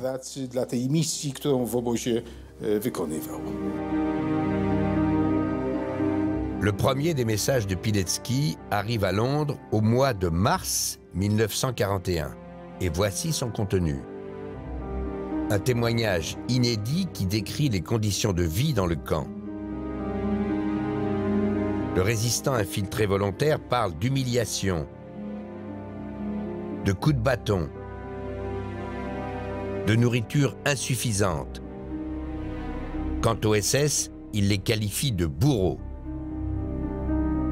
Message après message, les Britanniques découvrent que le système concentrationnaire nazi abat des hommes méthodiquement. Et cela n'est qu'un début. Les Alliés vont découvrir rapidement que la cruauté nazie est en train de prendre des formes jamais connues auparavant.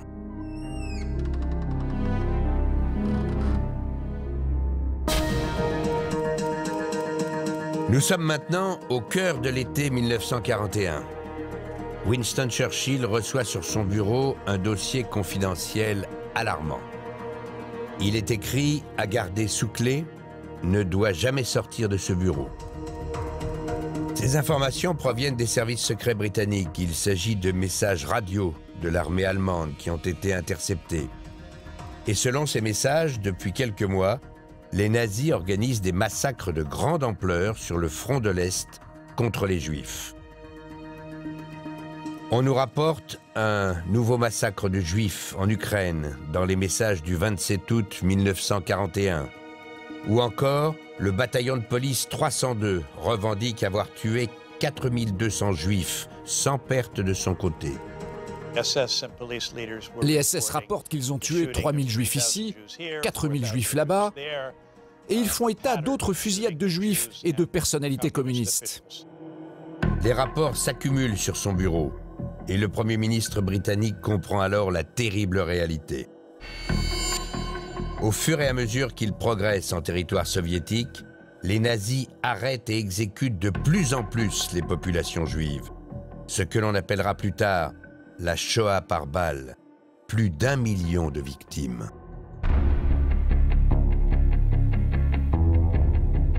Churchill décide alors de réagir. Il prononce un discours à la radio sur les ondes de la BBC. Nous sommes le 24 août 1941 et déjà le Premier ministre britannique lance l'alerte. Since the Mongol invasions of Europe in the 16th century, there has never been methodical, merciless butchery on such a scale. And this is but the beginning. We are in the presence of a crime without a name. Un crime qui n'a pas de nom, des mots très forts et un message entendu dans tout l'Occident. Pourtant, le cri d'alarme de Churchill trouvera peu d'écho. Qu'est-ce qu'il pouvait faire? Qu'est-ce qu'il pouvait faire pour des événements qui se déroulaient à des milliers de kilomètres, alors que toute l'Europe occidentale était occupée? Donc c'est aussi un espèce de raccourci mental incroyable, qui est de dire, puisqu'on sait, on peut faire quelque chose, mais il sait, ils ne peuvent rigoureusement rien faire. Il faut dire qu'en 1941, Churchill est seul en Europe. À l'Ouest, presque tous les gouvernements ont capitulé devant le régime nazi. Et à l'Est, Staline et les troupes russes viennent tout juste d'être envahis par les Allemands. Quant aux États-Unis, ils ne sont pas encore entrés en guerre. Le cri d'alerte de Churchill passe donc inaperçu. Et ce qu'il ne sait pas encore, c'est que dans le plus grand secret, Hitler est en train d'organiser un projet totalement insensé. Un crime qui dépasse l'entendement.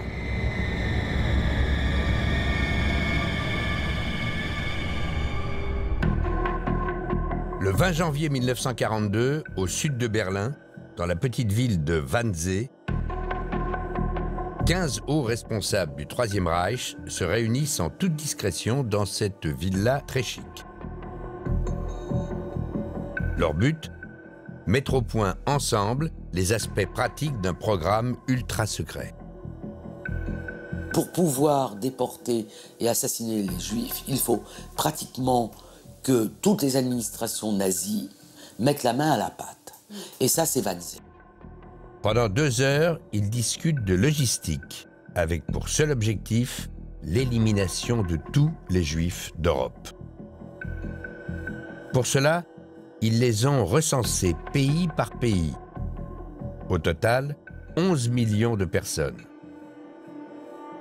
Puis ils mettent en place les modalités de leur arrestation et de leur transport vers les lieux d'extermination. Car ce qu'ils veulent, c'est accélérer les cadences. Parmi les participants, il y a le très zélé Adolf Eichmann, l'un des hauts responsables des affaires juives auprès du régime nazi. Adolf Eichmann rédige ensuite le compte-rendu de la réunion. Ils fument des cigares, ils boivent du cognac, et c'est une réunion normale. Ils prennent toutefois quelques précautions. Des mots comme « tuer »,« assassiner » ou « exterminer » ne sont jamais employés.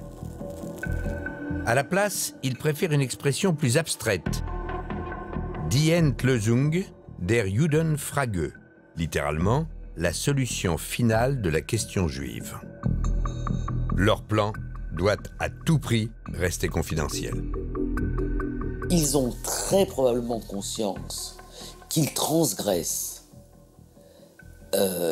quelque chose et que cette transgression, c'est-à-dire l'assassinat d'hommes, de vieillards, de femmes, d'enfants, de bébés, c'est quelque chose qui n'est pas admissible.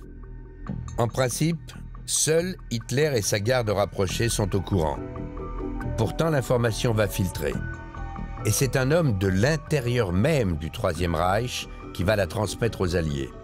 Un homme qui a joué un rôle capital et dont l'identité est pourtant restée l'un des plus grands secrets de l'histoire contemporaine.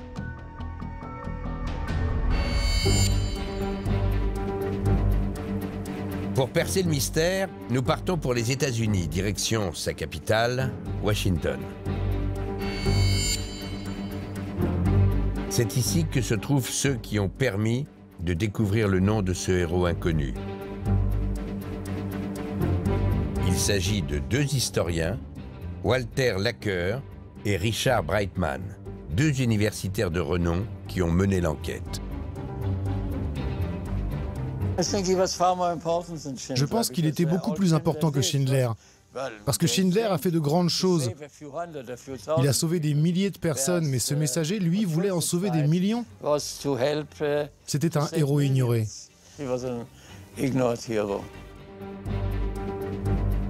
Ce qui les a mis sur la trace de cet homme, c'est ce document. Un télégramme daté du 29 août 1942. Il est adressé au Congrès juif mondial à New York et il dévoile le projet des nazis. Reçu rapport alarmant concernant plan discuté au quartier général du Führer pour exterminer d'un seul coup tous les juifs des pays contrôlés par l'Allemagne, soit 3,5 à 4 millions de personnes. L'expéditeur de ce télégramme est anonyme. Il n'est désigné que par quelques mots. Un informateur connu comme étant proche des hautes autorités allemandes et dont les rapports sont considérés comme fiables. Personne aux États-Unis, y compris au plus haut sommet de l'administration, ne connaît sa véritable identité. C'est le plus grand secret de l'Holocauste. Richard Breitman et Walter Laqueur, les 2 historiens américains, ne sont parvenus à résoudre l'énigme du mystérieux informateur qu'après des années de recherche. J'exultais. C'est le plus grand défi que j'ai eu à relever dans toute ma carrière. Et c'est sûrement la plus grande satisfaction que j'ai jamais eue. Une incroyable histoire qui démarre en Allemagne, en Silésie, dans la ville de Breslau. C'est ici que se trouve celui qui va trahir Hitler. Il s'appelle Eduard Schulte. Schulte, c'est un grand bourgeois. Il est marié et père de 2 garçons. Un chasseur qui passe ses week-ends en forêt et ses soirées en compagnie du gratin de la région. Sa prospérité, il la doit à ses usines. Il est à la tête de l'une des plus grandes fabriques minières d'Allemagne. Il emploie plus de 30 000 personnes. Son entreprise produit du zinc, un matériau nécessaire à la fabrication de munitions, un secteur clé en temps de guerre. Voilà pourquoi il côtoie régulièrement les officiels du régime nazi.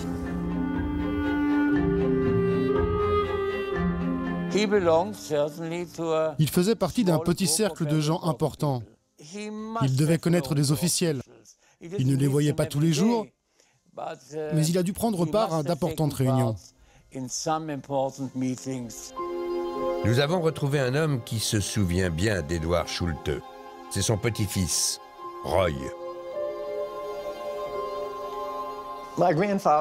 Mon grand-père était très grand, très musclé. C'était un homme en pleine santé. Quand il entrait dans une pièce, on le remarquait.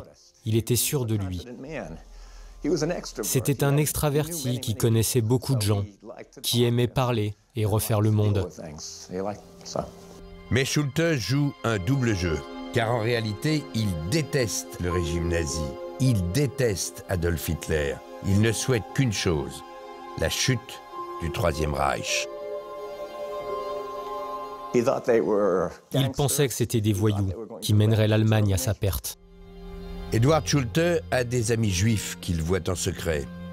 Il entretient même une relation intime qui, dans ce contexte, peut lui coûter très cher. Mon grand-père avait une maîtresse à Zurich, pendant que sa femme restait en Allemagne. Et cette maîtresse était juive. Doris, une passion qu'il vit dans le plus grand secret. Car si le régime nazi l'apprenait, ils seraient tous les deux en grand danger. Alors, au nom de ses convictions politiques, dans l'ombre, Eduard Schulte est devenu un informateur au service des Alliés. Dès qu'il en a l'occasion, il fait parvenir des informations stratégiques à Londres et à Washington. Et c'est ainsi qu'il va dévoiler le plus criminel des projets nazis aux Américains.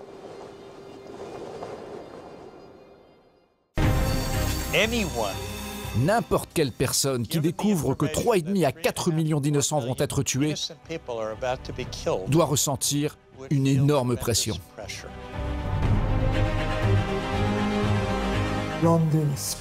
Londres dormait. Au moins s'ils nous avaient dit « Attendez, 6 mois, 1 an », mais ils n'ont rien dit. Le silence, pas un mot, aucune réponse.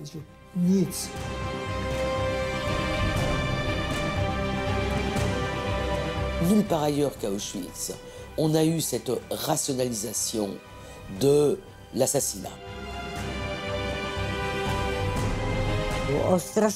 C'était un génocide, un effroyable génocide.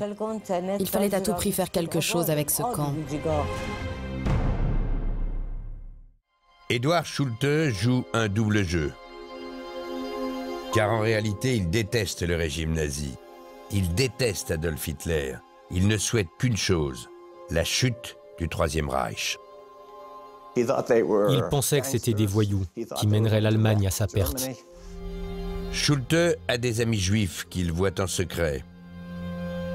Il entretient même une relation intime qui, dans ce contexte, peut lui coûter très cher. Mon grand-père avait une maîtresse à Zurich, pendant que sa femme restait en Allemagne.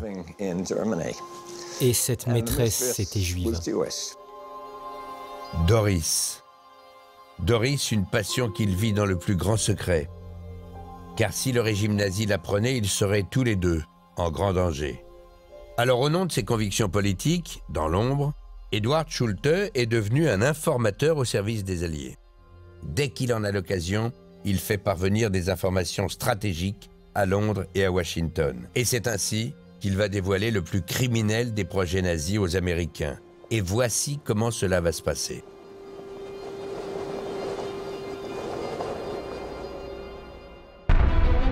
Dans son entreprise, il emploie un certain Otto Pfitzner, un homme très introduit auprès des milieux nazis, auquel Schulte soutire, à son insu, des informations précieuses.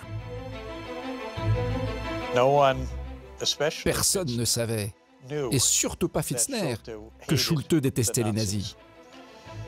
En fait, Schulte poussait même Pfitzner à s'engager. Tu veux postuler au bureau nazi de l'économie de guerre? Vas-y, ça sera bien pour l'entreprise.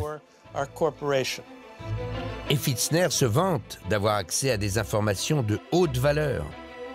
Ainsi, au mois de juillet 1942, il affirme devant son patron avoir eu connaissance d'une décision ultra secrète en provenance directe du QG d'Hitler. Schulte va alors habilement le manipuler pour en savoir plus. Schulte a dû lui dire « Tu ne peux pas vraiment savoir ce qui se passe au quartier général d'Hitler ». Et Pfitzner a dû lui répondre « Mais si, bien sûr, je sais. Et tu veux un exemple ? Voilà ce qui se dit au quartier général d'Hitler. Ils élaborent un plan pour tuer entre 3,5 et 4 millions de juifs. » Un plan pour exterminer jusqu'à 4 millions de juifs. L'information est difficile à croire, mais Eduard Schulte comprend aussitôt qu'il s'agit là d'une décision sans précédent dans l'histoire. On peut imaginer ce qu'il a dû ressentir quand il a eu l'information que 3,5 à 4 millions d'innocents allaient être tués. On peut imaginer la pression. Que puis-je faire? Que devrais-je faire? Quel risque dois-je prendre? Schulte décide d'informer les puissances alliées pour tenter d'éviter que des millions d'innocents ne soient massacrés. Dès qu'il a appris cela, il est monté dans un train pour Zurich avec cette information. Il avait des détails, il avait des dates. Il avait des lieux et des renseignements sur la technique de gazage employée pour tuer ces gens. Le 29 juillet 1942, Schulte profite d'un voyage d'affaires, comme il en fait régulièrement. Il en profite pour traverser l'Europe et se rendre dans un territoire neutre, la Suisse. Il ne veut surtout pas attirer l'attention. Alors, il ne déroge pas à ses habitudes. À Zurich, il passe la soirée avec Doris, sa maîtresse, mais il reste muet sur le vrai motif de sa visite.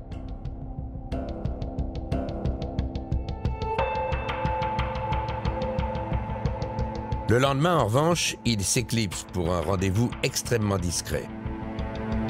Officiellement, c'est un rendez-vous d'affaires. En réalité, c'est une entrevue avec l'une de ses connaissances juives, un grand banquier en qui il a toute confiance, un homme qui a des relais outre-Atlantique. Et avant de lui délivrer son terrible message, Schulte pose une condition.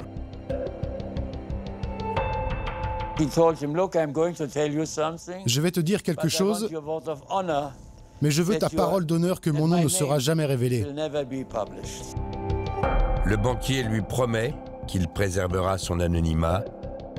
Alors Schulte délivre son information.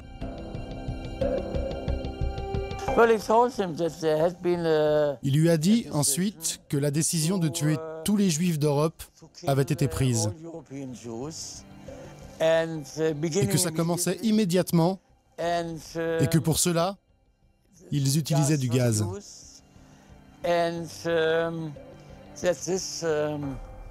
Il lui a dit que ces actes terribles avaient commencé et continuaient. C'est ainsi que le fameux télégramme est envoyé à New York et arrive sur le bureau du représentant américain du Congrès juif mondial, le rabbin Stephen Wise. Et le 24 novembre 1942, Stephen Wise convoque tous les médias américains à une grande conférence de presse.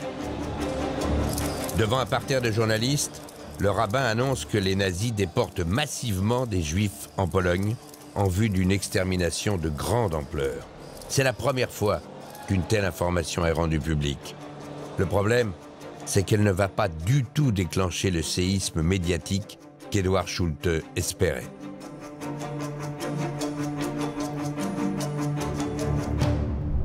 Le lendemain, le New York Times titre à la une sur les dernières nouvelles du front de l'Est et de Stalingrad. Pour lire l'information tonitruante de Schulte, il faut ouvrir le journal et se rendre en page 10. Coincé entre deux photos, l'information se résume à une simple dépêche, 5 paragraphes courts et factuels, dans lesquels on peut lire qu'une campagne d'extermination a lieu dans les territoires européens occupés par les nazis. La réalité, c'est que l'information semble si ahurissante que personne ne la trouve crédible.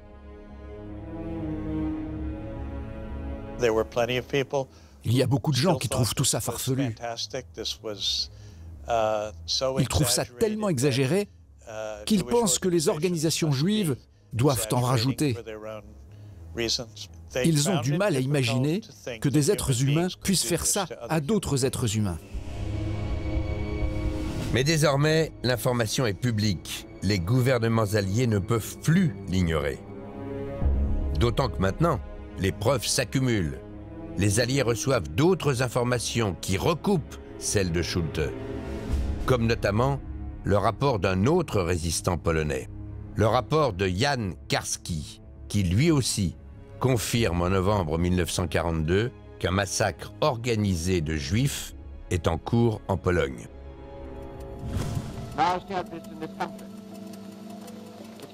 Alors, quelques jours plus tard, le 17 décembre 1942, les représentants des Alliés, dont Churchill, Roosevelt, Staline et même le général de Gaulle, se mettent d'accord. Ils rédigent ensemble une déclaration qui dresse le sinistre bilan de l'étendue du massacre. Dans tous les pays occupés par l'Allemagne, les Juifs sont transportés par train dans des conditions d'horreur et de brutalité vers l'Europe de l'Est, en Pologne, qui est devenue le principal abattoir nazi. Le nombre de ces sanglantes cruautés s'élève à des centaines de milliers d'innocents, hommes, femmes et enfants. Les gouvernements susmentionnés condamnent de la manière la plus ferme possible cette politique bestiale d'extermination de sang-froid. Les responsables de ces crimes ne resteront pas impunis.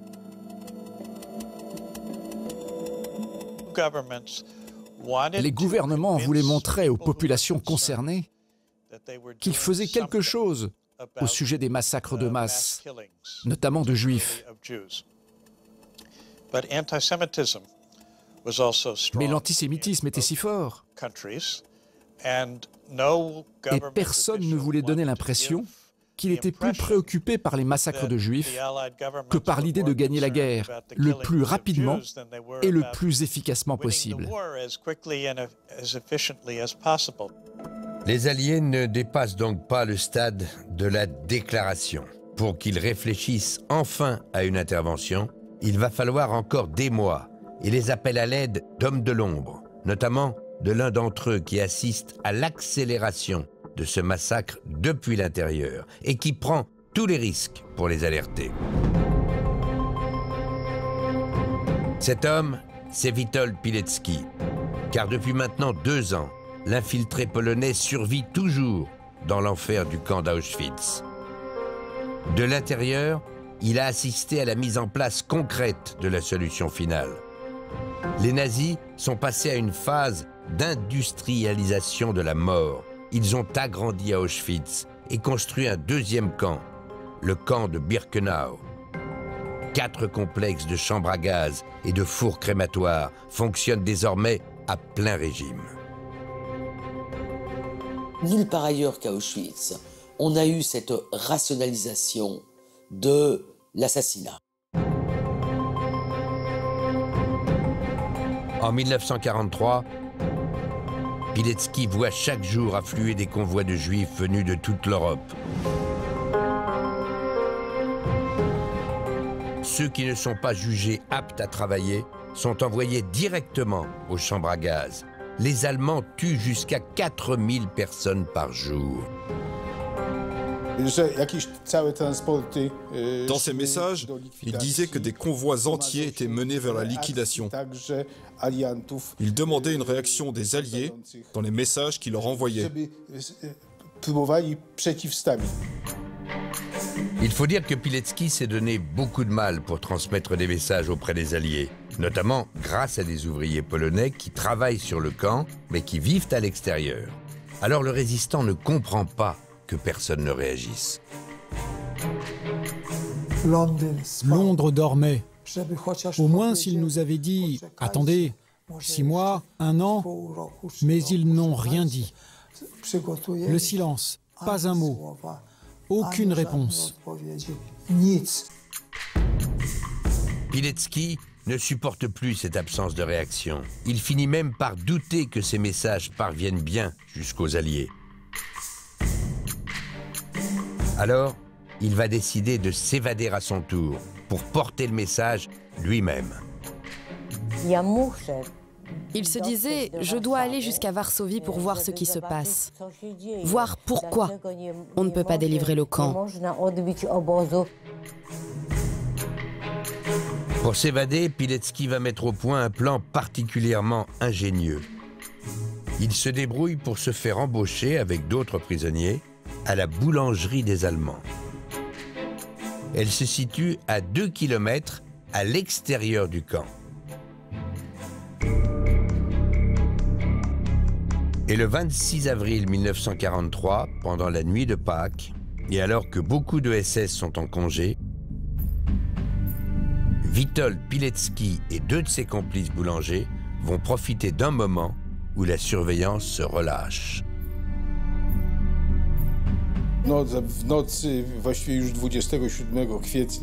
Bien après minuit, lorsque le pain est enfourné, les prisonniers pouvaient se reposer un peu. Les SS étaient occupés à leurs affaires. Pilecki et ses 2 amis ont donc commencé leur tentative d'évasion.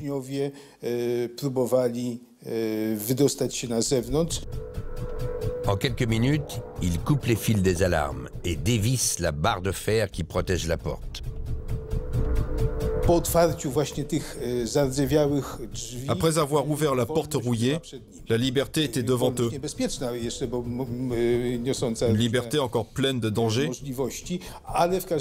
mais ils étaient à l'extérieur des barbelés. Après 947 jours de détention, Pilecki retrouve la liberté. Sur cette photo, il pose, amaigri mais tout sourire, entre ses 2 complices d'évasion. Il est enfin sorti de l'enfer d'Auschwitz et il n'a plus qu'une obsession, témoigner de ce qu'il a vu. C'était un génocide, un effroyable génocide. Il fallait à tout prix faire quelque chose avec ce camp, le délivrer tant que les gens étaient encore vivants, car l'extermination était si énorme. Des milliers de personnes mouraient chaque jour. De retour à Varsovie, il commence alors la rédaction d'un rapport sur ses 2 ans et demi de captivité. Ce rapport d'une vingtaine de pages est connu sous le nom de rapport W. Nous nous le sommes procuré. Nous le traduisons ici pour la première fois en français. Dans ces 20 pages, sans connaître les tenants et les aboutissants du projet nazi, Pilecki décrit avec précision ce qu'on lui a rapporté, mais aussi ce qu'il a vu de ses propres yeux. Des passages entiers décrivent notamment la ruse des nazis pour éviter la panique des femmes qui sont conduites à la mort. Ils leur donneront du savon et une serviette, et elles croiront aller prendre une douche. Parfois, ils ne font même plus cette comédie. Une fenêtre du toit s'ouvrira, d'où tombera du gaz. Pilecki fournit aussi des informations sur la capacité gigantesque des fours crématoires. On a calculé que le travail de 2 tours de service, avec crémation de 2 cadavres par poste, permet de brûler plus ou moins 5 millions de cadavres dans 2 fours crématoires par an. Pilecki envoie son rapport aux résistants de Varsovie qui le transmettent au gouvernement polonais en exil à Londres. Les autorités de Varsovie ont estimé qu'il fallait envoyer l'ensemble du rapport à Londres. Et il a été transmis aux autorités britanniques. Le rapport W s'ajoute ainsi à tous les éléments déjà reçus par les Alliés et il confirme que l'extermination des Juifs par les nazis est bien une réalité. Alors, quelques mois plus tard, au printemps 1944, l'idée d'une intervention pour empêcher ou au moins freiner le massacre va enfin prendre corps. Des organisations juives proposent que pour stopper net l'arrivée de nouveaux convois, les Alliés bombardent les rails qui mènent au camp. Mais cette option va être rapidement écartée. Cela n'avait pas de sens de demander aux militaires de bombarder les voies ferrées. Les Allemands réparaient les rails facilement. Ils les réparaient en quelques jours, parfois en quelques heures. On ne pouvait pas demander aux pilotes de partir pour une mission aussi dangereuse alors qu'elle n'aurait pas eu d'effet tangible. Une seconde option va alors séduire le Premier ministre britannique Winston Churchill. Détruire le cœur du dispositif en larguant des bombes directement sur les chambres à gaz et les fours crématoires.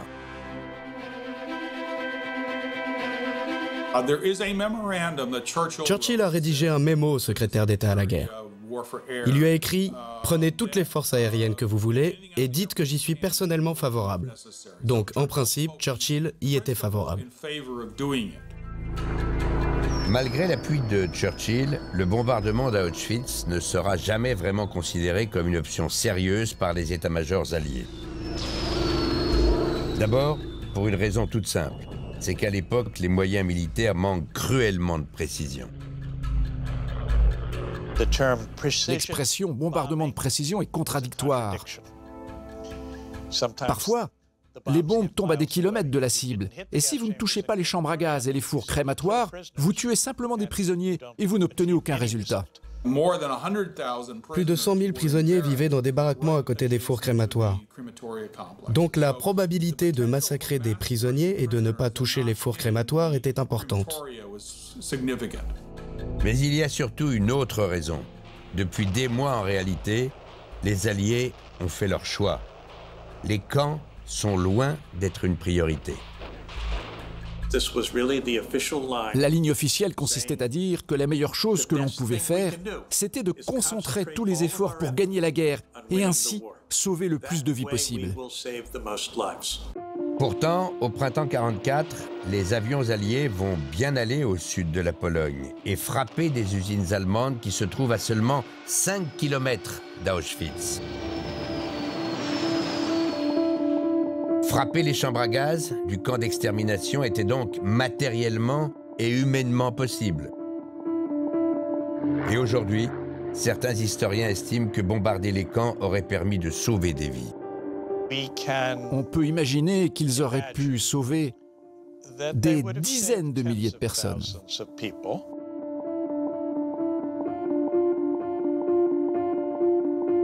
Et même s'ils n'avaient pu en sauver que 100, cela en aurait valu la peine. Le pire, c'est que les derniers mois de la guerre sont aussi ceux où la cadence d'extermination va atteindre son maximum. Entre mai et juillet 1944, soit seulement en 3 mois, 420 000 Juifs sont morts gazés.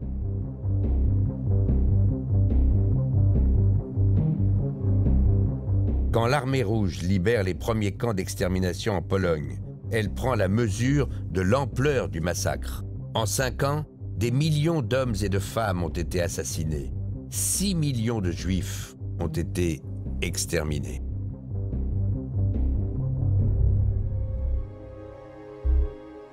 Les Alliés savaient, mais ils n'ont rien fait pour arrêter la machine de mort nazie, alors que dans l'ombre, des hommes prenaient des risques insensés pour que le monde sache ce qui se passait dans les camps. Des hommes dont le destin a été à jamais bouleversé. Après s'être battu contre les nazis, le résistant polonais Witold Pilecki va affronter un nouvel ennemi après la guerre, le pouvoir communiste mis en place par les soviétiques en Pologne.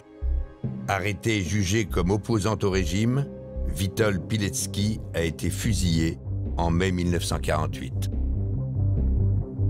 Quant à Eduard Schulte, lui, il a dû fuir l'Allemagne dès 1943. Les nazis avaient découvert qu'il informait secrètement les Alliés. Il s'est installé en Suisse, où il a épousé sa maîtresse, Doris. Il est mort à Zurich en janvier 1966, à l'âge de 75 ans. L'un comme l'autre sont des héros, des hommes qui ont tout tenté pour que la vérité triomphe.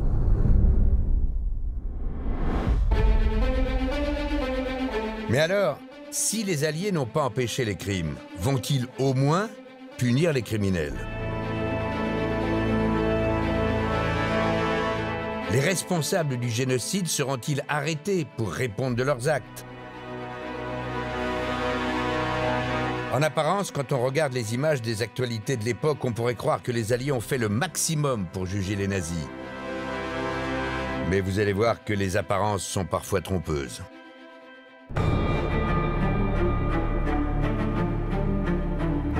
À Nuremberg, en Allemagne, le 20 novembre 1945, s'ouvre l'un des plus grands procès de l'histoire. Sur le banc des accusés, près de 200 hauts responsables nazis. Parmi eux, tout sourire, Hermann Göring, numéro 2 du régime. Le procès est hautement symbolique. Il va durer plus d'1 an. Les caméras du monde entier couvrent l'événement. The trial of the century gathers momentum. Though missing from the 21 prisoners in the dock and unnamed in the indictment, the evil genius of Adolf Hitler is here on trial. The top Nazis' own words and actions rebound in their faces to damn them for their crimes. Les charges retenues sont à la hauteur des atrocités commises. Le terme de crime contre l'humanité est employé pour la première fois par une cour de justice.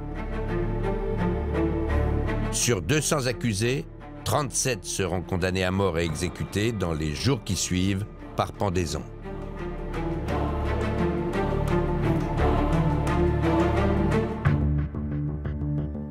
Mais si justice a été rendue pour ces hauts responsables, en réalité, sur le banc des accusés, ils devraient être bien plus nombreux. Dans ce document, les Alliés ont identifié les criminels de guerre nazis. Sur plusieurs centaines de pages, ils les ont répertoriés un par un. Et la liste compte au total plus de 30 000 noms.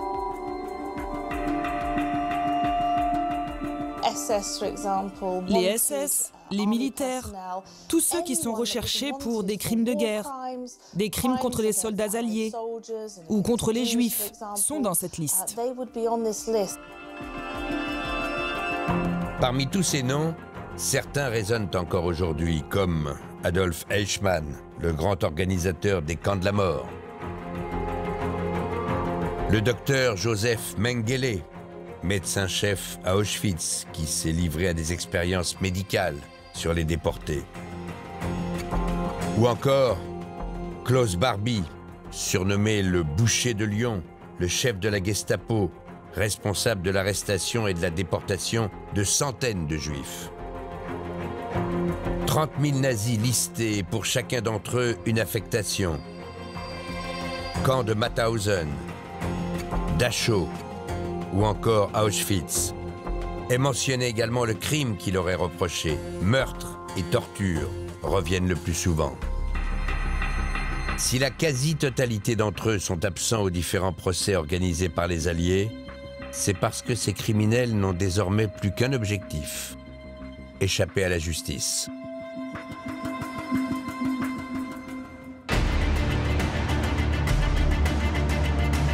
Pour y parvenir, de nombreux nazis vont avoir recours à des filières organisées. Bénéficier en secret de l'appui d'institutions officielles et profiter de complicité au-dessus de tout soupçon. Environ 150 000 personnes ont commis des crimes de guerre sous le Troisième Reich. Seuls 50 000 ont été arrêtés. Alors qu'est-il arrivé aux 100 000 autres? Ils n'ont pas pu disparaître. Il y a eu en fait un réseau d'exfiltration organisé pour échapper à la justice.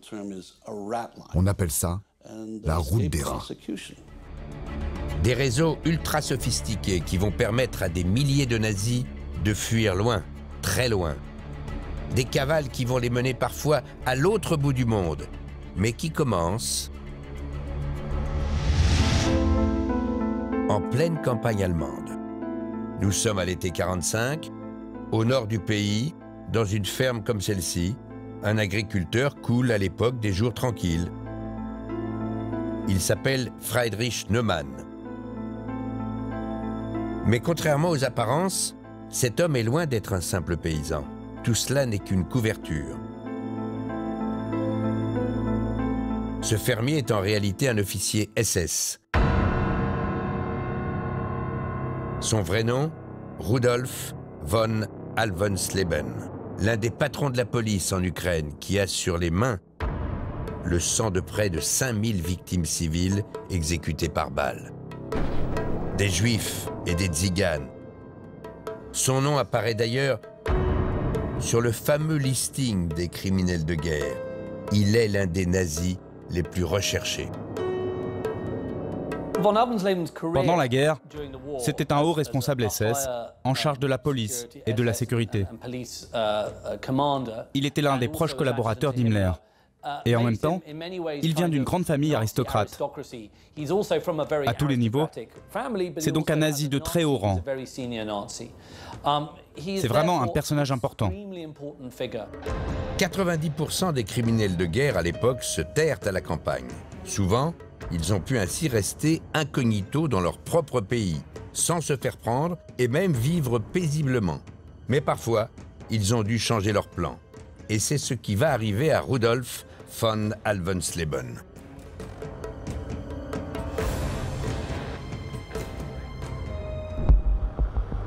Le 2 août 1946, Rudolf voit débarquer chez lui des personnes qu'il n'attendait pas. Une Jeep, avec à l'intérieur des enquêteurs venus l'interroger. Car depuis des mois, des centaines de soldats des troupes alliées ratissent tout le pays. Même dans les endroits les plus reculés, porte à porte, checkpoints, tout le monde est contrôlé et arrêté au moindre doute. Et justement, Rudolf von Alvensleben va éveiller les soupçons des enquêteurs lorsqu'il débarque dans sa ferme. Il se fait arrêter pour être emmené dans un camp de prisonniers comme celui-ci, où sont envoyés des milliers de suspects, et il va subir un interrogatoire serré. Sur cette fiche que nous avons retrouvée, il soutient qu'il s'appelle bien Friedrich Neumann. Il affirme qu'il est Flüchtling, c'est-à-dire réfugié de guerre, et que sa profession actuelle est bien Landwirt, en français, fermier. Mais face à lui, il va avoir affaire à un enquêteur suspicieux, car son comportement ne colle pas du tout avec ses réponses. Il a d'ailleurs plutôt des allures d'aristocrate que de simple paysan. Il y avait quelque chose dans son allure, sa façon de parler, dans son comportement. C'est quelqu'un qui était très sûr de lui. Tout cela lui a fait penser que cet homme ne venait pas du petit peuple. Il était beaucoup plus que cela. Et cela a éveillé les soupçons. L'enquêteur le soupçonne même d'être un gros poisson. Ordre est alors donné de le surveiller de très près. La cavale de von Alvensleben aurait dû s'arrêter là, dans un camp. Mais en réalité, elle ne fait que commencer. L'enquêteur a dit à ses collègues « Assurez-vous que le garde le mette bien à l'isolement » parce qu'il avait des doutes sur von Alvensleben.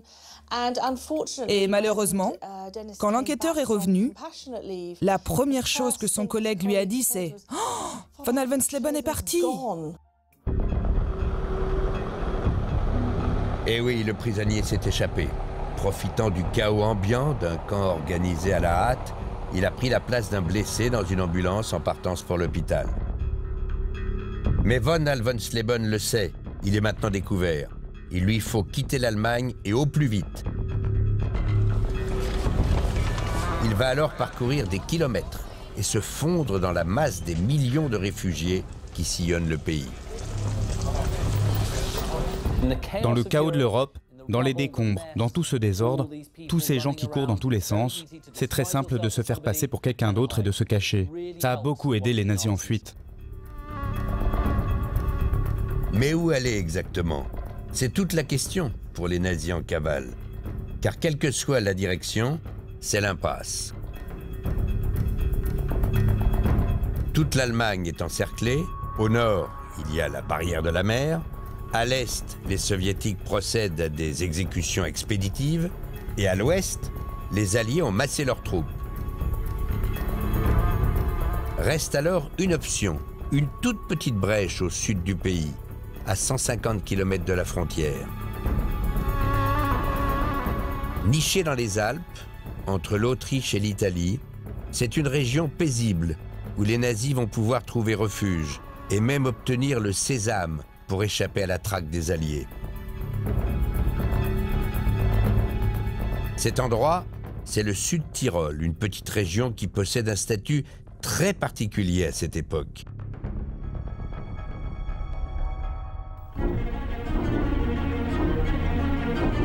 Car dans cette période où les frontières de l'Europe sont en train d'être redessinées, les Alliés n'ont pas encore tranché sur son sort.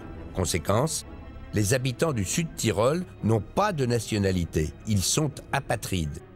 Une anomalie administrative qui n'a duré que quelques mois, mais dont de nombreux nazis vont profiter.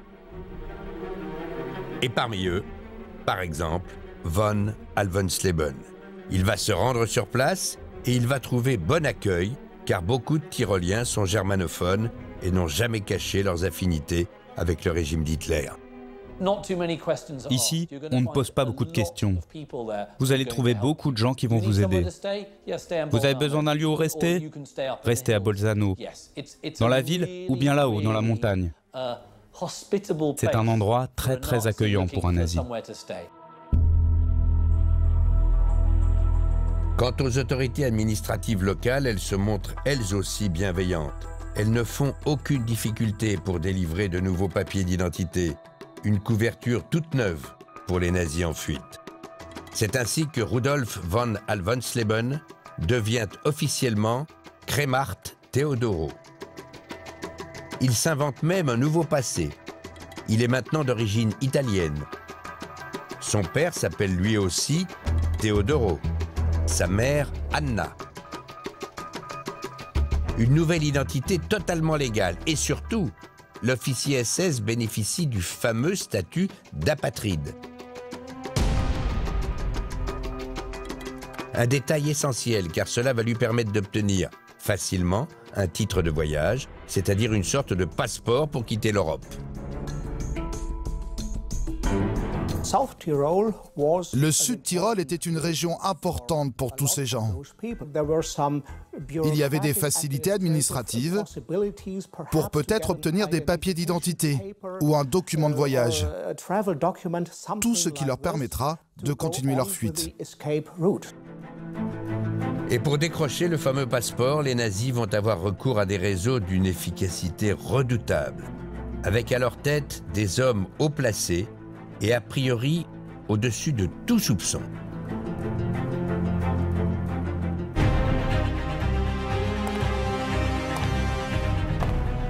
Il était de notoriété publique qu'il était le plus proche ami des nazis à l'intérieur du Vatican.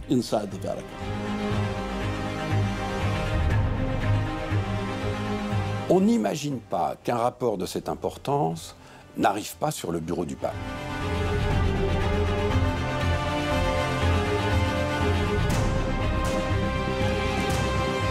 Ce n'était pas juste une petite entreprise criminelle. C'était une politique gouvernementale qui permettait de faire traverser l'Atlantique aux nazis.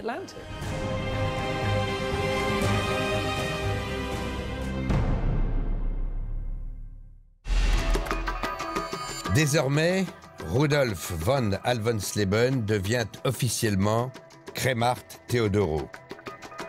Il s'invente même un autre passé. Il est maintenant d'origine italienne. Son père s'appelle lui aussi Teodoro. Sa mère, Anna. Une nouvelle identité totalement légale, mais surtout, l'officier SS bénéficie du fameux statut d'apatride. C'est la condition indispensable pour obtenir un titre de voyage, une sorte de sésame qui sera la clé pour quitter l'Europe.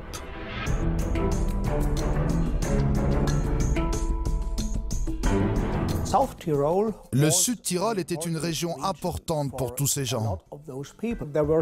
Il y avait des facilités administratives pour peut-être obtenir des papiers d'identité ou un document de voyage, tout ce qui leur permettra de continuer leur fuite. Et pour décrocher le fameux passeport, les nazis vont avoir recours à des réseaux d'une efficacité redoutable, avec à leur tête des hommes haut placés et a priori au-dessus de tout soupçon. Nous sommes à Rome, au lendemain de la guerre. L'Italie, l'un des premiers pays libérés par les Alliés. L'Italie tourne alors tout juste la page du fascisme. Pourtant, au cœur même de sa capitale, il y a une institution vers laquelle les nazis vont se tourner.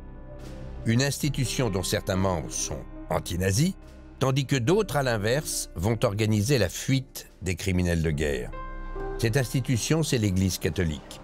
Car au sein même du Vatican, il y a de hauts responsables ecclésiastiques qui n'ont pas pour seule conviction celle de la religion, comme par exemple l'évêque Alois Udall.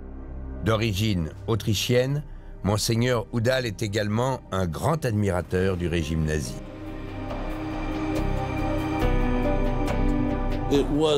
Il était de notoriété publique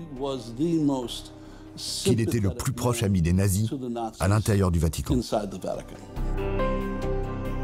Avant la guerre, Alois Udall a même écrit un livre dont le titre affiche clairement ses positions. Les fondements du national-socialisme. Un livre dans lequel il essaie de réconcilier le catholicisme et le nazisme. Il va même jusqu'à adresser un exemplaire à Adolf Hitler qu'il dédicace au Siegfried de la grandeur allemande, comparant ainsi le Führer au fameux prince guerrier invulnérable dans la mythologie. C'était un membre d'honneur du parti et un supporter ardent du Troisième Reich. Il roulait dans Rome avec un drapeau du Grand Reich, du moins jusqu'à l'arrivée des Alliés. Mais alors que le Reich vient de tomber, Alois Udall va utiliser tout son pouvoir pour aider les fugitifs nazis. Il va leur obtenir des passeports en bonne et due forme et les aider ainsi à partir très loin. Tout s'organise ici, au 20 de la Via della Pace, la rue de la Paix, à Rome. Nous sommes au siège de l'église allemande, dirigée par Alois Udall. Est également basée ici l'une des branches de la commission pontificale d'assistance, créée à la fin de la guerre pour accueillir les réfugiés.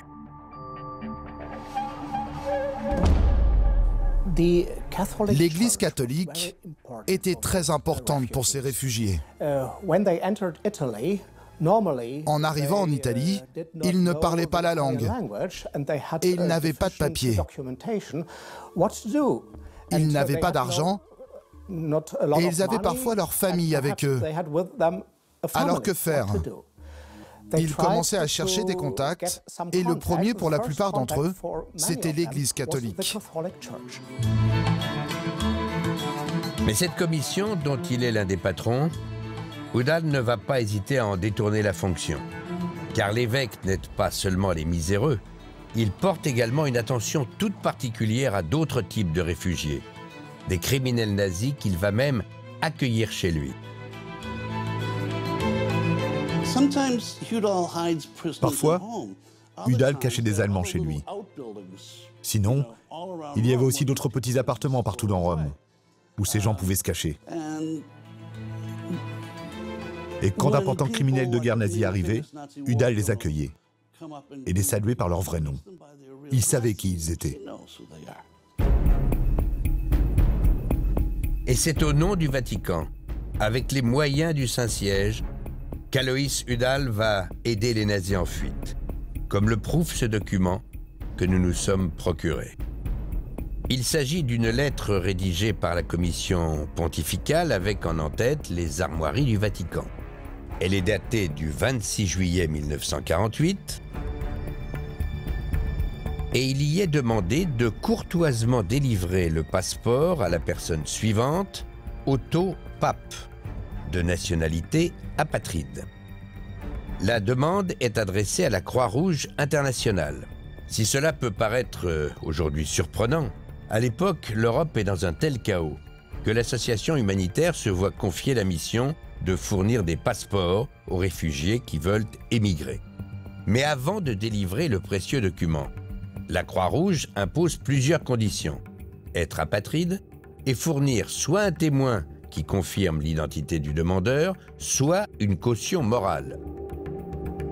Alors, quoi de mieux qu'une lettre comme celle-ci, avec la caution du Vatican représentée par un évêque comme Alois Udall? C'est la garantie absolue de décrocher un passeport. La chef de la Croix-Rouge locale raconte qu'elle donnait à Udall tout ce qu'il demandait. C'était un évêque après tout. Bien sûr qu'elle allait croire un homme d'église. Il lui disait quel nom mettre et à quelle date le signer, et elle le faisait. Elle ne pensait pas à mal, elle. Et résultat, le jour même, la Croix-Rouge délivre le passeport demandé au dénommé Otto Papp. Mais cet Otto Papp, à la moustache bien soignée, n'est pas franchement un réfugié comme les autres. C'est le nazi le plus recherché d'Italie. Son vrai nom est Erich Priebke, capitaine SS, officier de la Gestapo à Rome. Il est accusé d'avoir assassiné 335 Italiens, exécutés d'une balle dans la tête. Des centaines d'innocents, certains âgés de seulement 14 ans, ont été amenés dans une cave et exécutés par Priebke. C'est Priebke qui a ordonné tout cela. Il était l'un des criminels de guerre les plus recherchés de l'histoire de Rome. Et c'est pourtant ici même, à Rome, qu'Erich Priebke a pu obtenir son sésame pour partir très loin, quitter le continent et se mettre ainsi à l'abri de toute poursuite. Et si cela a été possible, c'est donc grâce au réseau dirigé par Alois Udall. Et ce n'est pas le seul nazi que l'évêque va aider. Il y en a des dizaines d'autres, parmi eux les plus recherchés d'Europe, comme Adolf Eichmann, le docteur Mengele ou Klaus Barbie. Mais les autorités du Vatican sont-elles au courant de tels agissements? Est-il possible qu'Alois Udall ait ainsi obtenu de faux papiers à plusieurs criminels de guerre sans que les plus hautes sphères de l'Église ne s'aperçoivent de rien? Une chose est sûre, en juin 1947, un rapport classé top secret a révélé l'existence de ces filières et les a signalées au plus haut niveau. Un rapport destiné à l'administration américaine. L'enquête a été menée par les services secrets des États-Unis et son contenu fait l'effet d'une bombe. Son titre, Les mouvements d'immigration clandestins en Italie. Sur 30 pages, on y explique en détail comment les émigrés parviennent à quitter l'Italie illégalement. Et parmi ces émigrés clandestins, le rapport pointe du doigt les nazis allemands. Il y a eu et il y a encore de nombreux groupes de nazis allemands qui viennent en Italie dans le seul but d'obtenir des papiers d'identité fictifs passeports et visas. Mais surtout, le rapport dénonce les filières qui aident ces clandestins. Et parmi ces filières, c'est le Vatican qui est cité comme coupable numéro 1. Le Vatican est bien sûr la plus importante des organisations impliquées dans le déplacement illégal des émigrants. Et le rapport est explicite sur le rôle joué par le Vatican dans l'exfiltration des nazis. Des recherches complémentaires indiquent que dans les pays d'Amérique latine où l'Église a joué un rôle important, le Vatican a exercé des pressions pour favoriser l'entrée d'anciens nazis et d'anciens fascistes. Le rapport liste en détail 22 filières au sein du Vatican, impliquées dans ces réseaux qui ont permis, entre autres, aux nazis de quitter l'Europe. Sont cités plusieurs monseigneurs, c'est-à-dire des évêques. Et en toute première place, on trouve Monseigneur Udall. Son adresse est indiquée, ainsi que son numéro de téléphone. Ce rapport des services secrets américains est-il remonté jusqu'au sommet du Vatican? Le pape de l'époque, Pie XII, en a-t-il eu connaissance? Impossible de l'affirmer, car le Vatican refuse encore aujourd'hui de déclassifier ses archives. Mais pour de nombreux spécialistes, c'est extrêmement probable. On n'imagine pas qu'un rapport de cette importance n'arrive pas sur le bureau du pape. Quand on dit le bureau du pape, c'est vraiment le bureau du pape, car Pie XII, à cette époque-là, n'a pas de secrétaire d'État. En temps normal, ces rapports arrivent sur le bureau du secrétaire d'État, c'est-à-dire du Premier ministre du Vatican. Là, justement, à cette époque, il n'y a pas de secrétaire d'État. Donc le rapport arrive exactement sur le bureau du pape.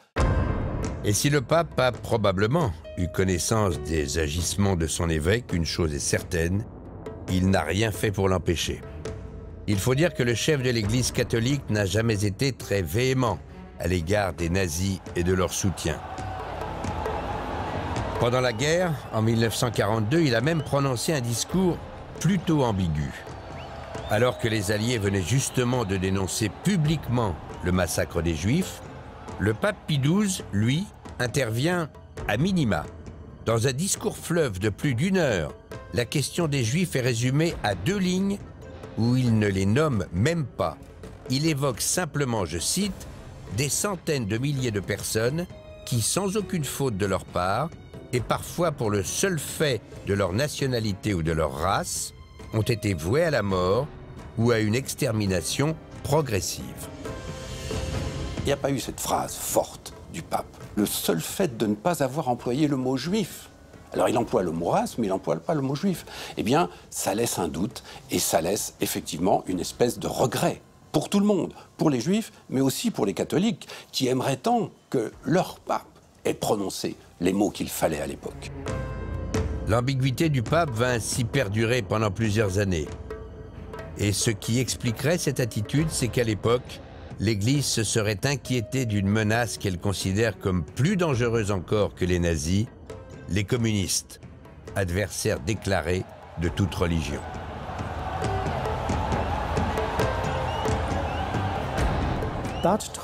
À cette époque, en 1946-47, l'Italie allait peut-être devenir communiste après les élections. La situation était donc très délicate, car si le communisme gagnait du poids politique dans le pays, cela serait la pire situation pour l'Église catholique. Donc que faire? Que ce soit pour des raisons politiques ou idéologiques, des centaines de nazis ont pu se procurer un passeport et échapper aux Alliés grâce à des complicités au sein de l'Église. Et une fois le précieux document en main, certains de ces criminels fugitifs vont trouver un refuge. Il s'agit d'un État où l'on met tout en œuvre pour qu'il soit en sécurité et puisse échapper à la traque des Alliés. Des centaines d'entre eux vont y être accueillis, comme Priebke, Klaus Barbie ou Eichmann. Cet État se trouve à 12 000 km de l'Italie, de l'autre côté de l'Atlantique. c'est l'Argentine.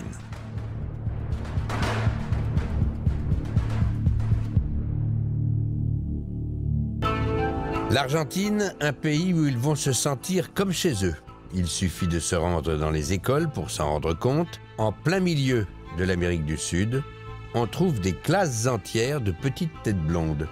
Car depuis le 19e siècle, l'Argentine est une terre d'immigration très prisée des Allemands.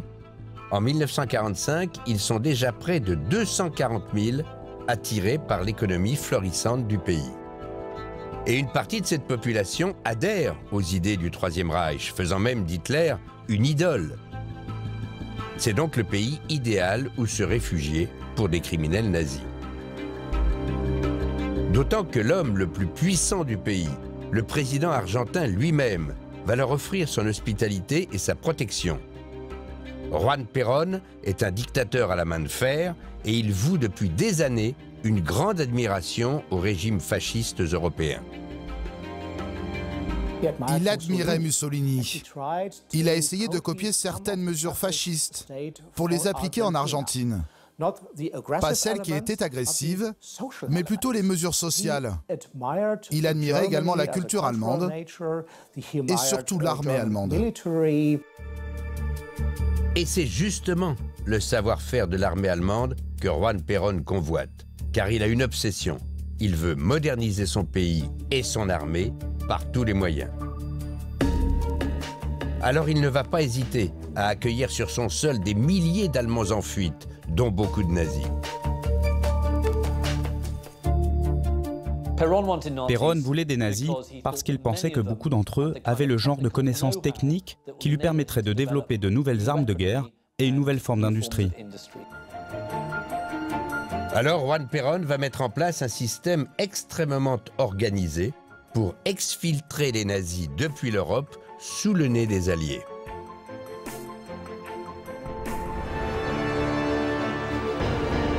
Tout se passe au sein même de deux consulats argentins, celui de Berne, en Suisse, et celui de Gênes, en Italie.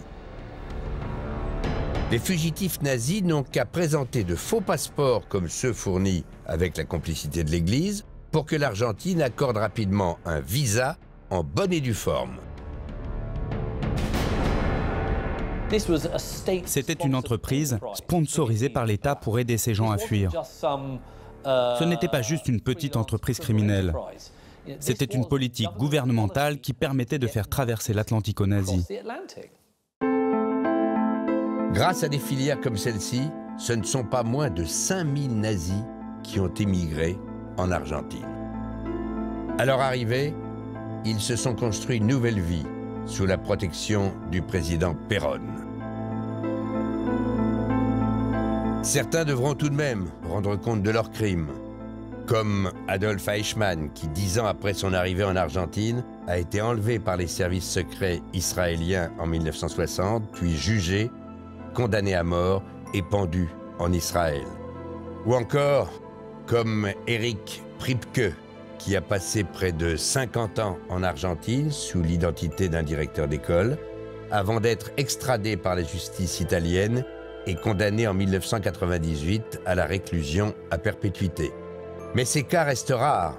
La majorité des criminels nazis cachés en Argentine ont vécu tranquillement jusqu'à la fin de leur jour, sans jamais être inquiétés. C'est le cas notamment de von Alvensleben, qui s'est reconverti dans l'élevage de poissons. Il est mort à l'âge de 69 ans, impuni.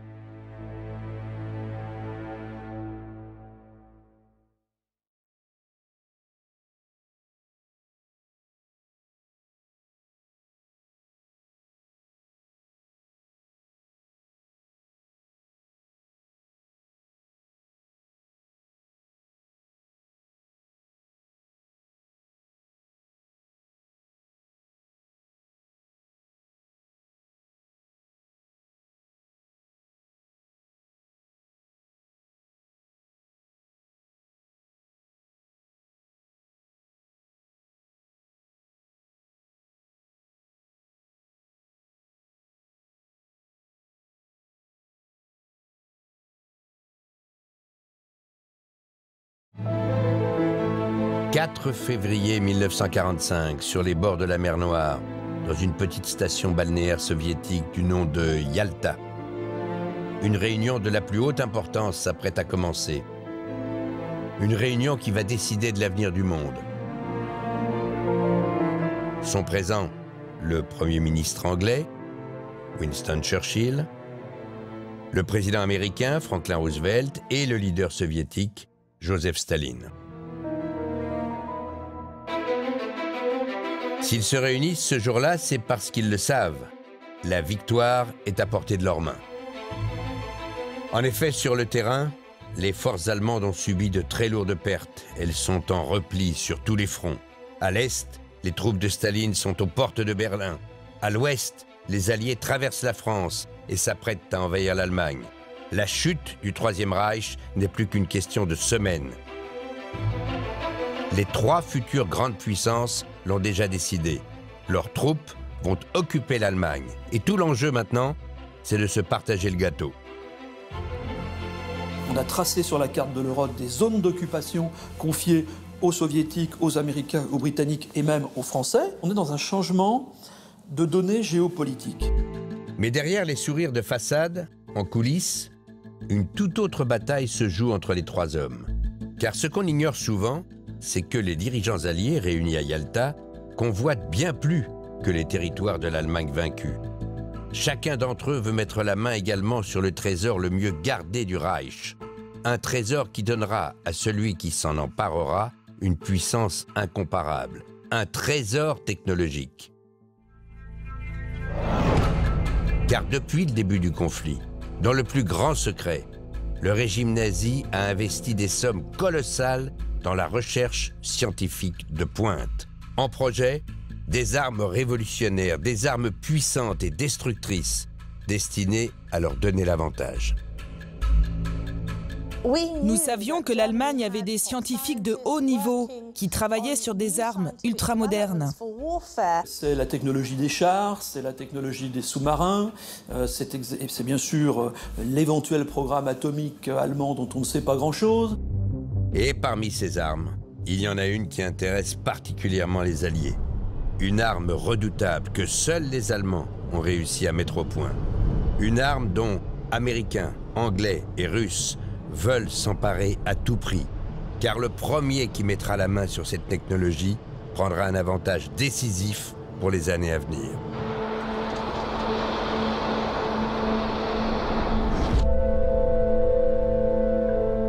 La première fois que les Alliés ont eu connaissance de l'existence de cette arme révolutionnaire, c'était 2 ans avant la fin de la guerre. Et le plus surprenant, c'est qu'ils l'ont appris par les Allemands eux-mêmes. Nous sommes le 26 mai 1943 dans la campagne anglaise, près de Londres, à Trent Park. Ce joli manoir a tout l'air d'une maison de vacances. En réalité, c'est l'une des prisons les mieux gardées d'Angleterre. À l'intérieur, il y a des prisonniers de guerre très précieux pour l'armée britannique.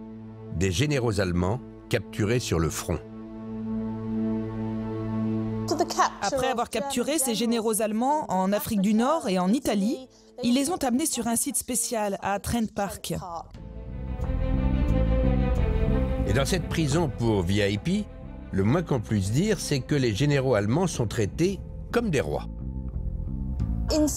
Dans la maison, ils peuvent circuler comme ils veulent. Ils ont accès à une salle à manger. Ils ont même leur propre chambre. Et ils ont presque le sentiment d'être les maîtres des lieux.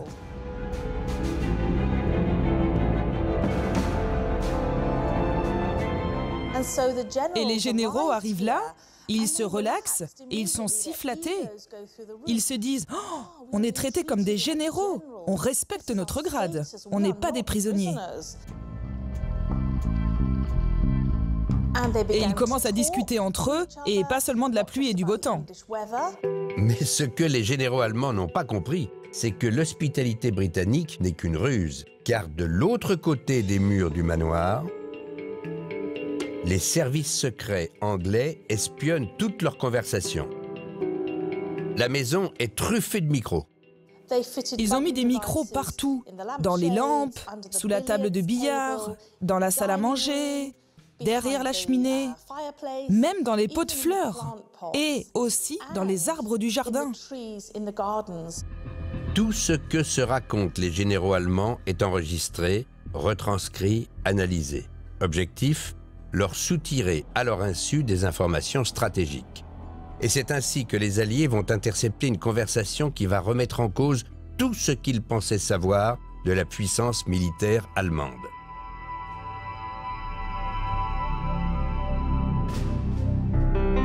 Nous avons eu accès aux archives des services d'espionnage britanniques. Et voici ce que révèle une conversation du 26 mai 1943. 3 généraux y parlent pour la première fois d'une arme totalement nouvelle, une bombe volante aux caractéristiques inédites pour l'époque.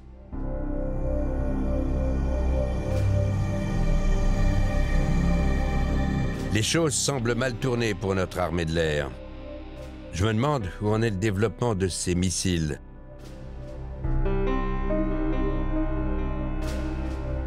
J'en ai vu un qui a été mis au point il y a quelque temps. J'étais là aux premiers essais.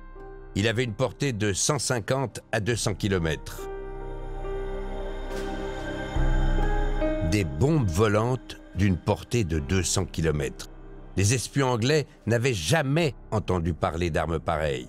Ça leur semble même difficile à croire. Les chefs se demandent si ce n'est pas de la fiction.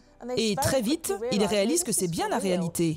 Quelque chose a été développé, quelque chose d'incroyablement mortel. Et ils en parlent même comme quelque chose qui peut faire gagner la guerre à l'Allemagne. C'est du sérieux.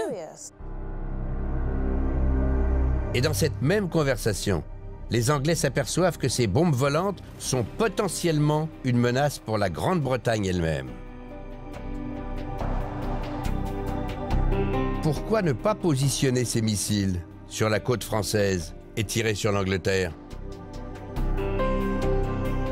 Une hypothèse qui fait froid dans le dos aux Britanniques. Si ces armes peuvent atteindre Londres en plein cœur, il faut les retrouver et les neutraliser au plus vite. Cela devient une priorité pour les services de renseignement anglais.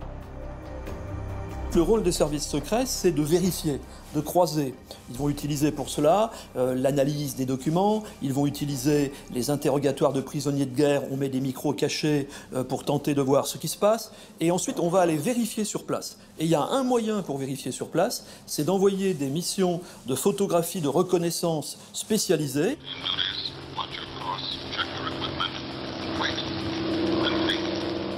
La Royal Air Force possède des centaines d'avions de reconnaissance qui survolent et photographient régulièrement le territoire allemand. Lors de l'un de ces vols, des pilotes anglais vont découvrir un site militaire allemand qui semble abriter des armes pas vraiment conventionnelles. À la pointe nord de l'Allemagne, près de la mer Baltique, les avions espions ont pris des clichés surprenants au-dessus d'une zone qui s'étend sur plusieurs kilomètres et qui porte le nom de Peenemünde. Vu du ciel, difficile d'identifier quoi que ce soit, mais les experts anglais ont repéré de précieux indices. Au nord du site, un bâtiment de plusieurs mètres de haut qu'ils ont identifié comme une tour de contrôle. Quelques mètres plus loin, de longues structures verticales qui sont certainement des sortes de rampes de lancement, mais plus importants. À l'ouest, un engin métallique allongé, un peu étrange. Une sorte d'avion sans ailes, à la silhouette élancée. Au mois de juin 1943, ils identifient sur des clichés de Peenemünde un objet totalement nouveau, et cet objet, c'est clairement une fusée. Une fusée de ce genre. Un engin futuriste.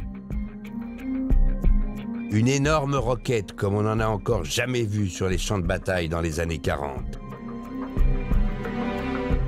L'info remonte immédiatement au plus haut niveau de l'État à Londres. Et dès qu'il est informé, le Premier ministre anglais Winston Churchill prend une décision radicale.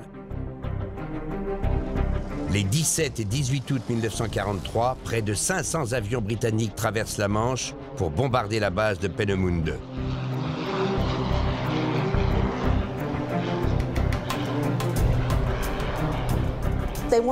Les Anglais voulaient ralentir le programme de construction des missiles. Et Churchill dit même au pilote, si vous n'y arrivez pas, il va falloir y retourner. Pour Churchill, ce n'est pas négociable. Peenemünde doit être détruit.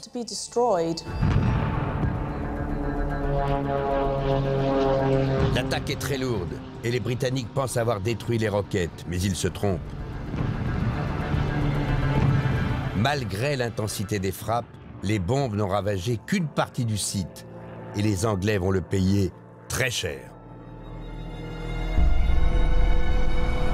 Le 13 juin 1944, Londres est en pleine effervescence. Quelques jours plus tôt, les Alliés ont réussi le débarquement sur les plages de Normandie.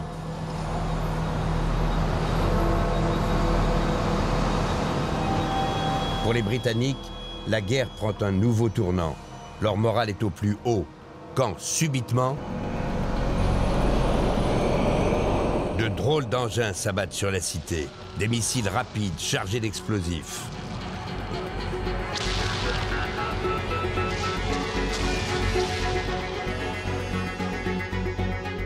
Ces armes ont en fait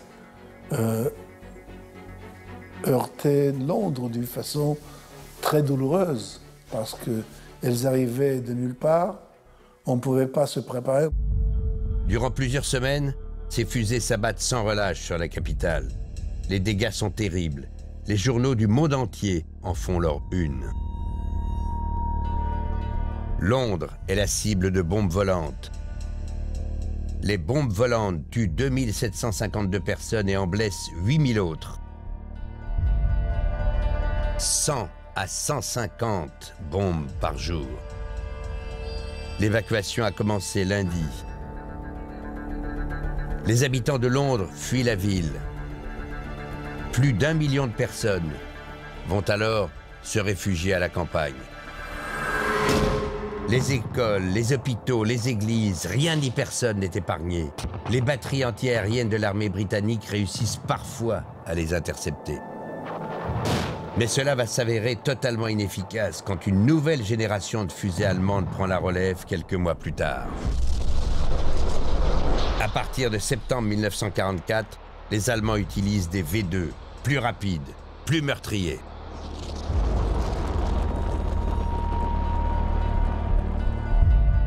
La fusée V2, c'est un objet révolutionnaire au sens étymologique du terme.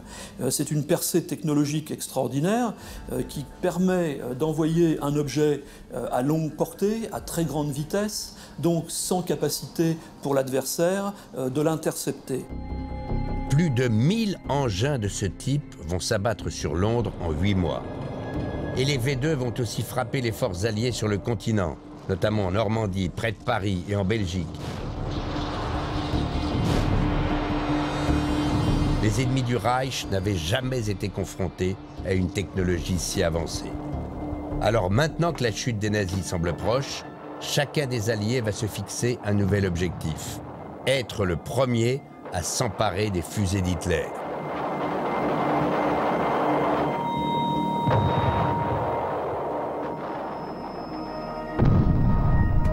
À l'Est, les Russes confient l'une de ces missions à Sergueï Korolev, l'un des ingénieurs les plus réputés de l'Union soviétique, un expert de l'armement. En France, le général de Gaulle donne carte blanche à Henri Moureux, le chef du laboratoire de la police de Paris, qui a étudié de près les V2. Mais ceux qui ont une longueur d'avance, ce sont les Anglais et les Américains. Ces derniers ont confié la mission à un ingénieur militaire, le major Stever. L'US Army a envoyé sur le continent européen, à la suite de l'armée américaine, une mission spéciale qui est dirigée par le Major Stever, qui a une solide formation d'ingénieur, pour mettre la main sur les éléments clés du programme V2, mettre la main sur des ingénieurs, mettre la main sur des archives, mettre la main sur des fusées V2 intactes. Robert Stever n'a que 28 ans. Et derrière ce beau visage, au regard rêveur, se cache un officier déterminé, prêt à tout pour être le premier à s'emparer des missiles. La course est désormais lancée et les Alliés ne vont se faire aucun cadeau. Le major Stever commence ses investigations à Londres en février 1945. Il étudie les archives des services de renseignement à la recherche d'une information. Il veut trouver le nom de l'ingénieur allemand qui a mis au point les fusées V2. Et dans l'une des conversations enregistrées entre les généraux allemands à Trent Park, il va trouver ce qu'il cherche. Cette conversation date du 10 juin 1944. Les généraux parlent d'un scientifique qui serait le responsable du programme de fusée. Le docteur Von Braun est un ingénieur extrêmement talentueux. Il était responsable du développement des missiles. À l'époque, nous avions besoin de roquettes pour développer des bombes anti-chars. Lorsque les prisonniers et les généraux ont commencé à parler d'armes secrètes, des fusées V1 et V2, et plus précisément de la découverte de Von Braun, alors l'information a été communiquée aux Américains. Ce docteur Von Braun est-il donc le créateur des V2? À Londres, Américains et Anglais vont mettre les bouchées doubles pour en savoir plus. Et ils ne vont pas être déçus. Wernher von Braun le voici. Filmé en 1943, il n'est alors âgé que de 31 ans, mais il est déjà le directeur de la base ultra-secrète de Peenemünde. Ce jeune homme aux faux airs de playboy doit toute sa carrière au régime nazi. Sur cette photo qui date de 1934, Von Braun pose fièrement lors de ses premiers essais de fusée. Parmi les invités d'honneur ce jour-là, Adolf Hitler. Le Führer est tombé sous le charme de l'ingénieur. C'est lui qui lui a proposé de diriger le programme secret de bombes volantes. Et l'ambitieux Von Braun ne s'est pas fait prier pour accepter. Wernher von Braun, c'est un personnage qui n'a pas de scrupules. Tout est bon pour atteindre le but fixé. La fin justifie les moyens. Tout est bon, y compris le régime nazi. Il adhère au parti nazi.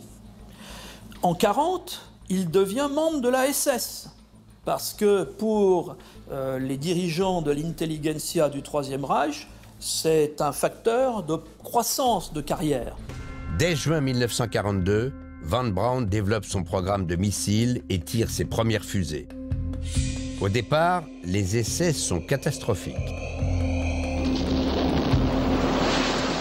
Les V1 explosent parfois avant même de décoller.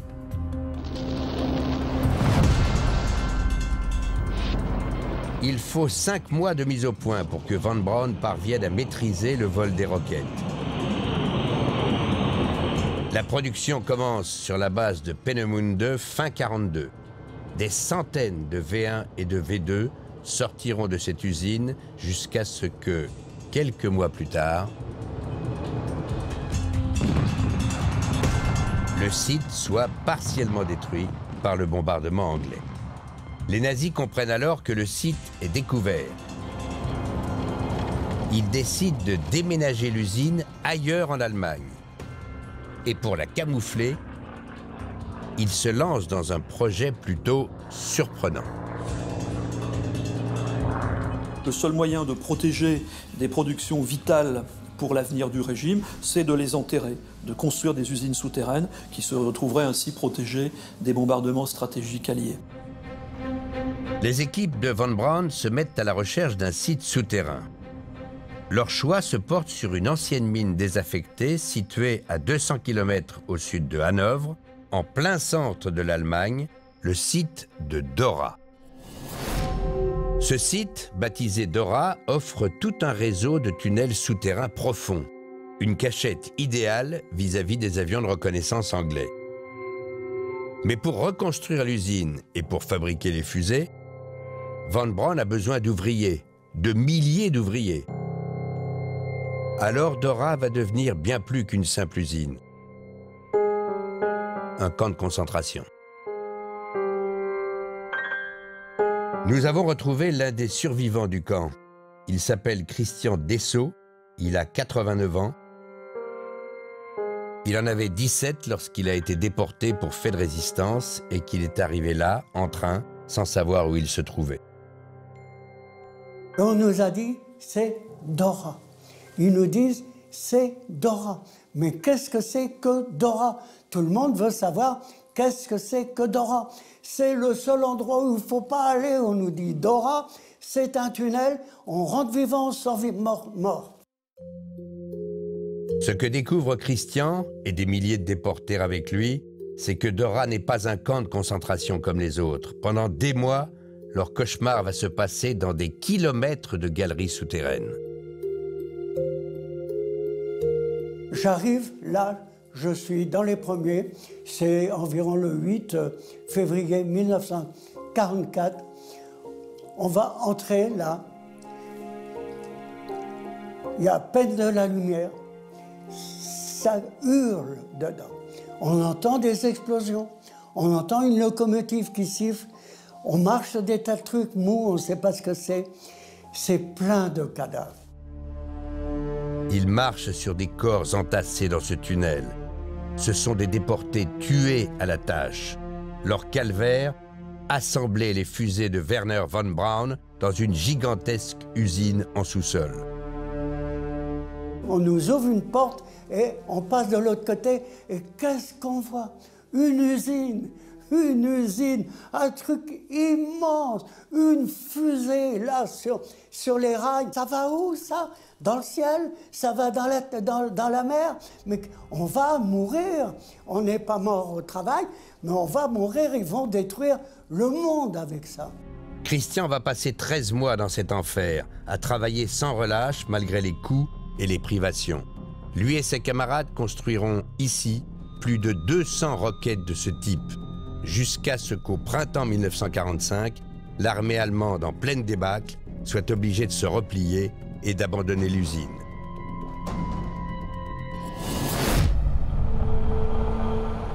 Les Américains arrivent sur place le 11 avril. Au milieu des ruines de Dora, ils vont trouver un immense charnier.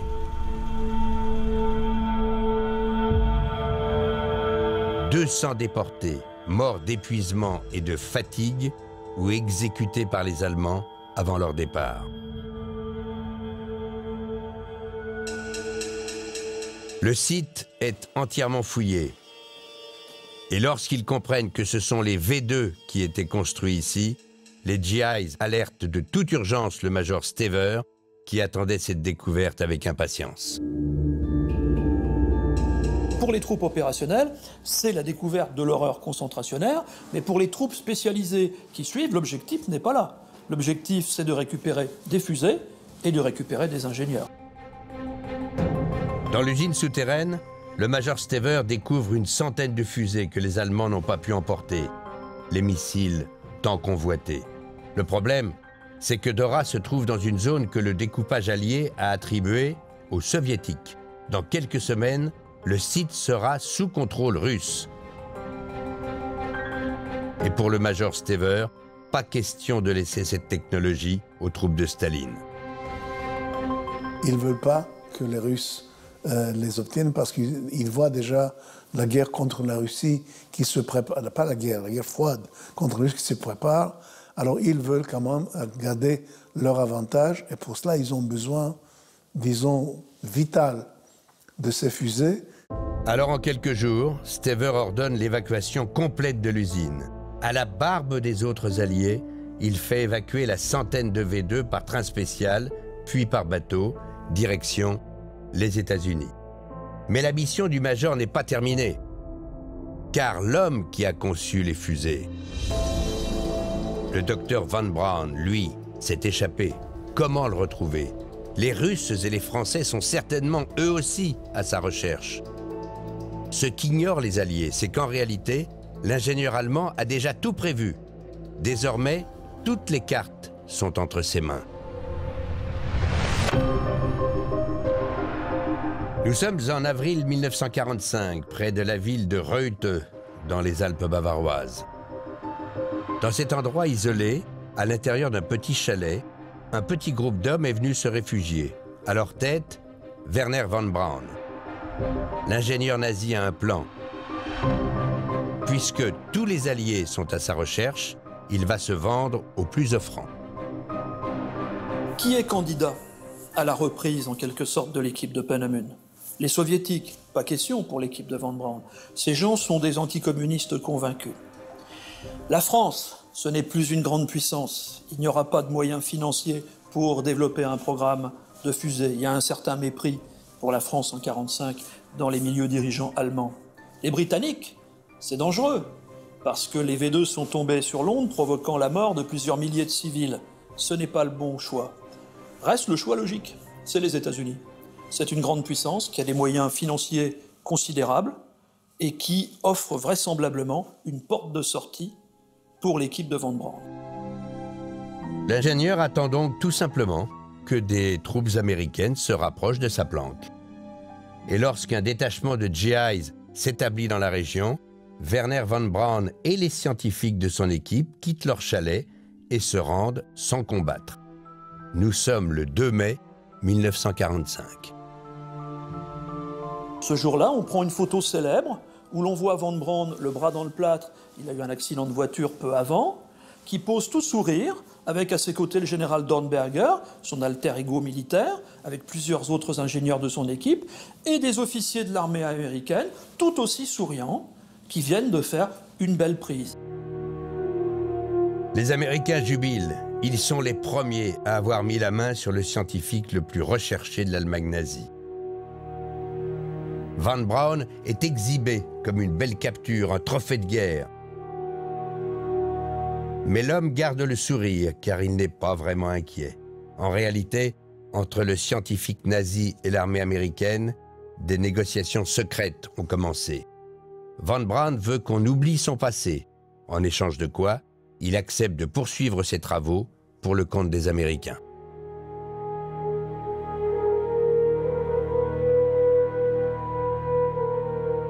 On voit que ce personnage peut être remarquablement utile pour l'avenir des États-Unis. Donc on va commencer à négocier les conditions du transfert outre-Atlantique de Von Braun et de son équipe. 2 mois plus tard, l'administration américaine donne son feu vert. En toute discrétion, Von Braun est exfiltré vers les États-Unis. C'est un sentiment d'admiration, sans nul doute, qui est en train d'émerger. Et un sentiment d'admiration, malgré le fait que les Américains sont tout à fait informés de l'appartenance de Von Braun au parti nazi. Ils connaissent également le fait qu'il est membre de la SS, mais on ne s'arrête pas à ce genre de détails quand on tient un personnage de l'ampleur de Wernher von Braun. C'est le calcul qui est fait par les Américains. Et un calcul payant, car il va apporter à la recherche scientifique américaine un formidable coup d'accélérateur. 3, 2, 1, 0. All engine running. Car dans les années suivantes aux États-Unis, Wernher von Braun va connaître une brillante carrière. Liftoff. We have a liftoff. En 1960, il devient le tout premier directeur du centre spatial de la NASA. Et 9 ans plus tard, ses travaux aboutissent au lancement de la navette Saturne V, celle qui permet à l'homme de marcher pour la première fois sur la Lune. One small step for man. One giant leap for mankind. Et s'il est l'un des premiers scientifiques allemands exfiltrés aux États-Unis, après la victoire, Von Braun est loin d'être le seul. Dès le mois de juillet 1945, les Américains ont mis en place une opération de grande envergure.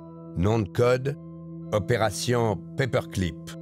Au total, plus de 1600 scientifiques allemands suivront le même chemin pour rejoindre les labos de recherche américains.